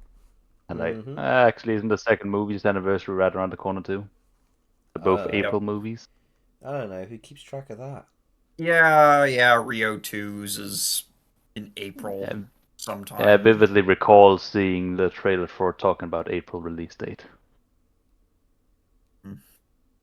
Anyhow, first movie. I am 14 years late, I suppose, on the community side of everything. But I think I liked it from, well, not day one. It took me almost a year to see it. And when I did, I was infatuated very early on, though I didn't quite understand why. I did like the art style of it. I was very picky with art style as a kid. And I recall really binging that goddamn thing for a week, probably 3 times a day. The Rio effect. Well, that's how it is to be a kid in his early, or his what do you even call it at that age? Oh, I was a kid. Then I remember one day I brought it up with my father. I think I mentioned that we had been looking at Macaws for a while. I wanted one even before I saw the movies, but of course I learned about these blue ones that I later learned were Spix macaws. But I brought it up to him about the existence of entirely blue macaws. And he said to me, probably just because he'd never heard of them, fair enough, they were almost extinct. He said, I've been watching too many cartoons. And me, being the fucking Asperger fuck that I am, took that to heart way too much. So as a result, I probably never joined any community because I was ashamed of the fucking movie. It's such a That's real. That's 100% real. I have to. Yeah, that is a certified Asperger preface. moment. Yeah, I have to preface every conversation I have that's going to revolve around talking about my triptych or anything like that. I have to say, okay, so basically, I like this film, but I started liking it when I was younger, and I've sort of made very, very good friends through it, and it's like, you know, it doesn't define my... Like, there's terms and conditions to liking the movie, right? Because it's hard to just, you know... Well, that mate of mine that I told you about earlier, whose work I got deleted, one of the reasons we actually became tighter than Bark on a Tree is because I explained to him very early on that I was a Rio fanfiction author, and he's like, so the fuck what, you know? He absolutely was just there for it, and I obviously the guy is as down to earth as they come, and I've got all the time in the world for him, you know. So yeah, that's relatable. Oh yeah, but I don't even think I brought up the movie with my father. It's just he said that. I think in a bit of a joking manner, or a kind of laugh, or like a ha. And I took that to heart. The fucking stupid kid that I was. I have random things in my life where I do this. That's just how it is to be an Asperger. You take something way too personal. So I would, from then on, hide the fact I liked the movie. I would watch it on the lowest volume possible, only at night. It was ridiculous. But I liked the movie. Was vaguely aware, I figured the fan fiction's existing, but at this point in time, I hadn't learned English yet, so or I was slowly learning it. Therefore, well, even if I found something to read, I probably didn't understand 80% of it. Fair enough. So that didn't get far from there. And then that was about it. I found like one piece of art online or a time lapse on YouTube, and that was literally all I thought this movie had for fans. I was sorely mistaken, as I've seen nowadays. Yoda says, are you saying you were hiding things you like from others? Hey, Geartrix. Yeah, literally everyone. Family, friends, whatever. I've never mentioned I like this movie after that one comment. It's such a dumb I believe thing, everyone but of us does it. it, I believe everyone of us do that because of maybe some shame or something. And from my personal experience, for example, my friends know about it, but I wouldn't tell just some random person about my hobbies, and especially about liking the animation movie for sure. well, You this can't wasn't know. just friends, It's this the included judgment that's family. It's the judgment you get the blind one. I mean, I was criticised by friends of mine for fantasizing about bird sex when I told them when I made the mistake of doing it, and they were people I knew from school, you know. So yeah, didn't work out well for me. Well, for example, my friends Very just interesting. Yes, it's pretty interesting story. Like, for example, my friends just said that I'm kind weird, and I don't know, they more were joking about sex when I told them that I'm queer, I guess, and they were just making about that jokes, but don't really. They weren't. I mean, they weren't making jokes about liking those characters. They just said it seems weird, but for example, most of my friends they enjoy anime, and I don't. So like, I mean, I have yeah. a reverse card, you know.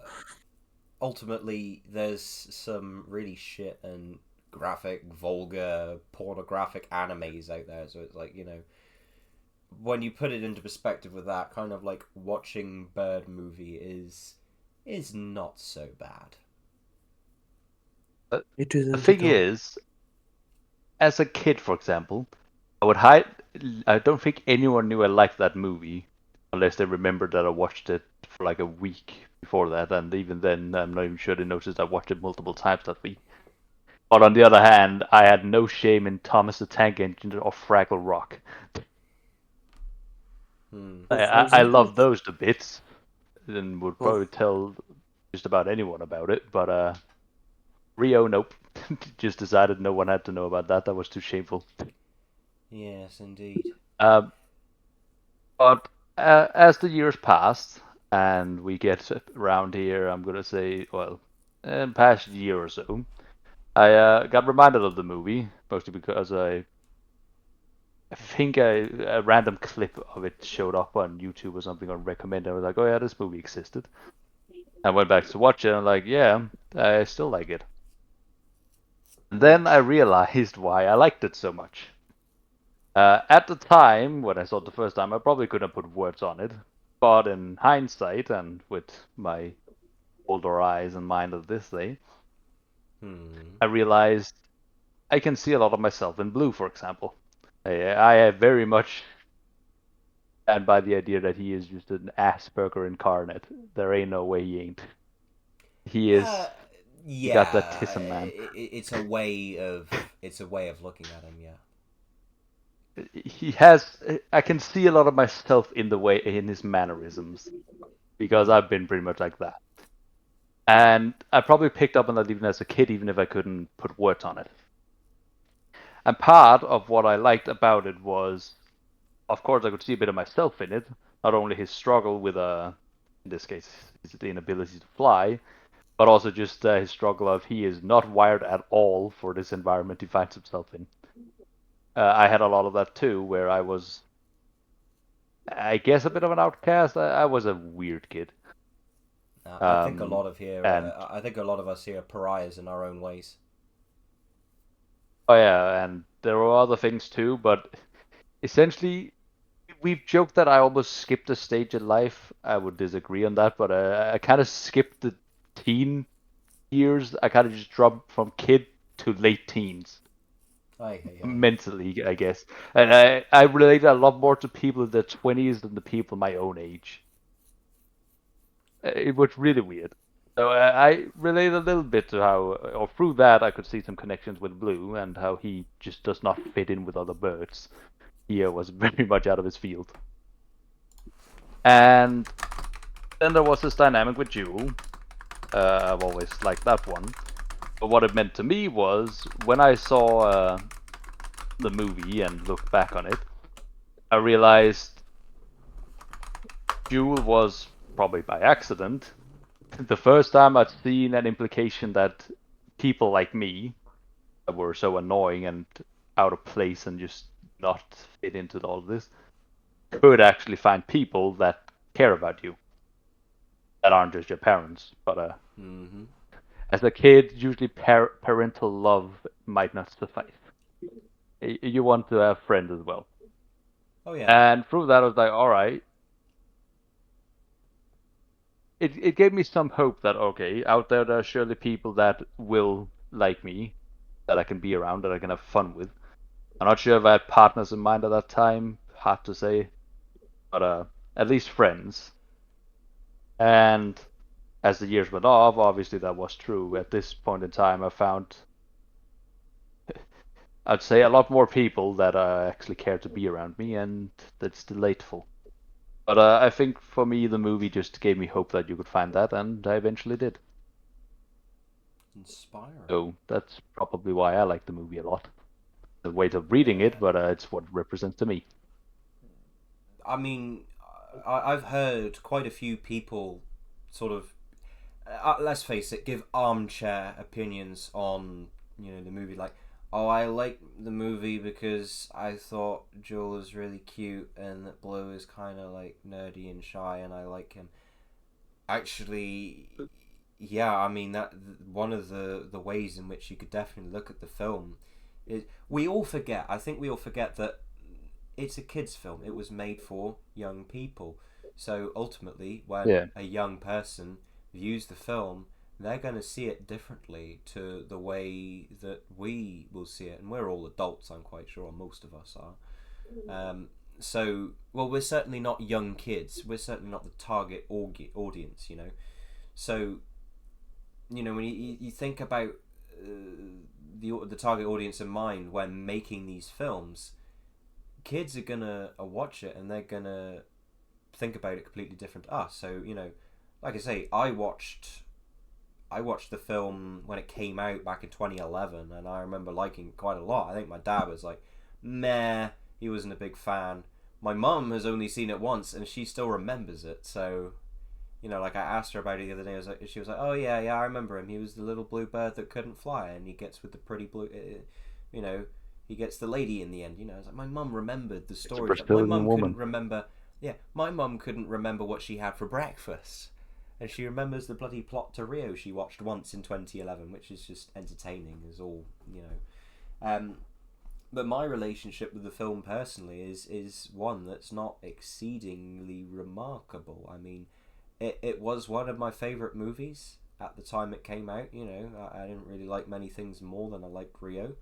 I actually had an Angry Birds wallpaper, so put it that way. And I liked Angry Birds prompted by my liking of Rio, so, that sort of thing. My mum bought it to me. We only tore it down a couple of years ago. Actually, no, a few years now. Time has just gone. So I didn't have like this initial massive relationship with the film, but my dad's sending me cars right now.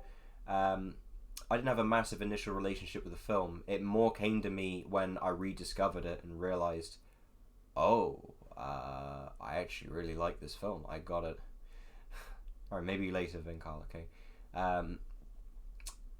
I actually like this film, and I want to tell stories about it. This was in 2018, when I was given the inspiration to write fan fiction, and there were things that I wanted to do, definitely. Portray Blue and Jewel in love, in relationships. And there were stories I want, like Barely Human, Tough Love, as I mentioned earlier. Barely Human is going to be coming back in the form of an anthro story, which I look exceedingly forward to telling. And you'll probably all see that at some point. And as for Tough Love, that is living on through Kopek, and is a version of that is what we just read from Kopek. So, it's realistically it's that sort of thing to me. So there's a lot of people who have different views of this film. I find it impressive that everyone can view it differently. It's one piece of media, but all of us from the different walks of life we come from, we all see it in the different ways, based on what life experiences we've had and how the film talks to those life experiences that we've had in such a way. But that's one of the more interesting ones that I've heard, to say that you could look up to Blue and see a lot of yourself in him, and then feel inspired that in spite of everything he goes through, and by association you would have to, in order to relate to him, that you can take some consolation in knowing that there would be someone out there who can appreciate you for your quirks, be they a friend or something more. Because I can certainly say that even Freddie here, I like Freddie, I like Orange, she's my best friend. Spixie as well. A lot of the people on the staff team, they're so absolutely sound people. So yeah, the film does have that underlying sort of, people can love you for who you are. Don't worry about it. That's like one of those one of the many underlying sort of themes of the story, as it were. But yeah, yours is definitely one of the more interesting ones I've heard. I'm done now, Freddie. You happy?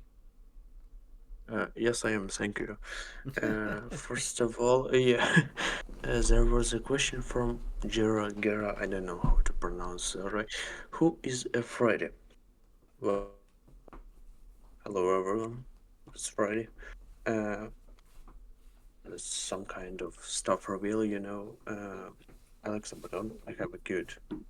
I must get a blanket, and I've been on the server. Yeah, I've been on the server since 2021, from in stock team, also from 2021 to be exact, from March, and well, Friday face reveal, yes, to 5-week ready. It actually sounds like an insult. I'm quite big, indeed. What else? I like trains. I like trucks. I do drive trucks.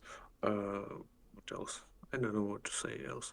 I joined the server just because I had some weird dream. Then I watched Rio. I really understood how I like. Well, refocus. Anyways, I really like this movie, and what else? That's probably it. There's someone in this company but he likes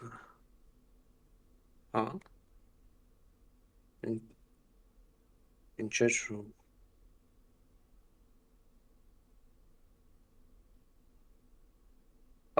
We can look at that later.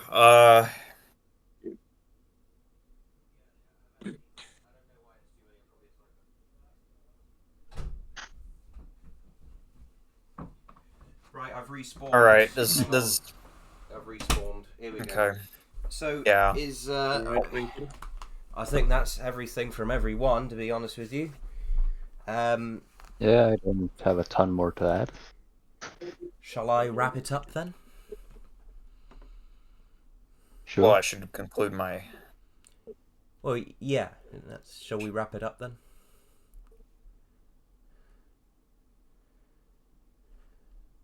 Yeah. Ready? I'd say so. Alright, it works. Yeah. All right.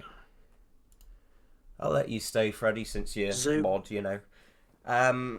But I think, you know, owing to the amount of time we've spent, it has been 6 hours and 44 minutes. So in about a quarter of an hour, we would have been here 7 hours, which is a lot longer than I would have liked. But, well, whatever. What can you do? I'm going to let Trajan finish off his little speech, and then I will give my own, and then I'll lead us on out. Do you know Trojan has that one big paper with his speech, like quite long. I'm he does. I'm actually just saying this off the top of my head. I'll be doing the same. Yeah. So, February of 2019 was when I really became invested in the Rio community. I'd say because I was being welcomed by all these people that I often admired back when I was just a reader and not a writer. And in March of 2019, I started a question and answers forum, and it became one of the most popular forums on the archive. It was the most popular of its time. And people loved my work. I was called the future of the Rio community. And for a long time, I didn't live up to that promise because I took over a year to write Don't Go Chapter 13, and that was not published. Yeah. But eventually in 2022, it was like, fine, I will join the Rio server. I should not cut myself off from the community completely. I already used the subreddit. And within a couple weeks, I was active daily on this place. And within 6 months, I was a moderator. It was less than 6 months, actually, from the time that I was really active. But in that time that I've been a moderator and an admin and a head admin, I've really appreciated being able to not only develop my understanding of the movie and to criticize and praise it where it's due, but to teach other people on the server and to inspire everybody. And you know, some people, whenever they leave a position of power, they just say, "Oh, I'm glad I was inspiring" or something, as some kind of cliche. But in this case, well, back in the spring and summer of 2024, I was absolutely dedicated to this community. Like, you wouldn't believe if you weren't. Kind of annoying, actually. If you weren't here. Yeah, it was excessive. I won't lie. It was excessive, and it took to this day when he says things to me like I'm the chief prosecutor of the admin court or something. You know, when he's saying things like that to me, it's like, yeah, all right. His chief judge, prosecutor, president, prime minister, anything is just highest point. He's a king, emperor. I don't know who else. God. I was basically the prime minister of the Rio Discord server, and I wanted this place. No, you were emperor. You were emperor. You know who you were? You were a chancellor, because Pashka is just like in Germany, you know. I'm the Reichskanzler. Always, yeah. I am the. When I joined when I joined Alright. this, when I Of course, joined right, Leo. the Spanish or the Hispanic Rio server, it's the one Enmazon. I was greeted right out of the gate. I was greeted as El Jefe. Wait, you mean that one, the Amazon jungle, where Nathan was an owner? No, Or that it was was through parents? No, not that. yeah. Anyway, I was greeted as El Jefe, right? So I am the Führer. I am the Führer of the Rio community. Like Siegor in Arizona. Ara. What does that make me? You're my. I don't belong to you. I am not your property. You're server is it Heinrich Freddy? Himmler. Okay. I don't know Okay. who that is. What What else? server is it Freddy? This is Raw. old. Basically, this is an old Rio server, as Amazon Jungle called, and one of guys became a staff later here. I don't know if he is staff currently, but he was quite a nice guy. I mean, it was basically the predecessor of original Rio server. Later, the owner of Amazon Jungle decided just to move everything from there to the server to Rio, and something like that happened. Just it happened to be main Rio server, and it began rising back in 2022. That's it. Big J is a big boss, definitely. I'm a hammer. Yeah, Big J has I'm been. big boss. Yeah, I'm Big J. No, I'm big boss. Yeah, he is the boss when you need to crack open a nut. I mean, Yes. just I if you crack ping more Big than J, nuts. he just appears from anywhere. He just appears, does something, and leaves. That's it. Basically, Don't say it like that. basically, I'm the one that sort of.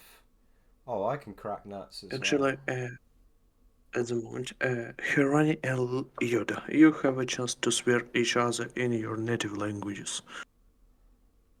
So far. Wanna do this? What you wanna bring? I just wanna hear who has the funniest swear. Yes, let us speak in our language. Let's do it. Go on. Let's do it. Let's do it. Curse. Go. As you, Hold on. as you have chance. I Go need on. to hold. Oh. Oh, no. I think Yoda wins by default. His opponent. Actually, you I don't think he's speak any coming back. Slavic languages. I would swear in my Ukrainian. You would just be shocked how many swearings we have and how many made up swearings we can Okay. make. I'll bring him up. I'm back Yeah. in Discord went black. Fight. Go on. Right. Fight. Alright. Well, men ska danske kæmpe så får det her ud af det. I can't hear what he's saying because hallå. Jeg skulle da godt høre, hvad jeg siger svenska. Vad fan säger du, din jävla dansk? Svenska svin. Danske jävel.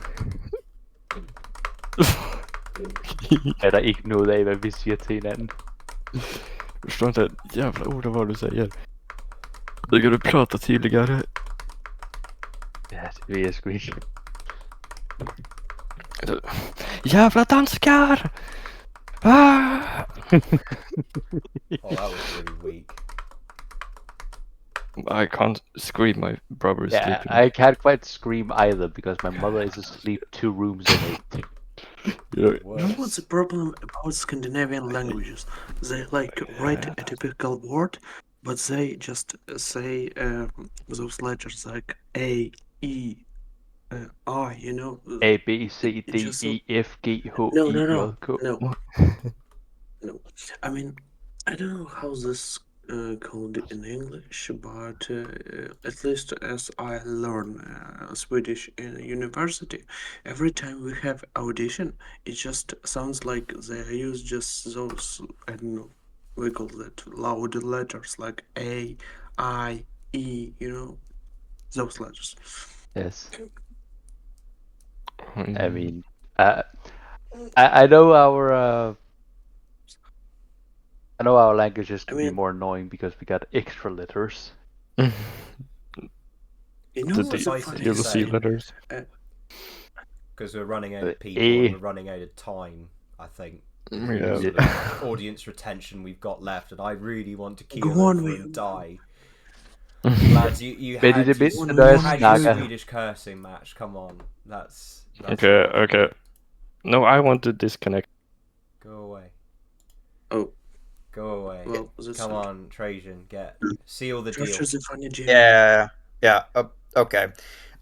So I've appreciated the server, and I will still be here, and respond to pings and such like, and I will observe the contests that Big J will be managing. I mean, I was going to talk about that myself, but Yeah, I will be a judge for the food contest. I will be a judge. I will do a Rio Junior novel reading. That is a like definite. someone had doubts. Everyone was sure that you will be judge. Let's be honest. I mean, I think that's the most obvious thing ever. Yeah, for the no food matter you are contest. living, I mean, like, no matter you are living head admin post, yeah, everyone was sure that you will be judge. That's for sure. Even me.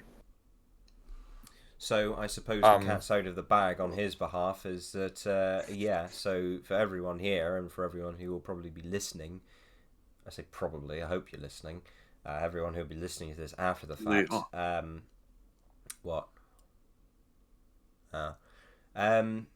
So I announced my resignation literally about a quarter of a year ago now. It was back in December, something like that. It's not so black and white. See, the original intention was to say me and Trajan would do this competition, and then we bugger off. Trajan's holding good on his side of the deal, which I'm very, very happy about, because I must admit, I don't want to drag the guy through the mud too much because he's making the effort, right? So we'll put some respect on his name. But yeah, it did start to get to a very annoying point with Trajan that he cared way too much about the server, and that I've been basically left alone to... Just look at the... Hey? Just look at those winter commissions. I bet he can wait. Like, alone. Just look when we ended our winter commission. Like, it's almost end of the March, yeah? And we just end... and we are on our way to end the winter commissions. Indeed. Yeah, this contest began in bit. November. Yes, it did.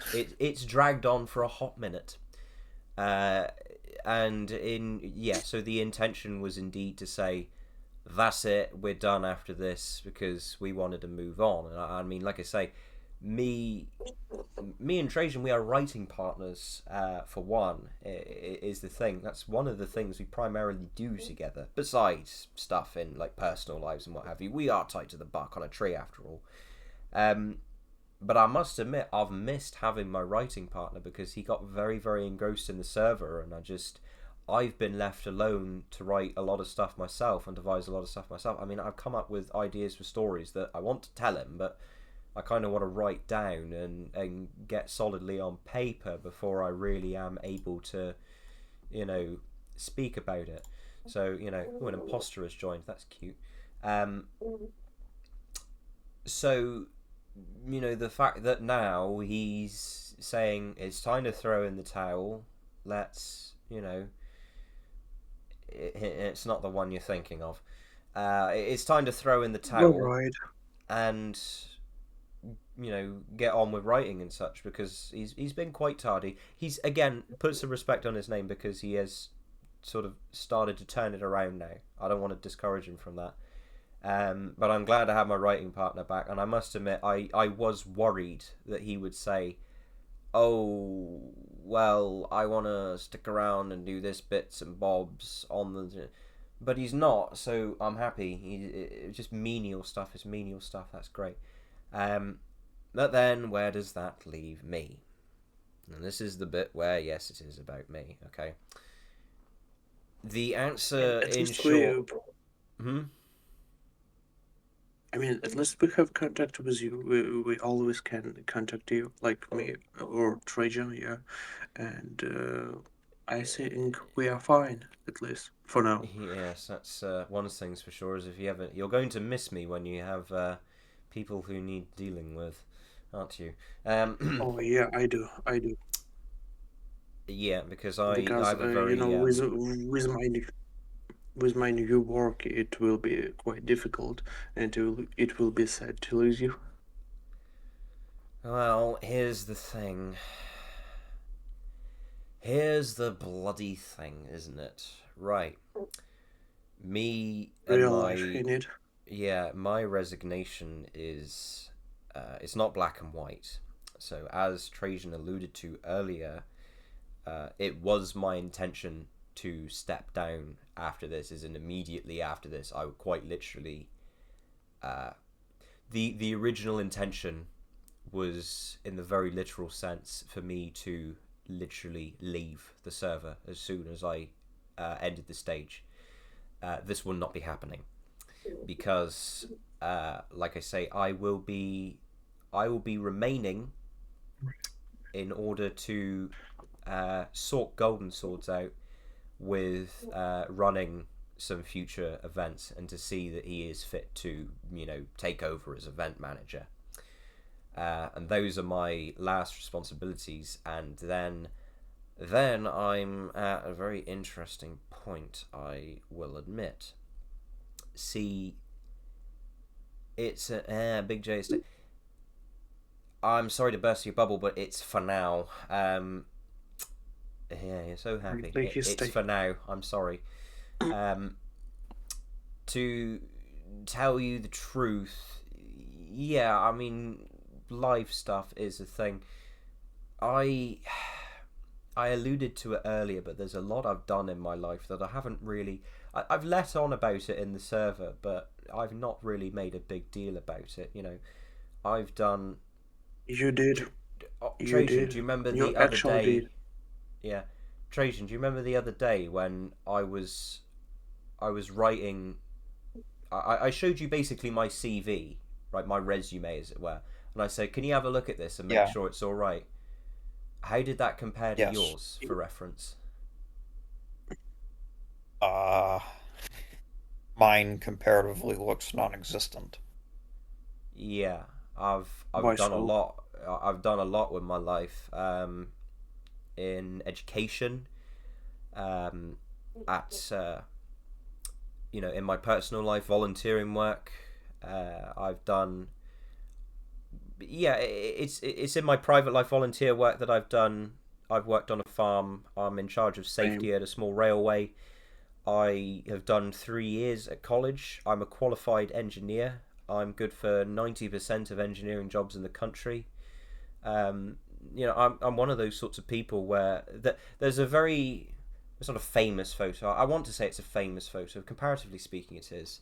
When Spixie was still sort of new here, and he was saying, like, I'm animating a short film, and I'm writing a comic, and I do some fan fiction on the side. And I said, I have 3 A levels in engineering, and I was scouted out by a company that specializes in defense and weapon systems and what have you. A multinational large corporation that scouted me out personally because they wanted me. BAE, it's not BAE. You're barking up the right. It's not Lockheed. Can I have your number? Can I have your number? You want my number? It's not Airbus. I need you some, probably. I need some defense things. Yeah. Like, no, it's definitely not Boeing because he's British. No, And it's not definitely Boeing. not No, Rheinmetall. you might get there in the end if you guess it. You guess it. I would say Imagine if it's not it's not an airline. I'll put it that way. It's not an airline. But let's look at it like you this. say defense. Defense. Well, they do There are defense, do people they? who called. Airbus does Who? defense. Surely not. They do. Oh yeah, They do. like the Eurofighter. Brazilian military Eurofighters. uses Airbus. Why? Like, prominently. Airbuses, for example, and Eurofighters. Airbuses are mostly used in, for example, Luftwaffe. They mostly use as transportation, or for example, transportation is A400M, just propeller plane, or for example, Airbuses makes A300 for defense purposes, especially Luftwaffe uses them. Interesting. I mean, I don't know. I'm not big into my aviation and such like that, I must admit. No, I actually got scouted out while I was at college, and they wanted me to come work for them. They mucked me around a lot, but I'm at the point now where I'm trying to To make submarines. Do I make submarines? No, I would have had the chance to work on. Do you nuclear have a submarines, homemade though. job? You know, that was what I wanted to. That was what I wanted to go into, was the nuclear submarines and the weapon systems, what have you. Yeah, they do warships as well. I don't know why I'm not saying the name of the company, because it's a massive, massive corporation. So you would have heard of them. Understandable. People might. I'll see if no. I want to see if you guess it. I want to see if anyone guesses it. But yeah, I wanted to go and work for this company for their for what they offered. There was an apprenticeship that they offered, and it was worth bloody. It was mega bucks for an apprenticeship, and I was very interested in it. But they mucked me around, and they didn't want me in the end for some reason. Even though, I ended up meeting the people who would have hired me, and he was like, "Yeah, I have no freaking clue why they didn't hire you, because the guy we've got in here at the moment is, shorting out a 220 volt power supply with a."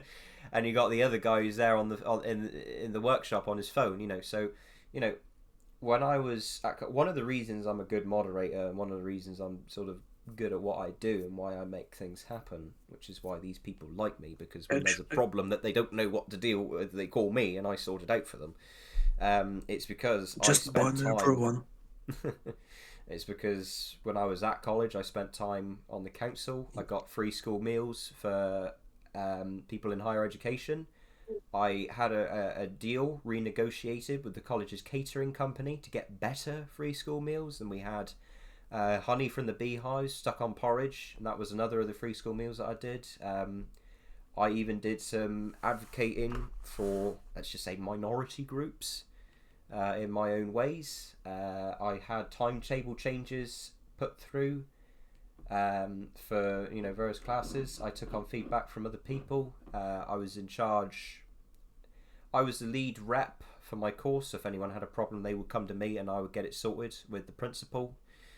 And that sort of thing. So I did that on top of getting 3 A levels in engineering. I'm not the most qualified person in the country, but I've done a lot with my life, and I've been trying to get into places since. And what was happening, which I kind of implied it and talked about it when I stopped making the Karaoke Connection. That was when I started volunteering on the farm, and I actually have since had to stop doing that because I can't afford the petrol to go there. Is the thing, because it's volunteer work and I don't get paid a wage. So unfortunately, I'm one of those sorts of people now where I've got all of the qualifications on paper, but no bugger wants me. But at the moment, it's all going well. But what my life is looking like at the moment is it's very interesting. And it's changed. This is the crux of what I'm talking about. It has changed again since I announced my resignation. Okay, Now, I don't want to come across as insincere or as though, I never meant it in the first place. No, I truly meant it. I was ready, I was fed up, and I wanted to say, right, that's it, I'm done, I want to leave, I'm fed up, I want to get out, I want to get on with my life, but nobody's guessed it right yet, by the way. I'm fed up, I want to leave, that sort of thing. You know, it was compounded with issues that were by flipping people who I can't stand in some ways, you know. But, you know, like I said earlier, it's just, you can't be everyone's cup of tea. And I've gone on record as saying this, you know, there's going to be people who don't like me. And it's like, well, you know, there's valid reasons to dislike me, but whatever. It's that sort of thing, really.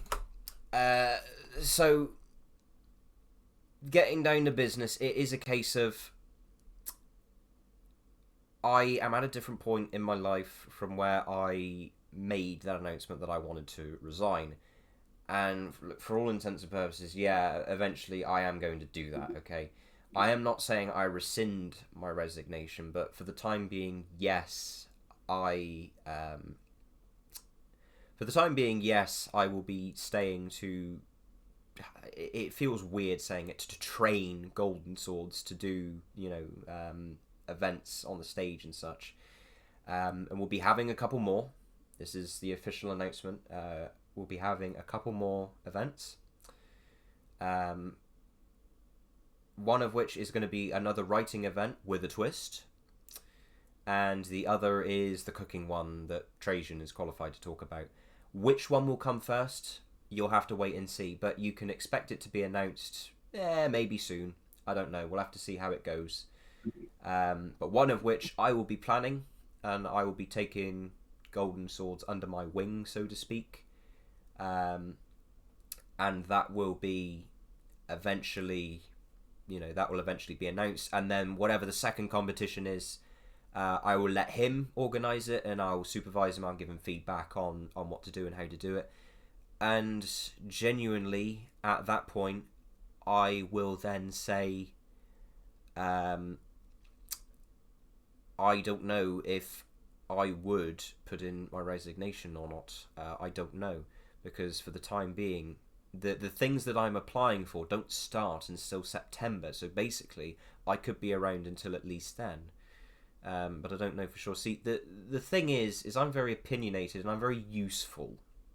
Yes, I'm very useful, okay? And not really much goes on in this server, so pretty much the thought is that if I'm going to stay here, I might as well stay and be useful, right? So I'm realistically thinking, well, I might just remain until I go to do whatever apprenticeship I go to do in September. You know, but I just, until then, I doubt I'd be very much active. But I'll probably, what I would do would be, people still haven't guessed it. I don't know how I feel about doing it at the moment. I don't know if I want to leave. It's the thing. Like I say, it would certainly be taken away from the drama in my life, that's for sure. But I have had good times in this server. It is a place that is fairly important to me. But I must admit, it is a case of, if this server got deleted tomorrow, I wouldn't really be crying over it, right? If Trajan said, no, I'm not giving you the choice, and took away my role right now, it's like, well, okay, that's fine. But it's... You just want to take your place. It's basically a case of, I don't know, it's not black and white. Mostly with the community and what I do here it's menial, and I don't do much and few and far between, so I don't know what's going to happen. I'm going around about the mountains here because I'm bloody tired and I want to go to bed and keel over and die. So let's summarize the facts, okay? It's Babcock's.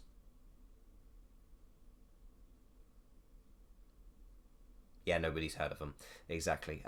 They are a massive corporation. Go ahead and look them up. Let's just summarize the facts. What? Go on. Okay. Nah, I was just gonna comment, like, if you know anything about marine engines, you should know who they are, but marine engineering, whatever.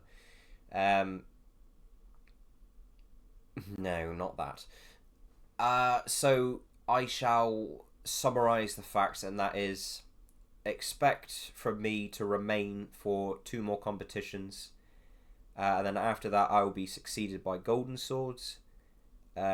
Regardless, after now, look, to be honest with you, I'm really not going to be in the server very often. I already have it in another folder, and I'm just not really bothered about it. But I'm thinking that I probably, like I say, what I might do as of now, and plans change. I might get something sooner. I might change my mind. I'm not omniscient. As of where I'm sitting right now, I reckon I'm probably going to hang about until September, and then that would be when I go off indeed to work, and I would say, right, that's it, it's been fun, but I actually have indeed got a life now, right? I think I was a bit too hasty in cancelling the Karaoke Connection. This is one of my regrets. I cancelled it to make time to go and volunteer at the farm, but I don't go there anymore, is the thing. I had to stop because of the petrol, and I'm not getting paid. I still go there periodically, and I still do a lot with my life, and I like not having to worry about the server. And in all truthfulness and honesty, not much goes on here, right? Let's look at it that way. Not much goes on in this server, okay? So that's the thing. Anyway, I'm tired, and I'm going to round us out now if anyone doesn't have anything else to say. Expect 2 more competitions. Yeah. I might be here until September, or I might leave sooner. But until then, I would like to say, as usual, thank you very much for being here, for anyone who sort of stuck up for me. And yeah, I know, Vinkal, I'm tired. It's been like 7 hours or so, right? I've lost the will to live. Expect more competitions, expect me to stay, or maybe not. That sort of thing. That's it from me, lads, honestly. Anything from you, Trajan? Well, I hope you enjoy your new chancellor. My what? He's very, very competent. What and he's talking about? Spixie. Oh, say that then. Yeah, I hope you enjoy your new. Well, I mean, Pashka's gonna be around, of course, but you know, you know what I mean. Often. I feel bad for not talking to Pashka. I concur. Anyway, as I said, I will still be on the server. I will. Well, not as commonly, of course. I will occasionally do a Mango Squad reading. I will be involved in the Rio Wiki, because that's actually one of the reasons that I cited my intentions to leave. I will. I guess I'll continue to a limited extent for a while in the Rio on the Rioteca project, because there are some transcriptions that I want to get done for that project, but eventually I just want to pass all administrative functions to Vinkal, because he's the head of the project, really.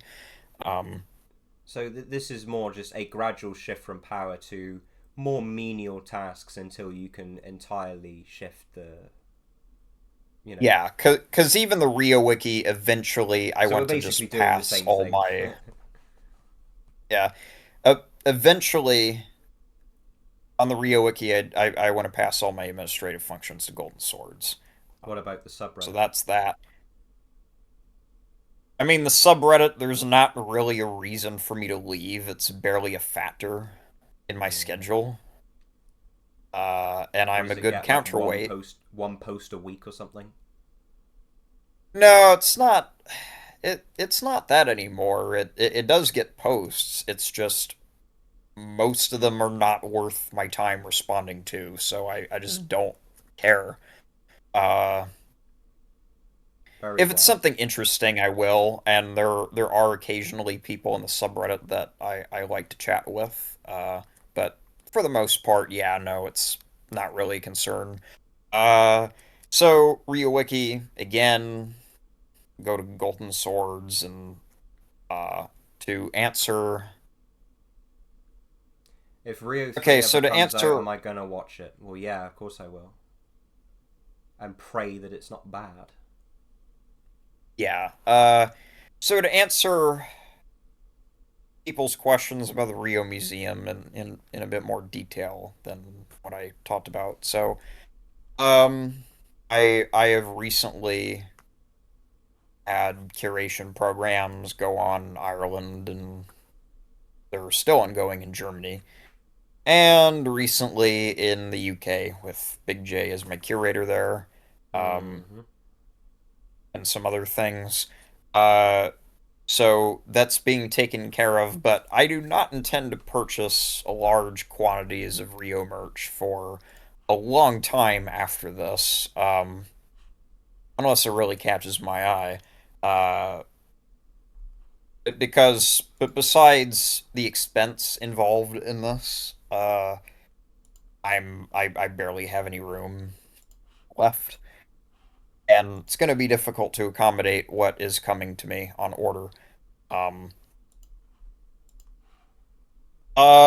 But it will continue afterwards in the form of commissions from Big J, because he's basically my court painter, and I have plenty of I have plenty of ideas for artworks from him, and I think it's going to transform the focus of the collection from being focused on official merchandise to being an art gallery, and that's what I want the public display. Yeah, I want the public display collection to mostly reflect the artwork. Because again, there's quite a lot that I have planned, and it makes you look more presentable to average people, and not autistic aristocrats, like ourselves. Autistic aristocrats. Let's Give me see. more credit than that, darling. Well, that's a compliment. You're an aristocrat, but I'm just acknowledging that you're autistic. The irony of ironies is that I'm this knuckle dragging Neanderthal, you know. Oh, and Madal. You're a bit more than that. I can do so many different accents and impressions and such. It's I did a solid Nigel. I did a cover of Pretty Birds. Maybe I should launch that here at some point. Is it real, McCaw? I'm not doing my chorus again. No, I'm not doing that. It's too late for me to do it. Should I do a cover of Pretty Birds? Should I do it right now, right here? Should I freestyle it for you? No. Should what? I do it? Oh, the other thing. The other thing, as far as my the other thing. Wait. Before we do that, one last thing I want to mention is I will send letters of commendation signed by me personally to a couple or maybe several select people on the server, who I can especially commend for their performance and their excellence. Okay, and yeah, Mango Squad readings, I mentioned that. I will also mail Freddy something, and I will also be mailing Garatrix his prize, along with his letter of commendation. So you'll probably see those posted on the server, and I don't know. I'm this is kind of a second family to me, and but the thing is, I have to get a wife. Yeah. I have to I have to move on to a diplomatic or political career, or a philosophical one. Kind of depends on the But you know situation. what we want you to do? What we want really you to do? To send to every one of us a response with your, like that big stamp and by pigeon, please. I'd really enjoy paper walk.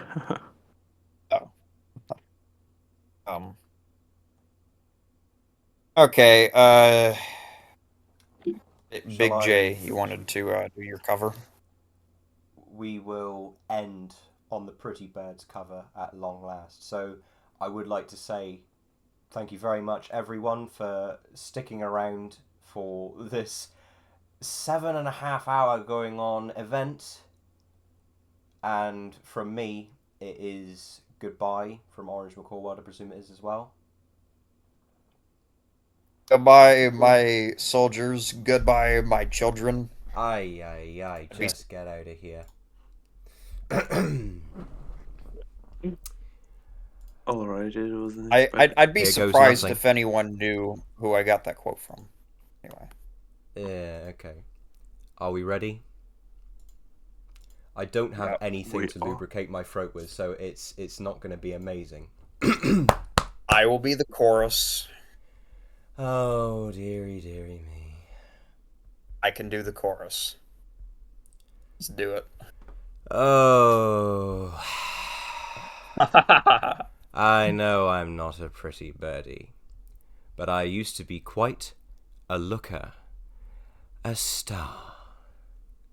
Lights. Camera. Action. You'll have to imagine the music.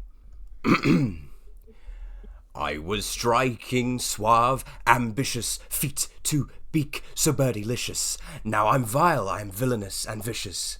Oh, and malicious. I had it all, a TV show, women too. I was tall, over 1'2", and then they got a pretty parakeet to fill my shoes. That's why I am so evil, why I do what I do. He was a superstar! So young and vital. He's nasty!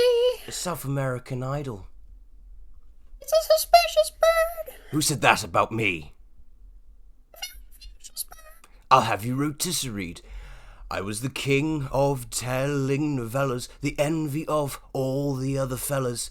Then I was pushed out for a pretty Polly parakeet from Paraguay they called Patricius. Common Paraguayan name. He's a nasty bird. I'm insidious. He's nasty. Oh, I'm hideous. He's a real macaw. I'm a cockatoo. An obscene bird. Yes, that bit's true. I'm a feathery freak with a beak, a bird murderer. You think you're badder than me? I've never heard of you. I'm evil. I'll fill your cheese balls with weevils. I poop on people and I blame it on seagulls. It was him. He's a nasty bird. I'm invincible. He's ghastly. I'm unmincible. I'm unwashable, unrinsable. Like an abandoned school, I have no principle. All of you Brazilian birds. You have to vocalize. All 80 million birds. I'll tell you what I'm going to do. I'm going to make you. You have to vocalize. Shut up now, shut up! It's just me. I will make you ugly. Too. Did you hear how dramatic that was at the end?